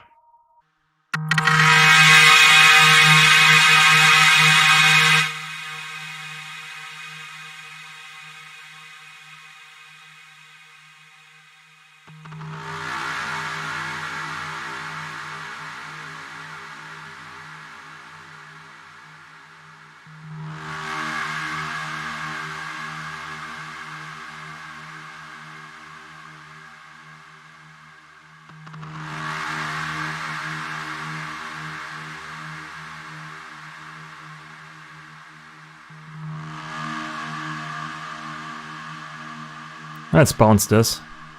Maybe you can use it later on.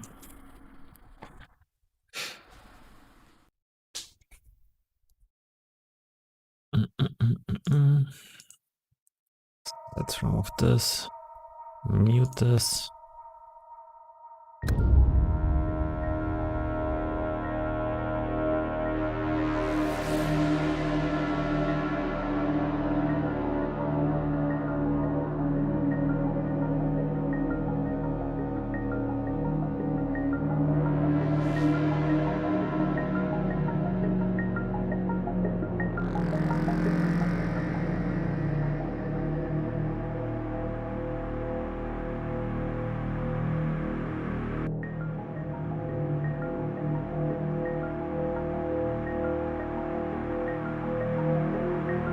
So, heiße Pullis sind.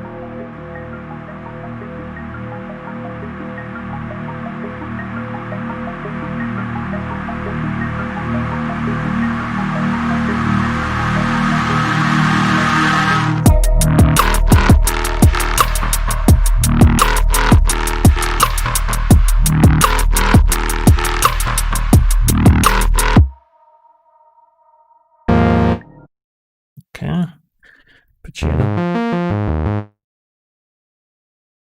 Picture is always nice, right?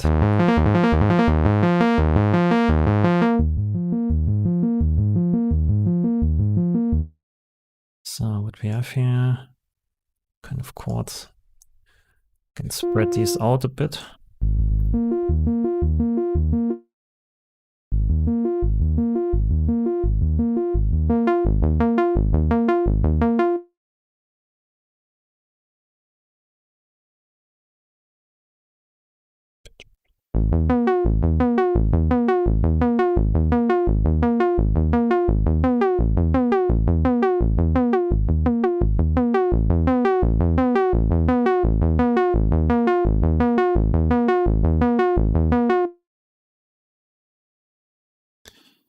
Random modulating the pitch is also nice.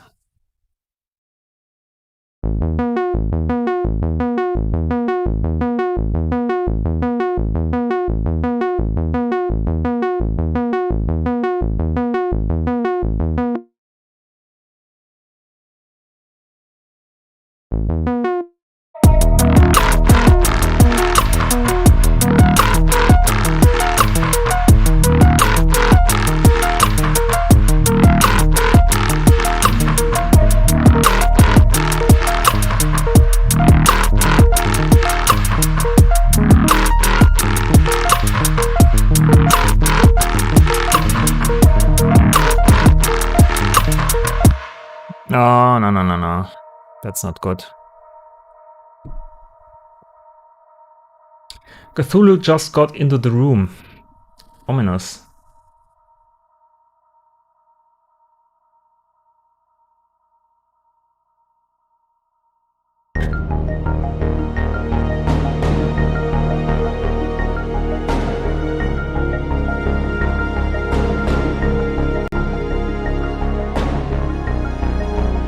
Part 1.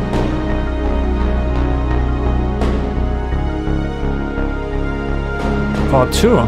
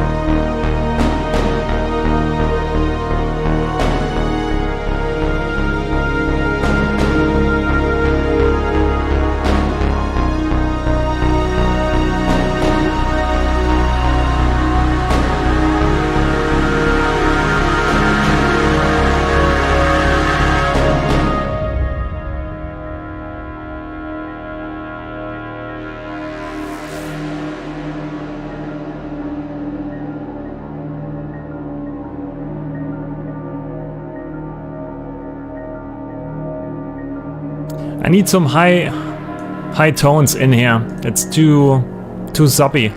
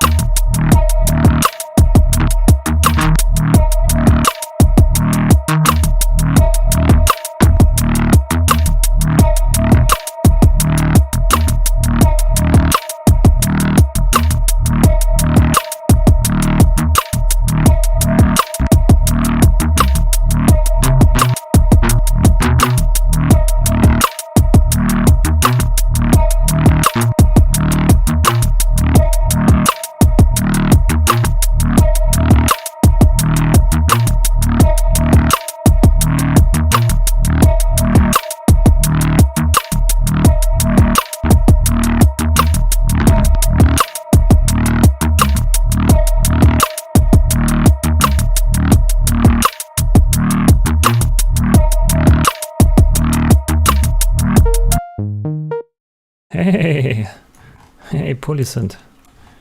What are you doing?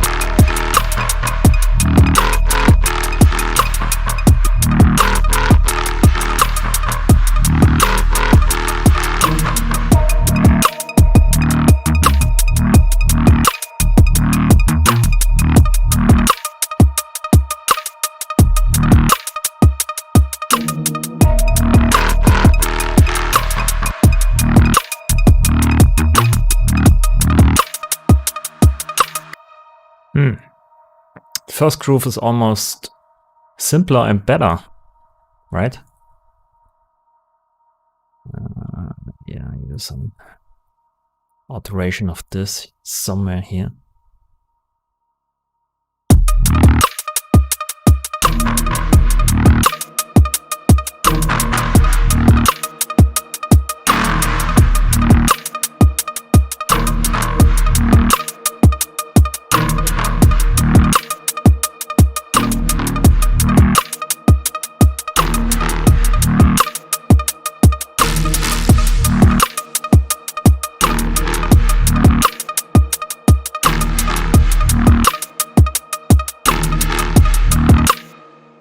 I find that sometimes after I've been listening to a loop for some time and then go back to an earlier one. Yeah, exactly. When I do drum bass tunes, I can see that my first sketch I rendered out in my directory is probably the best one in terms of idea and straightforward and super simple, and you know, it makes fun to listen to. And then the last one is fully fledged out. There's a lot of bullshit in there and transitions, and you know. So yeah, it's true.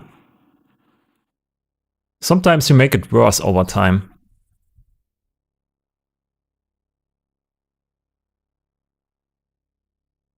Yeah, maybe you can also use this here.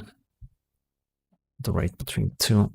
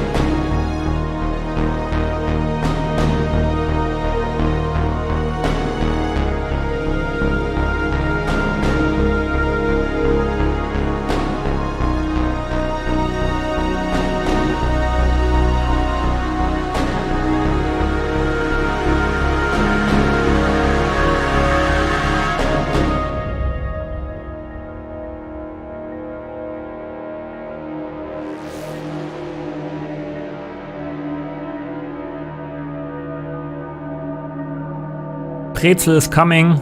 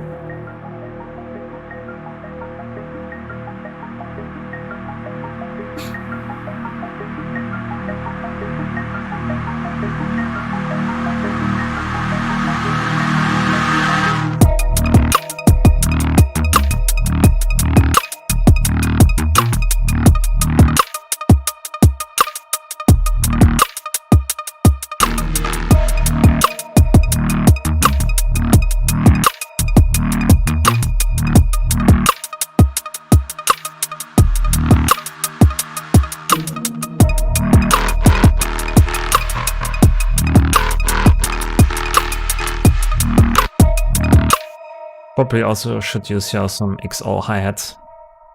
So let's try it. So randomly selecting hi-hats here. Bam. Bam. Bam.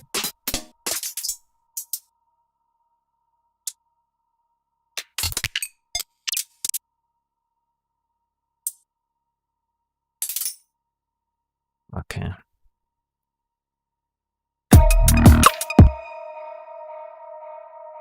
So actually a possibility to play this twice as fast?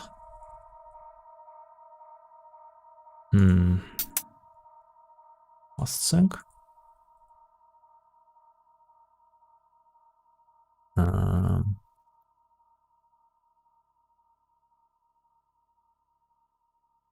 Okay. Can I type in? No. Can only drag. Okay. Let's try this.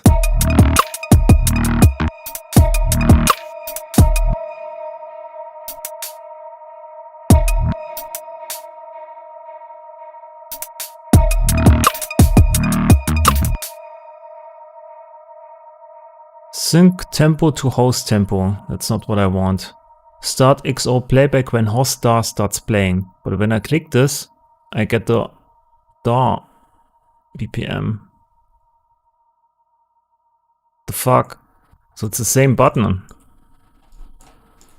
Makes no sense. I want to start, but I want to have my own BPM. Okay. Okay. Then I have to... This happen.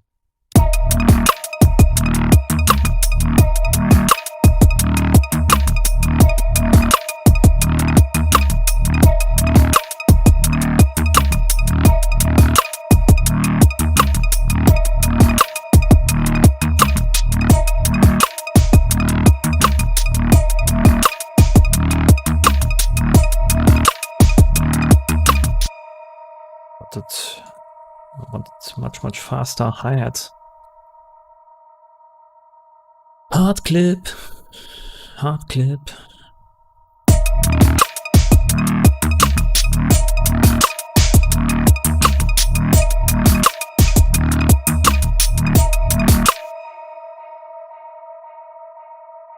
Okay, bounce. Let's just test it. Tempo, stretch, slice, and then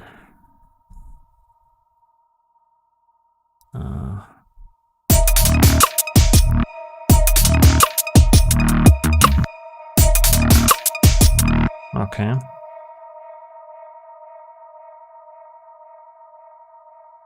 B.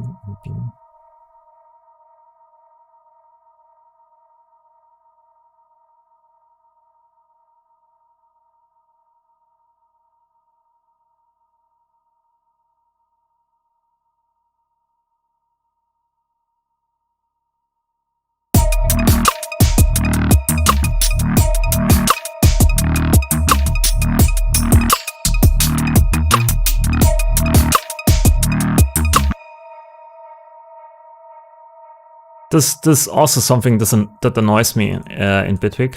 When I have play and select something while it's playing, and then I right click when it stopped, when it stopped, then I can't use bounce.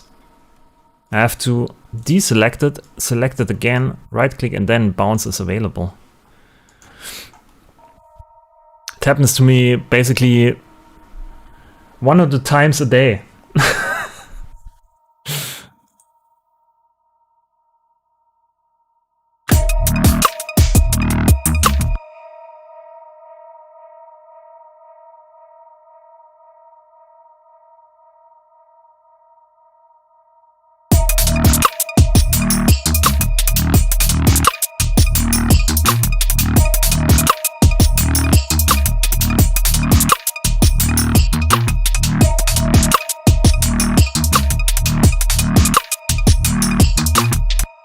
I think you need to go to the developer's house and have a peaceful protest outside.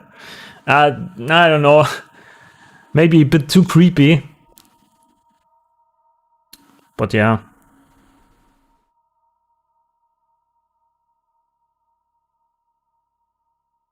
Also, MPE hotkey not fixed yet? MPE hotkey? I don't know.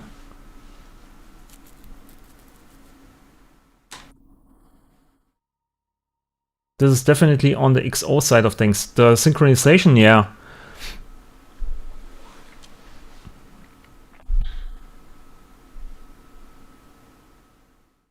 Yeah, I know, it's a joke, yeah.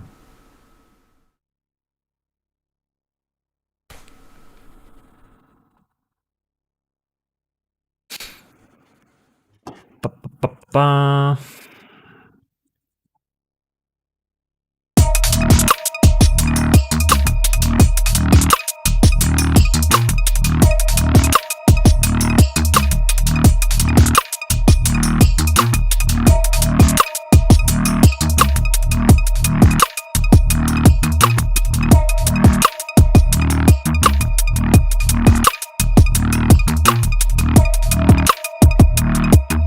With XO it's actually so easy to create loops. It's unbelievable. I don't need any loops in my libraries. I only need one-shots. Just randomly selected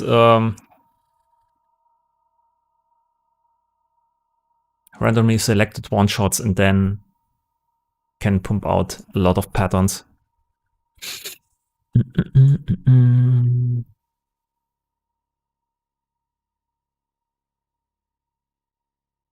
Now I've timed this again. How does it sound? Half time. Ah, that doesn't work.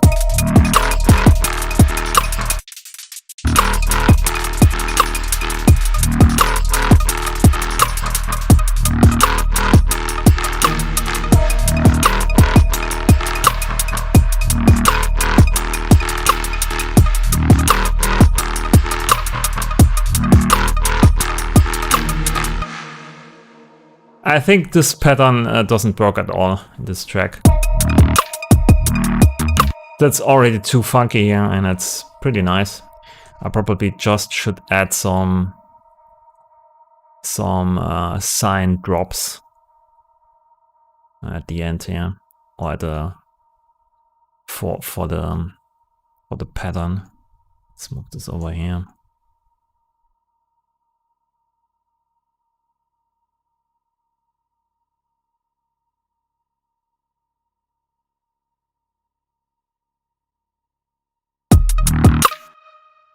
So, sign drops, I need the face for. Put this in here. I'll actually put this down here to have some key.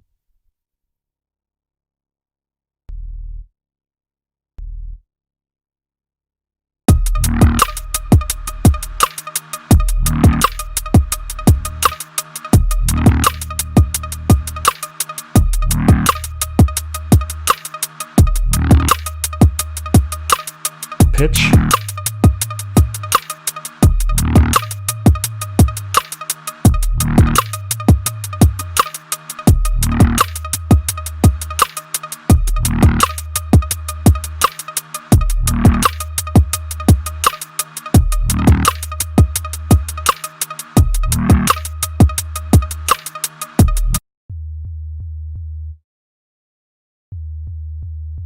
Oh, mod is down, okay.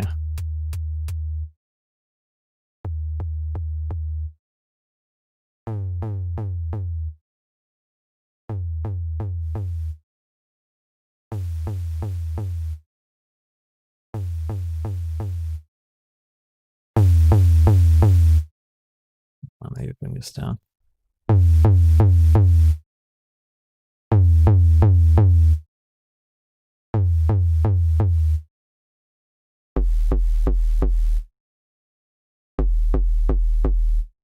Allow this.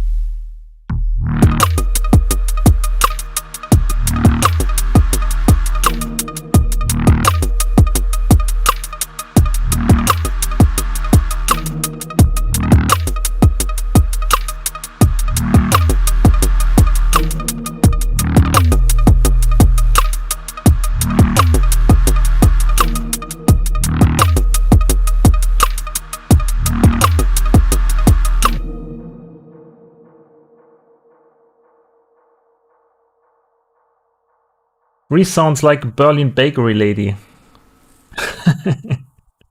I'm surprised it's not illegal to be a Berlin producer and not making techno. Oh, that's right. I never thought about that. Applies only to Ableton. Ah, okay. Ableton will automatically convert all your tracks to 140 BPM. Nice.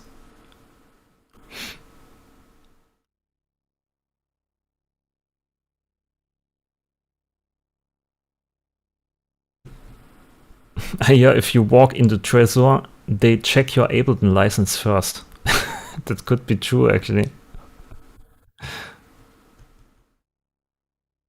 909 is a yearly VIP pass. Ah, nice.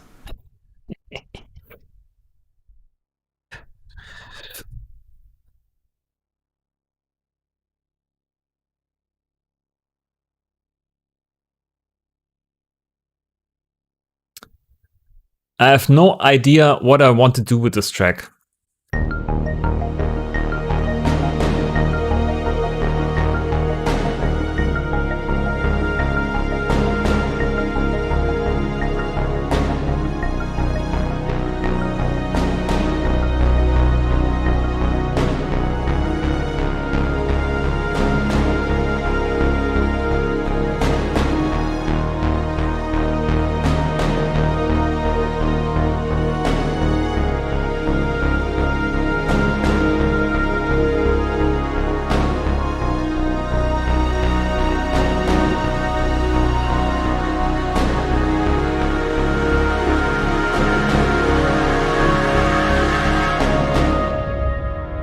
Story of my life?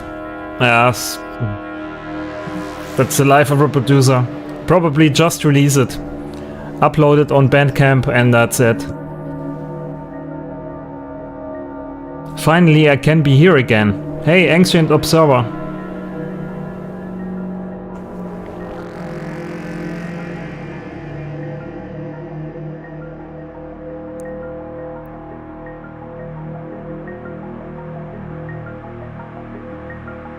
Export stems, call it a remix contest? Yeah.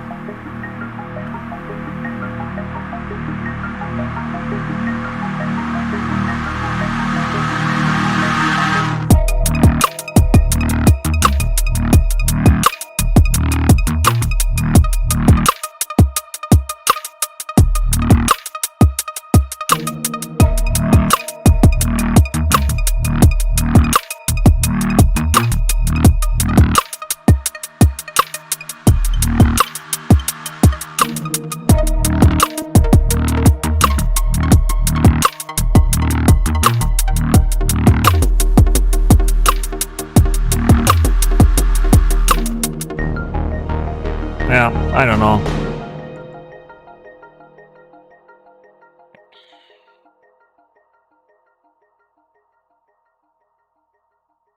It's probably an intro soundtrack for some sci-fi movie where you have some camera flying over a city like in Blade Runner, and then it switches to a nightclub. Probably. Then you hear some funky future beats. Cool song, thank you. It's got a bit of Neuro Mr. Bill vibe to it. Yeah, he uses a lot of these halftime beats. And it's also a funky bass line. Build up creates more tension than the drop delivers. Yeah. It's not really meant to be an intro, right? But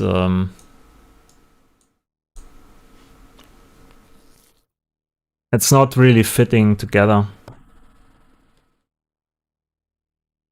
Deep and groovy, and in the intro it's more like an epic anthem is coming up, and then you drop instantly into a small, deep, simple, grooving halftime beat. That's not really it's not really matching. I probably just divided and I first divided into 2 tracks and then I delete the tracks. That's probably what I do. Hey Henning, thanks for following. I bounce everything out into stems and then I just delete the folders. That's it.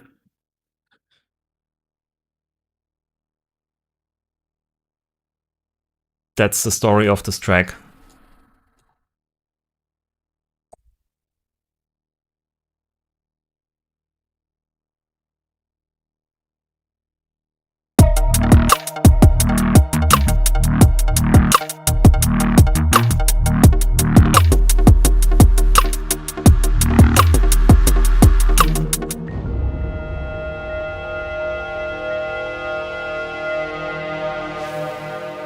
I mean, I should have started with a higher tempo, right?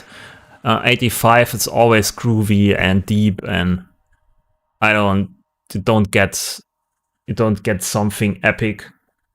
NCT, thanks for following. You don't get something big and epic and, you know, drop out of it. So it's probably better when I use much 140, something like this. Then you can go straight to the floor.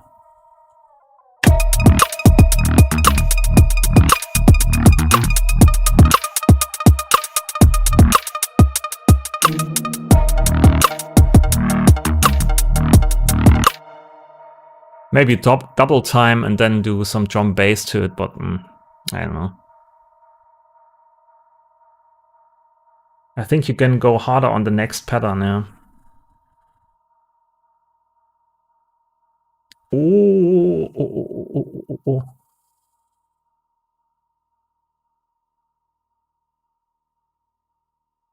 Even if nothing happens with it in the future, it still made the stream happen and you got some donations for your work. That's exactly right. It just exists in the small archive video somewhere on YouTube.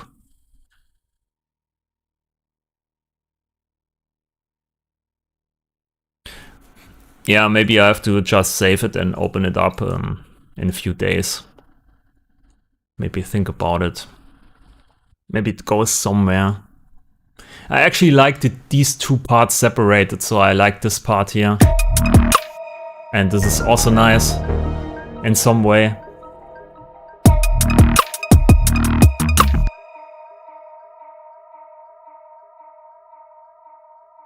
Maybe let's listen to our macaroni track again from the first part of the stream. It sounds probably completely shitty.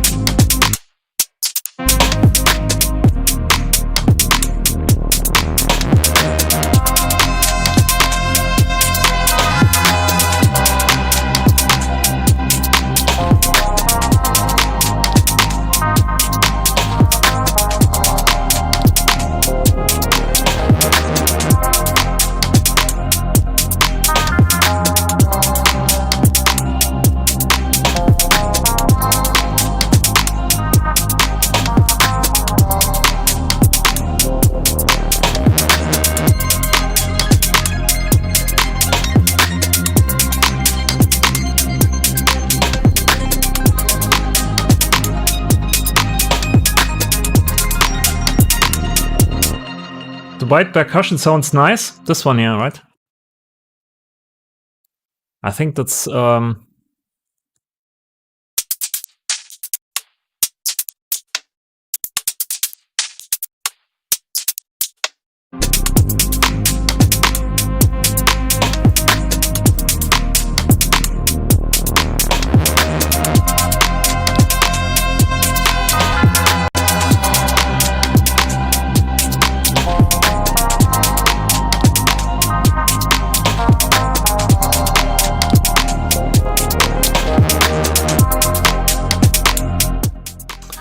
do you produce music and release it on Bandcamp only? Yeah, at the moment, yeah.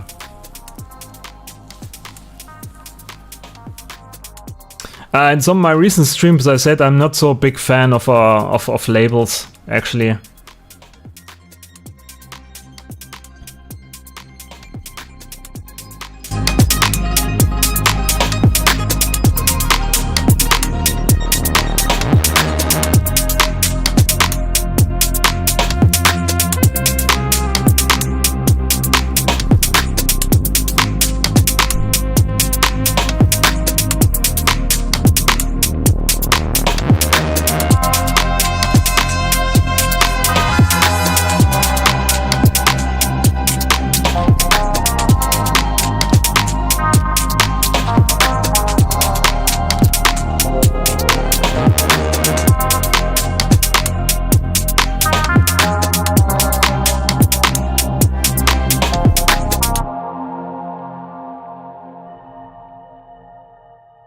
Why? What's about Spotify? Yeah, with labels, Entity donated $5. Hey, thanks for the donation, Entity. Much appreciated. Thank you. Yeah, with labels, that's a problem. Yeah, what can I say? They basically interfere or they limit my expressiveness. So they want to have, they want to say which tracks on which album and how the cover looks like and how it's mastered and stuff like this. And then it takes ages. And sometimes you send in a demo and they say they want it, and then they spin it as a dubplate for 1 year, and then you can't do shit with it. You can't upload it on a video, and so it's limiting in some way. So with Bandcamp, I just upload whenever I feel right about it, and I upload it to Bandcamp, and then it's out. So it's super easy for me. And Spotify, the problem with Spotify for me is that I have not many plays on Spotify and also on SoundCloud. So I have not many plays there. And when I uploaded music, then I have to pay money actually to upload music there. So I pay money to have music somewhere where no one is listening to. So it makes no sense at the moment, at least. So I'm uploading it to Bandcamp, which is free. And then at some point somewhere, someone buys it, and then I get money from it. I hope this makes sense.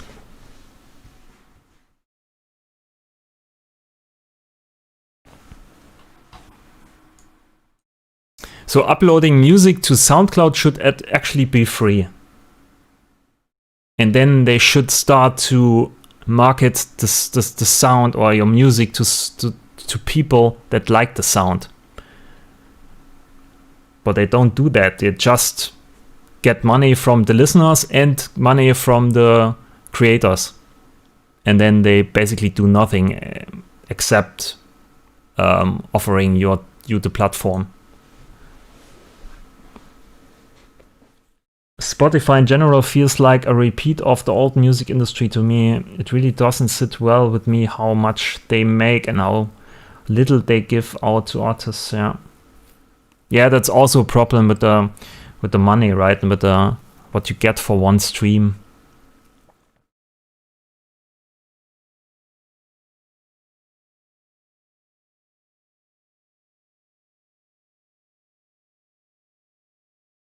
At some point, Spotify made sense, right? At some point where the MP3 market or the MP3 piracy broke down, and you basically wanted all the music access to all music in the world, and it was not possible elsewhere. So this made sense. But also this also broke down recently. So I actually never go to Spotify and search for new music or find new music. That never happened to me. I find music on YouTube probably, which I think YouTube makes a better job than Spotify and SoundCloud in actually giving you some recommendations for music, for new music. SoundCloud should definitely be free to upload, especially since they almost tanked a year or so ago. Yes, Spotify, SoundCloud should be free, at least to upload. Or maybe limit it in some way where you can say if you upload 20 tracks and no one listens to it, then you can't upload any tracks anymore. Then you have to delete certain tracks, and then you exchange it for newer tracks, and then people start to listen to it, and then you get more uploads of more free uploads or something like this. Just to prevent people from uploading, I don't know, random sounds infinitely. Tidal is much better for artists, but it's hard to get listeners to switch to a new platform. I actually never used Tidal, to be honest. I have no idea how this looks like and how it works. Also, Apple Play or Apple Music. As soon as I switched from Apple to Android, I never saw it somewhere, how it looks and what's on there and how it works. I actually find a good amount of music on Bandcamp just searching keywords and checking for similar stuff. Yeah, Bandcamp also has a bit of a strange old feel to it. It feels like a website from 20 years ago or something like this. In this regard, it's quite unique, I have to say. But the player is a bit annoying. The Bandcamp player. You just can't hit play on Bandcamp and then listen to your whole library. It's not possible. You always have to fiddle it out on the bike, switch to a different album, press play again. It's a bit annoying. I don't use the app really at all. Do you download the MP3? Actually, do you download the MP3 and then use a different player for it? I don't think a lot of people are doing this nowadays. I think the most people just want to use a service with the player on it. Just hit play and then... Ah, cool. So you're an MP3 nerd.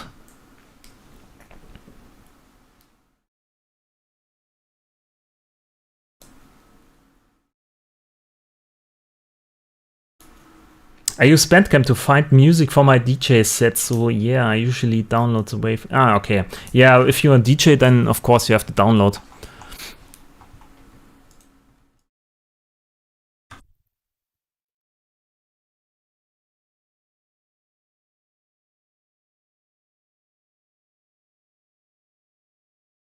FLAC is better. Is it really needed to download FLAC? I mean, MP3 is actually pretty good with the compression. I think FLAC is it's not really needed in most cases. It's just over quality, over engineered, but it's nice to have, of course.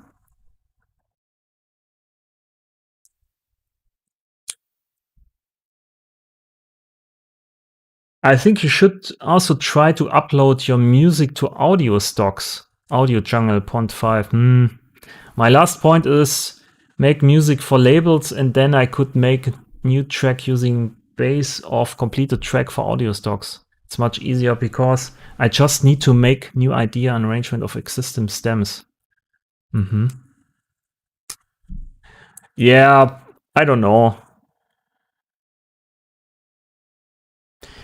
There's also this kind of thing. You have to, at least I think that's my opinion. You have to have some kind of exclusivity to your tracks. So if you throw it everywhere, then it kind of loses some kind of value for people. I also made a lot of my tunes actually available for free. I don't know, 10 years ago or something. I just put it out. I just uploaded the wave, some link to it, and yeah, dropped it somewhere. And nobody was interested. And I think if you put a price on it, actually, it makes it more valuable, and people start to download and buy it, or give money for it. Just because there's a price, and it's you don't get it that easy. It's a strange thing, but it works.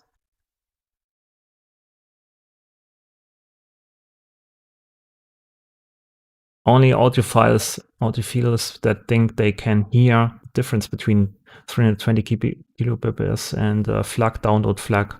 Probably. Always depends on the individual file.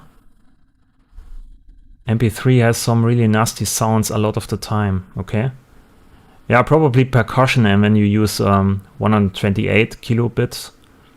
But 320 kilobits should be fine in most cases. It seems like the majority of work comes from learning and using marketing techniques to get your music heard rather than making the music.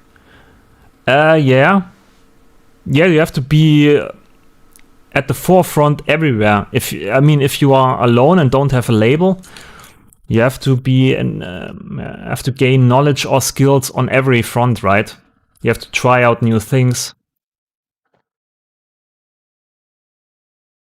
I think just in the last stream I talked about the clickbait title I had. It works so good. If you never tried it out for yourself, it's really impressive how good clickbait works. And I can understand why everyone uses it. It's so good.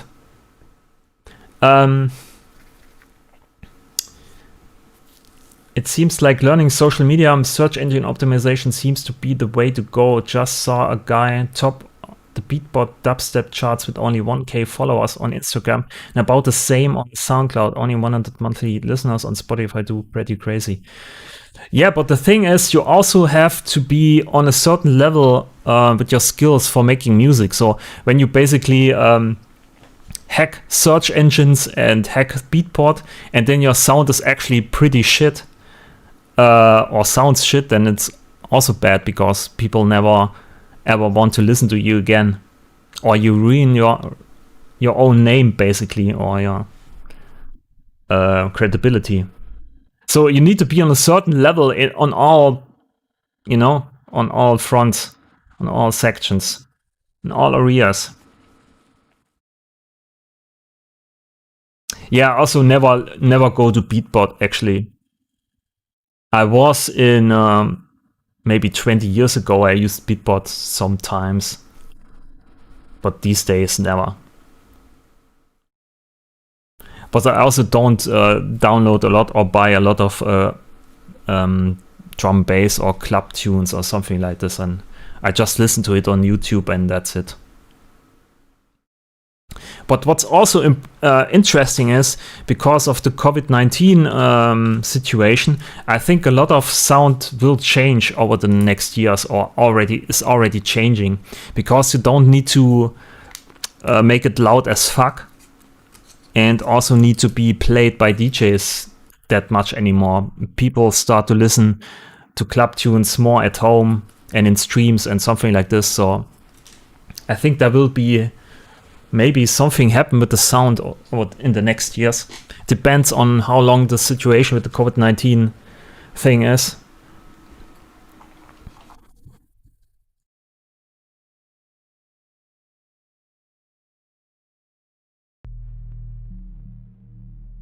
Yeah, let's play this patch here.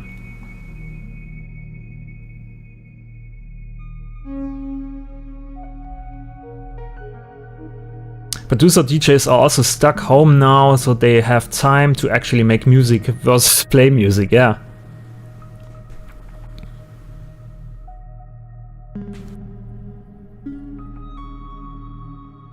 A lot of people will be publishing sets, yes.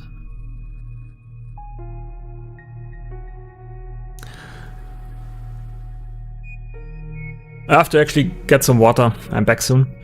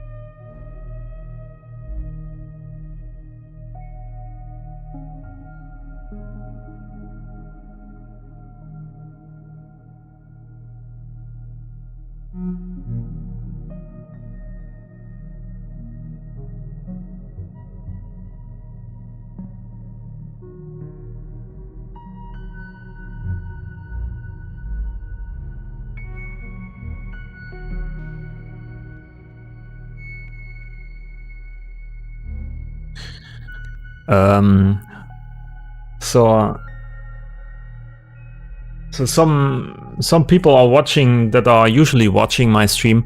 So my question to you is, if you actually want to have some kind of schedule for my streams, or is it not important? Because I know a lot of people want some kind of schedule.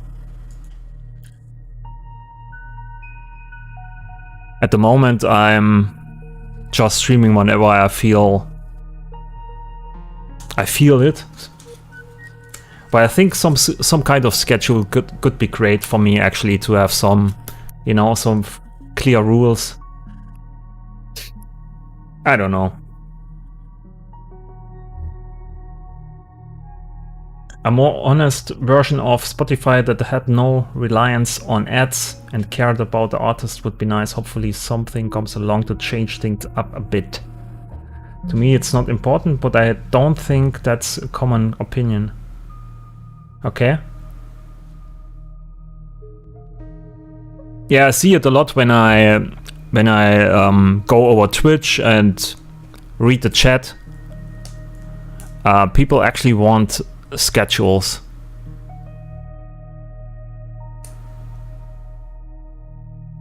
I always tune in to streams if I can. Ah yeah, that's nice.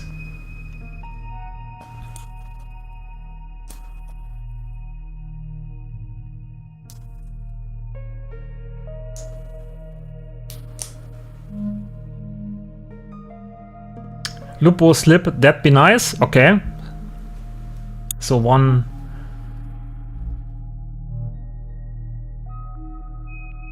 plus for the schedule. It definitely helps for streaming in general. Yeah, I think a lot of stuff today on the net is also grinding, right? You have to grind everything. It's not like that you put out one video or two that are good. You have to do it daily, on a daily basis, or stream daily or something like this, just to, you know, be there, and that's a bit annoying.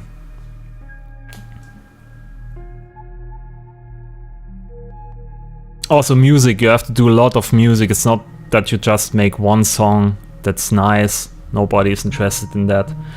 You have to be releases every 2 weeks. Yeah, everything is grinding. Except you are pretty famous, then it doesn't matter that much.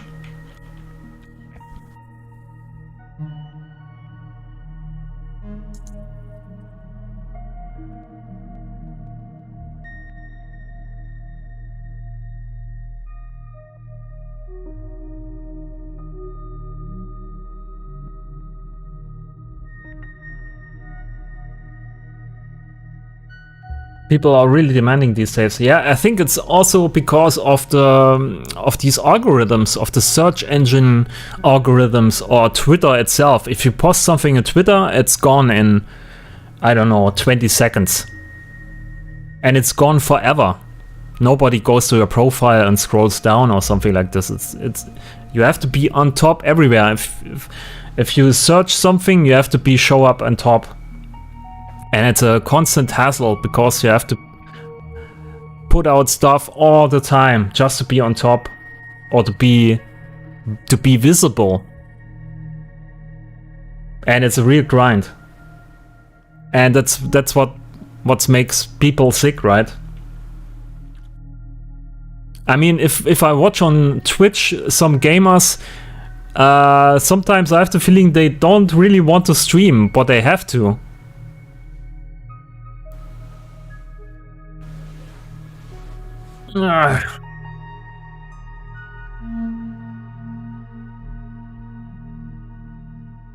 I think for myself, actually, when I stream just regularly, so switch on the stream every week, maybe 2-3 days in the week, sometimes just one day, or sometimes 2 days in the week. That's just enough.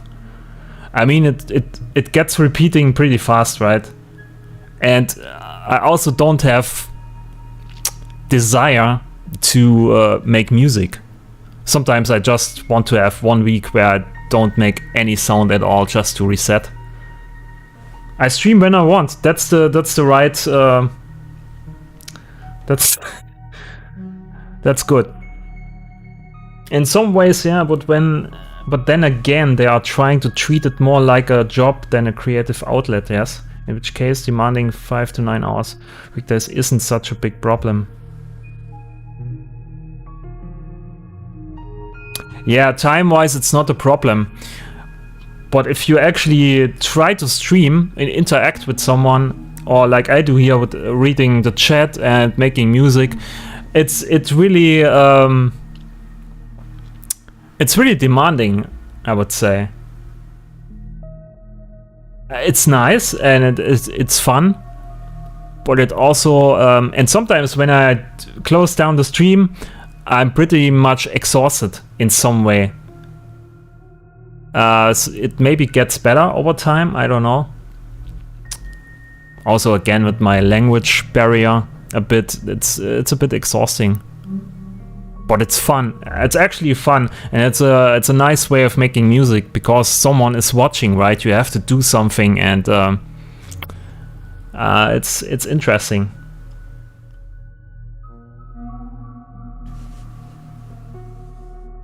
Yeah, that's why I think you should just do what makes you creatively happy. Like I said, my opinion isn't common.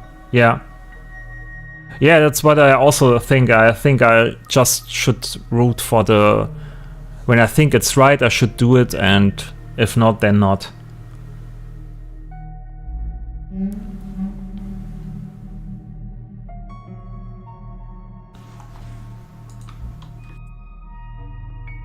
I think we should do, or I should do, I already say we. I should do a stream, an ambient stream with Star Citizen. I actually should do this again. It was pretty fun.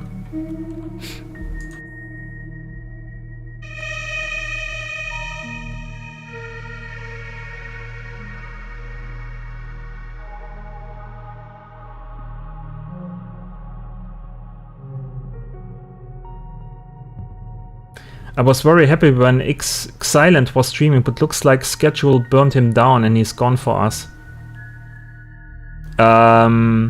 Did he have some kind of mental breakdown or something, or was he just some kind of burnout? I think that's something you don't see coming. It's just coming, right? You have to be very cautious about it. Just do some activities before you go to the stream. Have a walk, or just go out and meet some people. It's actually not healthy to just, you know, wake up, go to the stream, and then go in to bed again.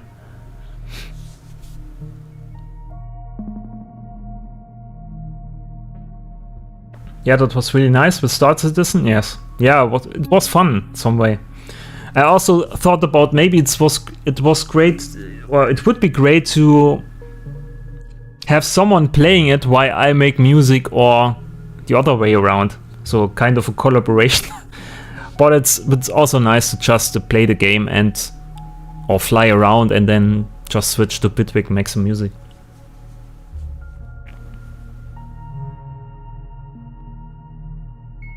This patch is actually pretty nice. Oh, I used the piano in there, okay. This is from 2019, September 24. Yeah, it's available on my YouTube, I think, or my GitHub. Let's have a look.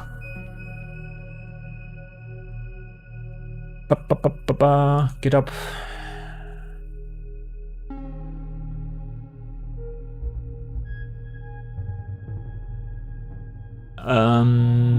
24. Yeah, there it is.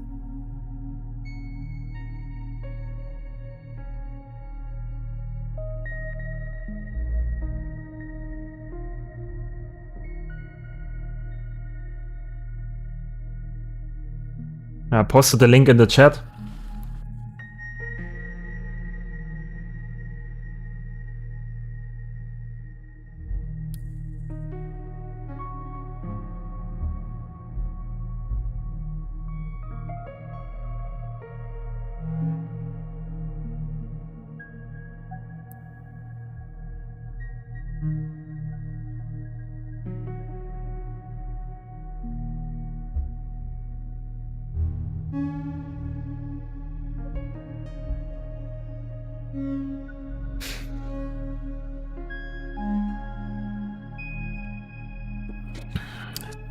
Can be a bigger because there are piano samples in it, but it shouldn't be too big.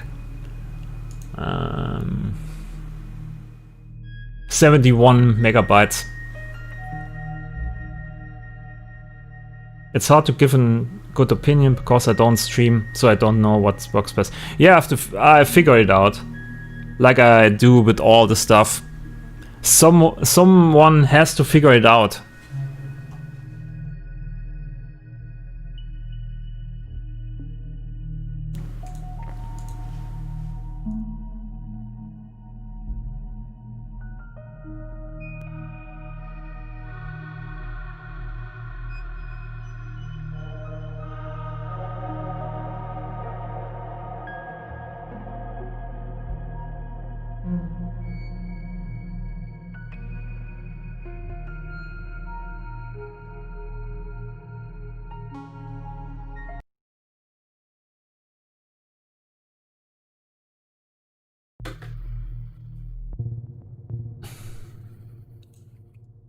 Let's try and sample this here. Just for the fun.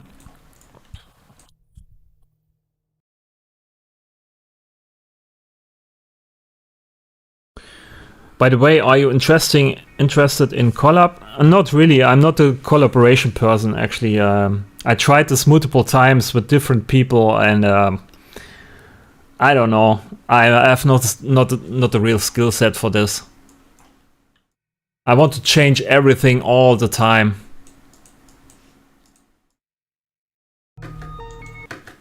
And at some point it makes no sense, because then it's always just my own tune, right? I Sometimes when I had some collaboration, I just wanted to delete the stuff from the other person, right? Makes no sense.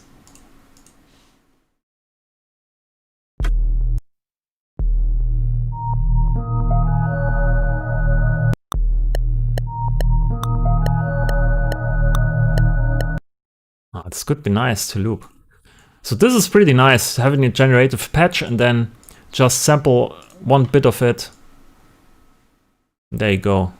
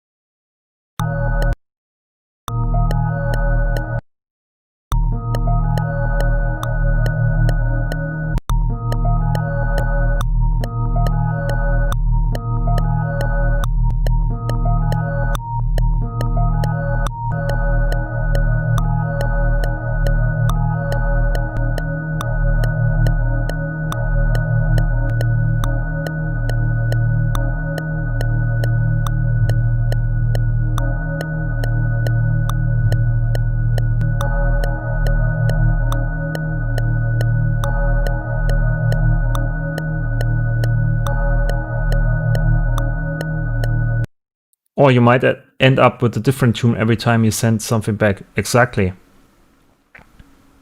If you collab with Polarity, send him the files. I sent him the files one, expect a totally different tune to come back, finish it yourself, but never send the stems back once. Okay. Yeah. If you send me something, I completely modify it, and then if you send it back, I change it completely. I make a new remix every time.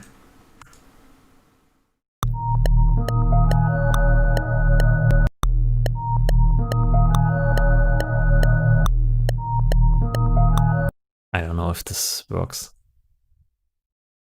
If I have some random garage beat. Garage.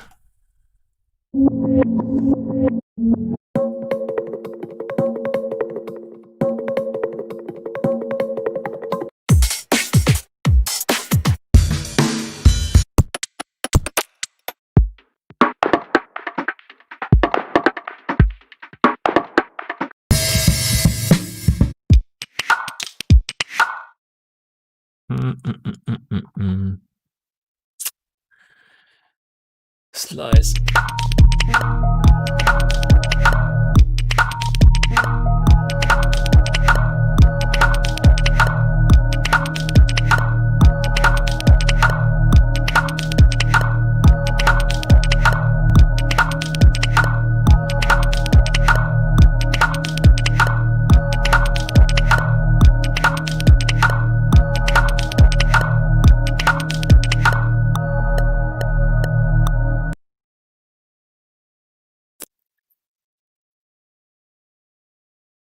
Huh.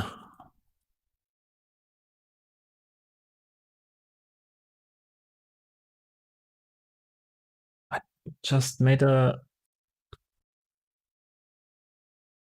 on my presets.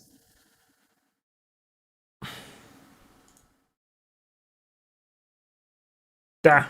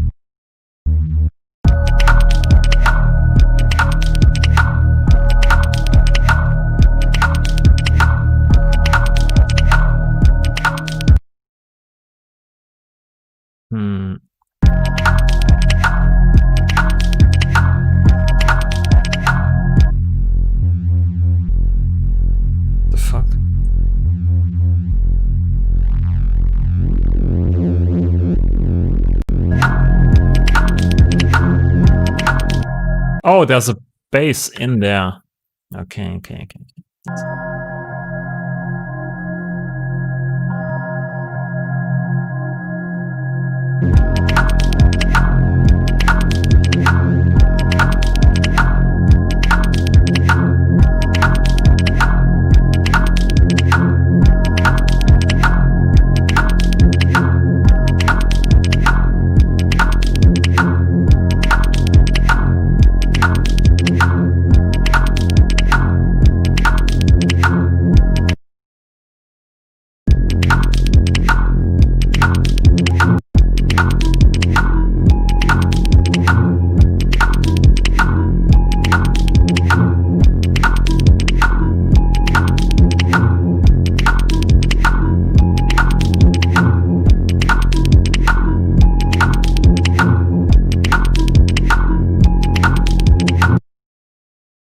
Maybe I use the beat here again. That's much better.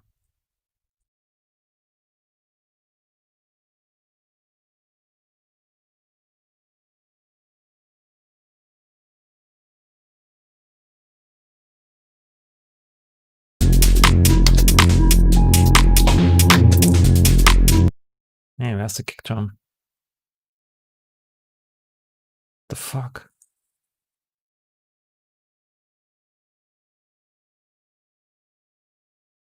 Half the stuff is missing.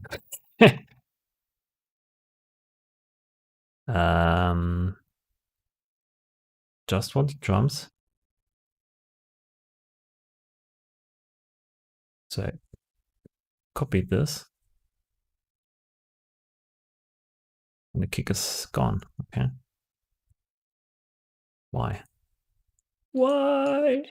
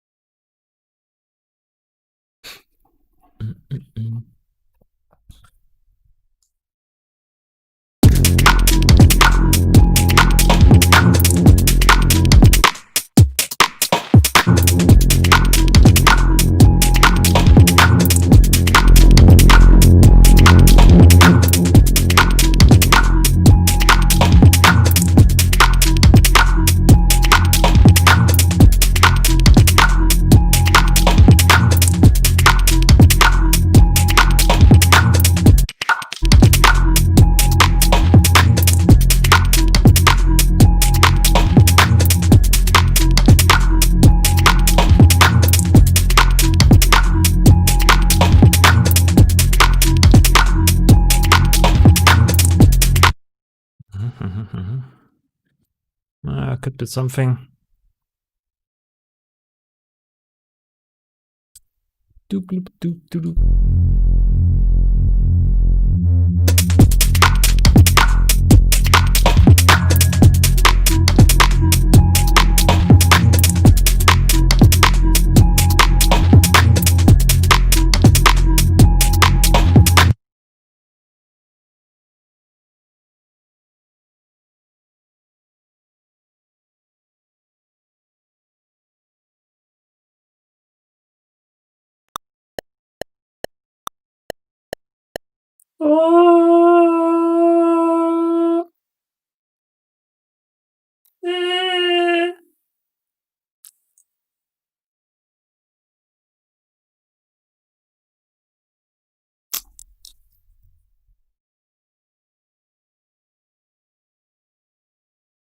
Oh.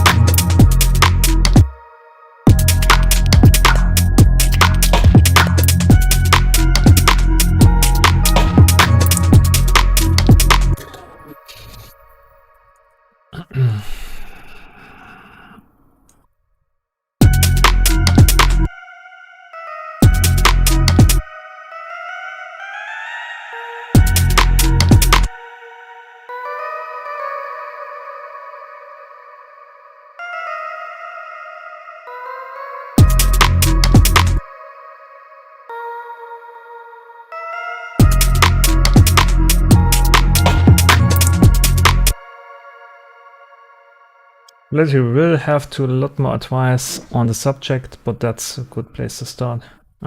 Okay, Supermassive.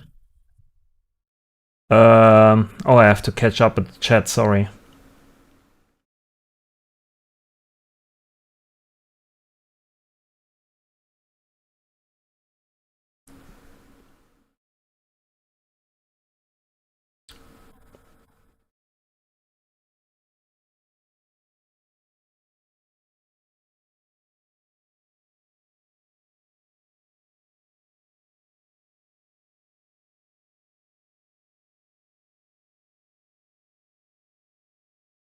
Oh, I'm blocked? You're blocked? What do you mean you're blocked? You're not blocked. What, the script shit? This was my website for my web developer freelancer stuff. At any point in time, I have project files for both people. I think my first message got blocked for length. Could you give some tips on how you set ambience in a track? I admire the soundscape you make in your music the most. Basically, a lot of modulation, pitch modulation, slight pitch modulation, and reverb. A lot of reverb, sampling, resampling, like I did here with my voice. Stuff like this. But yeah. So technically, but you also have to kind of develop some skills in making the right choices for the sounds and how to combine it. But there's no real tip there I can give. I had a word which got blocked too before, I guess. Oh yeah, that's actually on YouTube side or you are on Twitch. This automatically yeah, I can't influence this basically. I think that's a feature of the Twitch chat.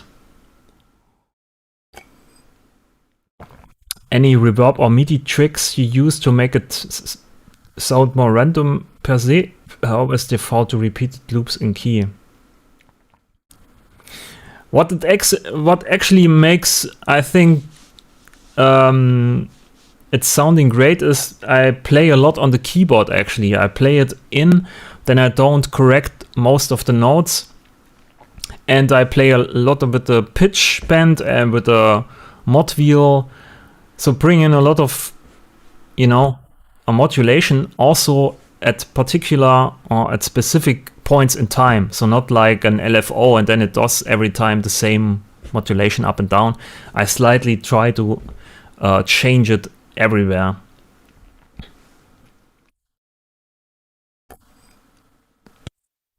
Reverb modulation, yeah. Thanks, I feel like I'm failing at the best part of Bitwig. Okay.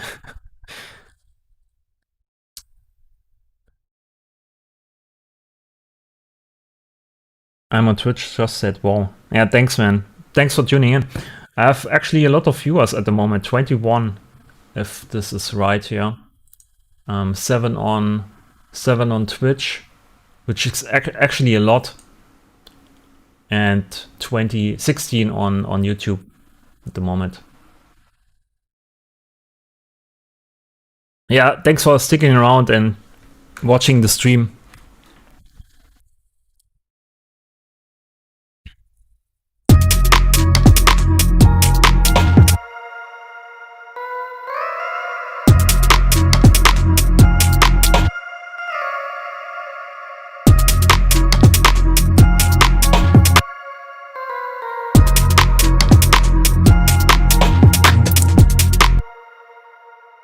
I don't know.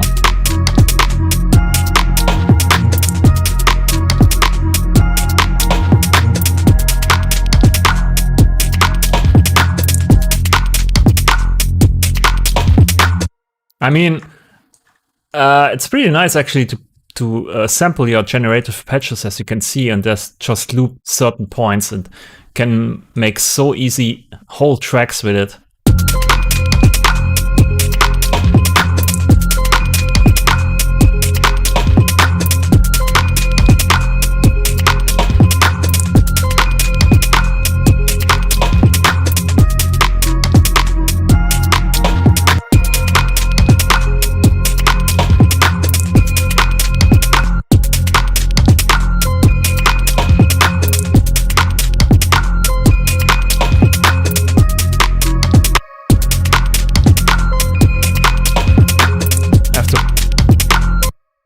position it right here.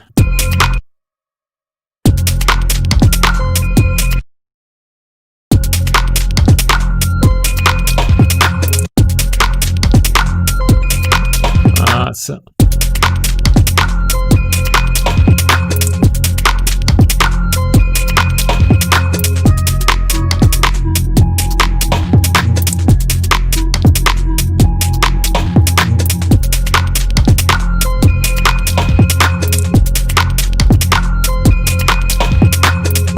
repetition is key.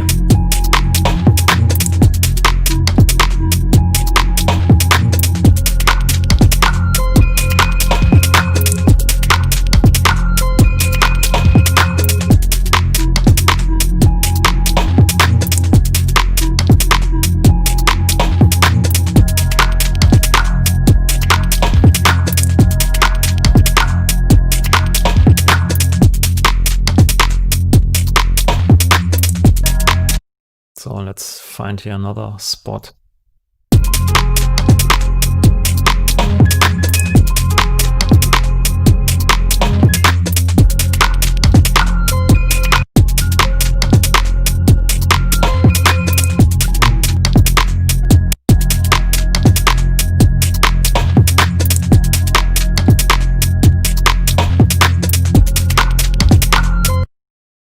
So. Yeah, I'm just starting to learn Bitwig 2, but for modulation, it's like unlocking as many modules and parameters as you want on all your devices. Yeah, I'm on Twitch, just said, well, okay, I already read that. Thanks for the advice, everyone, I appreciated it. Yeah, it's a learning process with making atmospherics, but the key is basically modulation, reverb, and, you know, making it... yeah, how do I put it? Make it sound so that a sound or a modulation is at a certain point in the track, so it makes sense, so it has some kind of meaning, right? So when I modulate something, I usually tend to open up the filters at the end from some part, so it kind of leads into the next part. So make it, you know, make it that it flows with the content and with that it has some kind of meaning. So just putting random modulations everywhere probably makes no sense. So it has to have some meaning.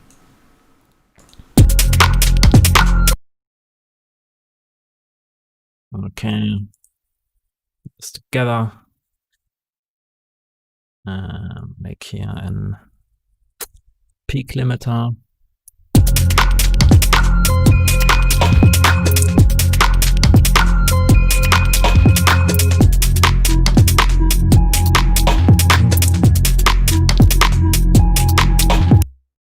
And maybe a node sidechain. I think using generative patches just for something like this, it's the easiest way to make tracks. Because some people ask me why I do these generative patches. It's sometimes a nice sample source. Kick. Or drum bass, drums, E-kick, E-kick. Okay.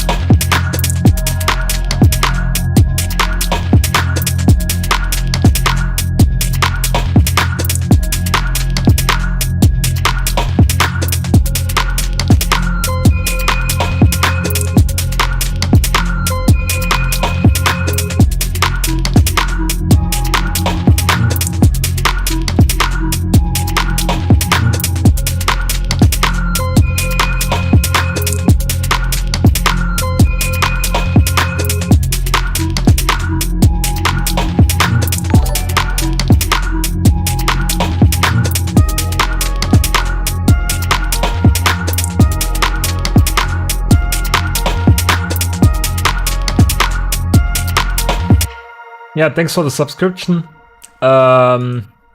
Imagined World on YouTube. Nice. I must have listened to Piano Man about 20 times by now just for the atmosphere you created. Yeah, it's also a lot of different sounds combined. So sometimes you don't need to have just one sound making all the atmosphere, just you have to combine certain sounds and just, you know, throw in certain stuff here and there. But thanks for listening and giving me the feedback.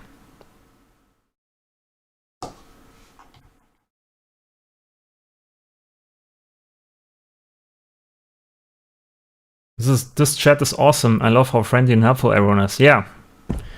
The rest of the people are actually banned. No. But yeah, that's why I stream, right? I mean, I want people to come in and ask some questions, have a good time, and yeah, be friendly.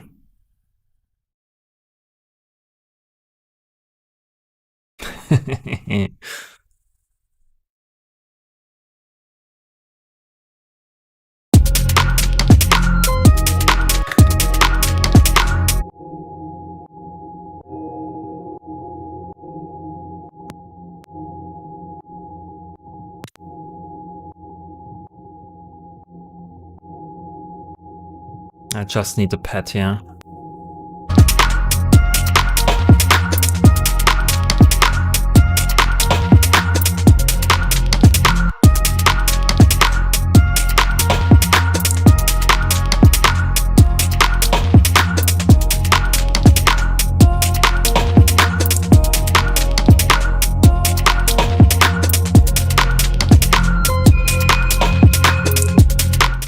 Yeah, exactly. You can join Discord. Exclamation mark Discord. Bernie is still there. Nice. Chilling around and make some templates for Bitwig. It's much fun. Yeah, that's true. Are your Bitwig templates ready?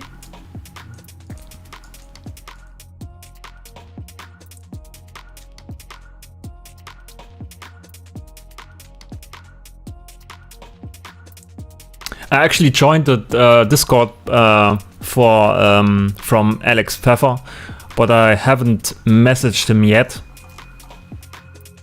But I will do.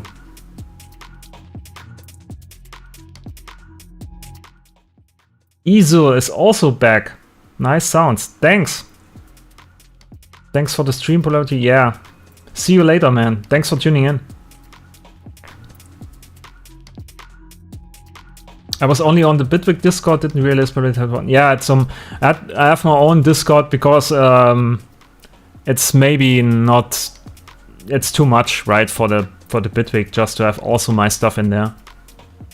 It should be a place for Bitwig is more like a place for everyone for Bitwig, not for my own stuff. So I also don't promote so much stuff on there. It's more like a community.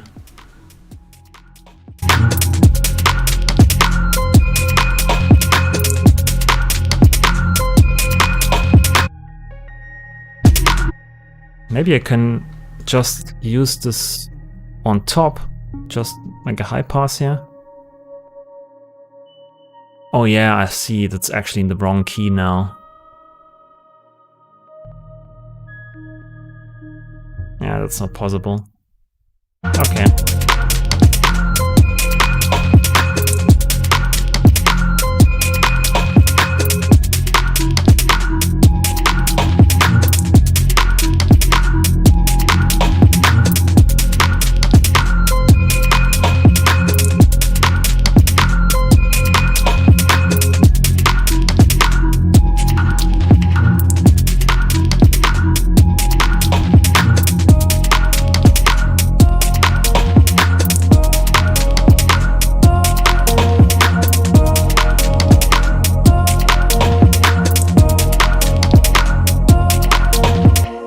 And there should be some part without without everything. Maybe also bring in another key here.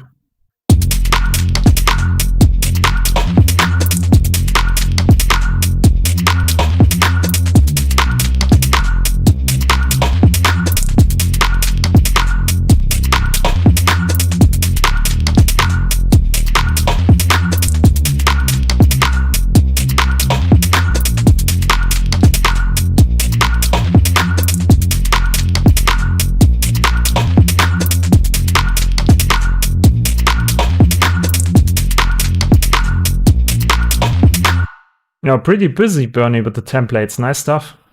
It's actually quite a lot of work, right? I mean, I saw some screenshots of the templates. It's a lot of work. Nice one.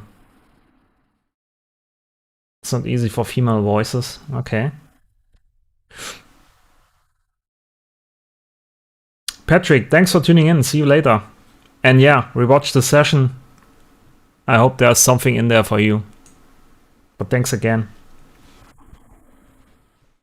Yeah.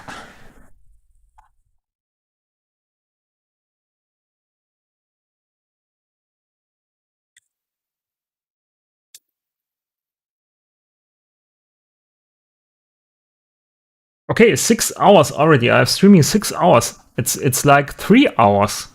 I feel like I just streamed 3 hours, but it's already 6 hours.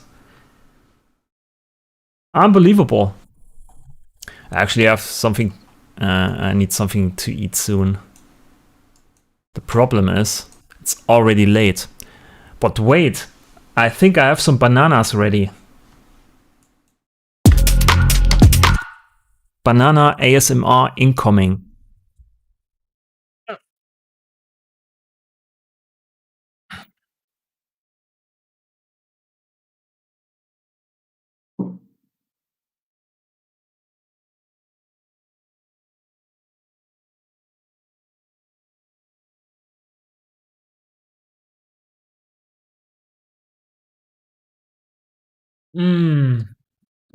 One more Berliner.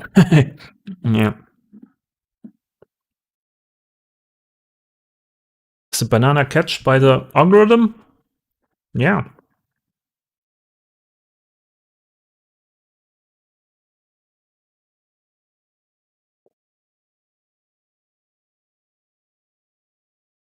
If you eat those bananas on stream, you have to call it the song Potassium.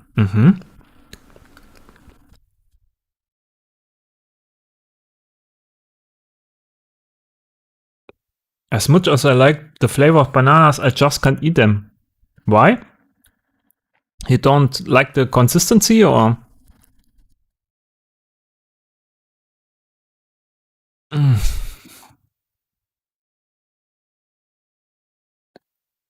Bananas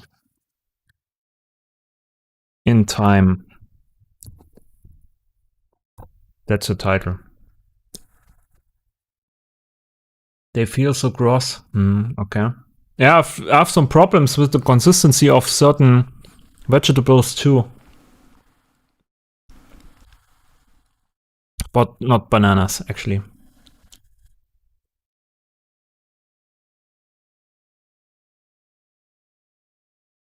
I don't like tomatoes. I don't know why. I don't like it. It's too...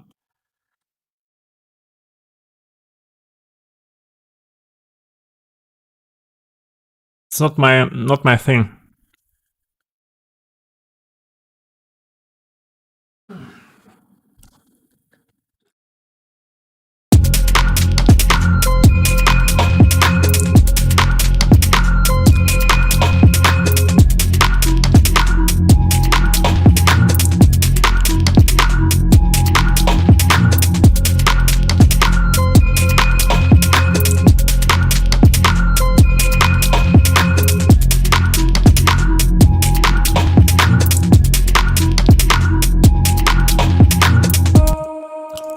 Okay, next track is ready.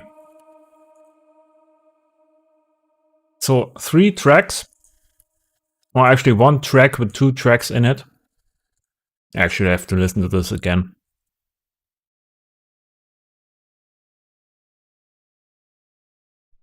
Yeah, if you cut the tomatoes pretty small, then I'm okay with it. So I like the taste, but I don't like the consistency of it. So I can't eat a tomato. It's so gross. I don't know why. But I like the taste. That's not a problem. Skoro Bakatko. Hey.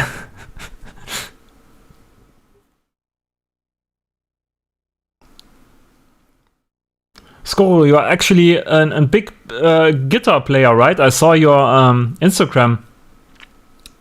Holy fuck. Thanks for sending me the stems, man. Back in the last stream.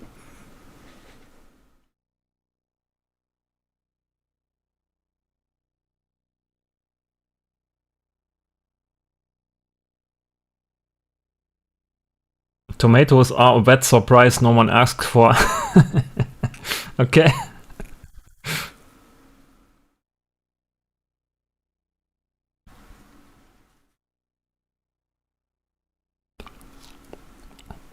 I thought people have, I don't know, when they come to my stream, always eat some kind of banana or a pretzel.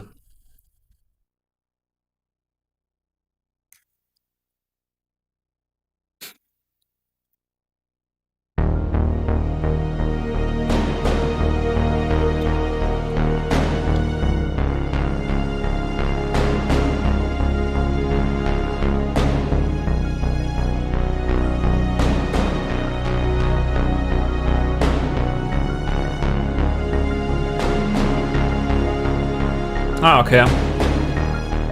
When you have bananas, it doesn't make me hungry, okay. But pretzels make you hungry, okay.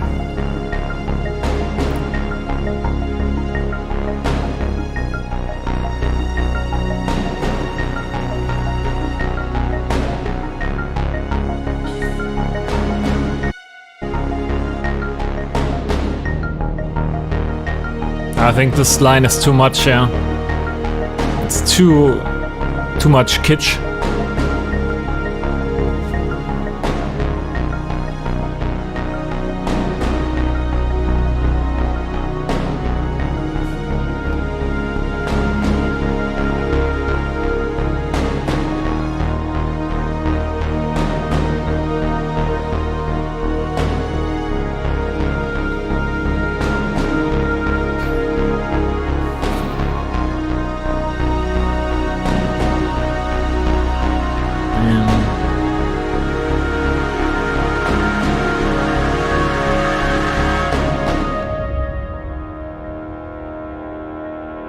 Wait for the drop. Since I'm half German, can you help me unlock my genetic potential for music production? Thanks. I don't know how. I can try.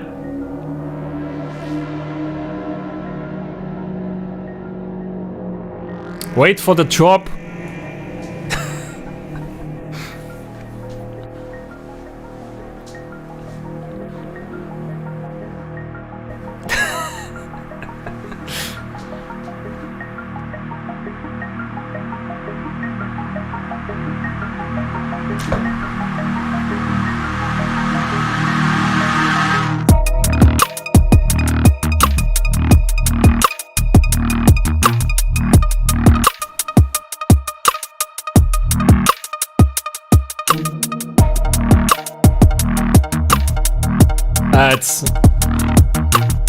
It drops completely in a different tune. That's not good.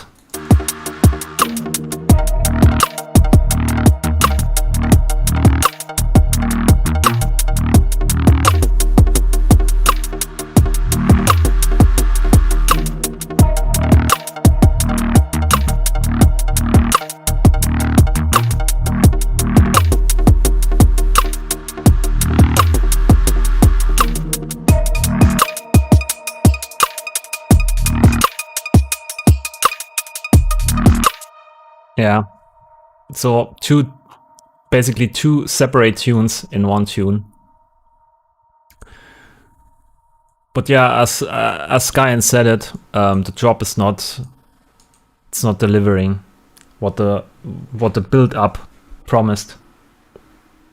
I think it needs another snare, but maybe I'm wrong. Yeah, it needs a lot more stuff in there, right? The intro is filled and cramped with a lot of stuff, and then it drops basically into a super minimal, empty, groovy thing. So yeah, there's something missing, some link. I don't know.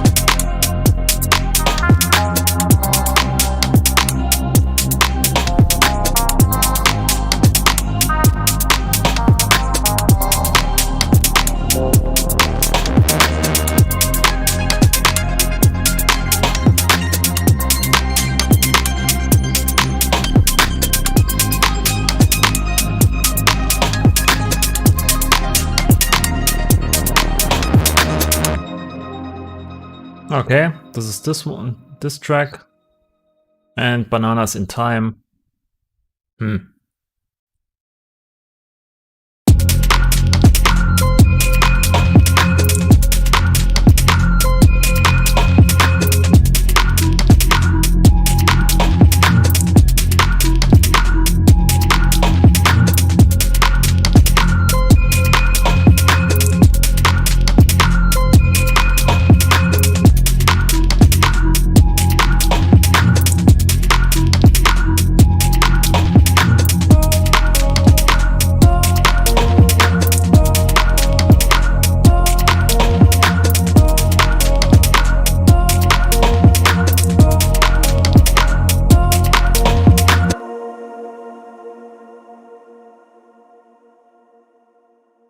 No, not macro pitch. Normal pitch.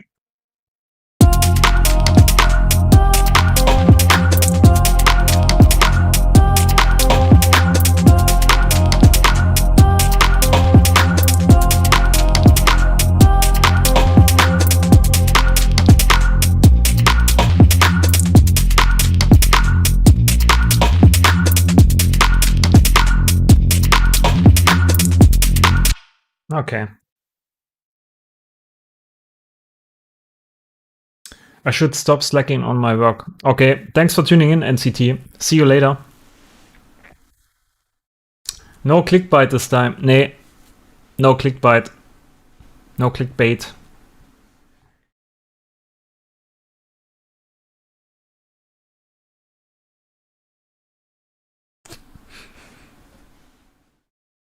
Not so much speed filling, yeah. Yeah, the other tune is, yeah, it's not fitting. But I like the groove. I probably branch this out into a different tune here and then build something new, or I change the speed because of the 85 BPM. There's not much I can do. Okay, I probably want to close down the stream now. I don't think I can do another tune, and I probably get something to eat. So maybe I do a stream on not on Sunday. Actually, not available on Sunday. Maybe tomorrow. Maybe I make tomorrow a stream with games, the game together, but Star Citizen maybe. So chill ambient performance and gaming stream. So if you want, you can hang out with me tomorrow. I don't know when I start, probably around 3 o'clock CET. And yeah, we have some fun, hopefully. Again, thanks to everyone tuning into the stream today. And I also got a lot of donations and subscriptions on this stream, which is pretty nice. Thanks for all the comments and the feedback. Yeah, thanks, people. And I see you hopefully tomorrow. And for the end of the stream, I just leave this generative patch here running. Just for the outro. So thanks again for tuning in, and I'll see you tomorrow, and have a good night, everyone. See ya.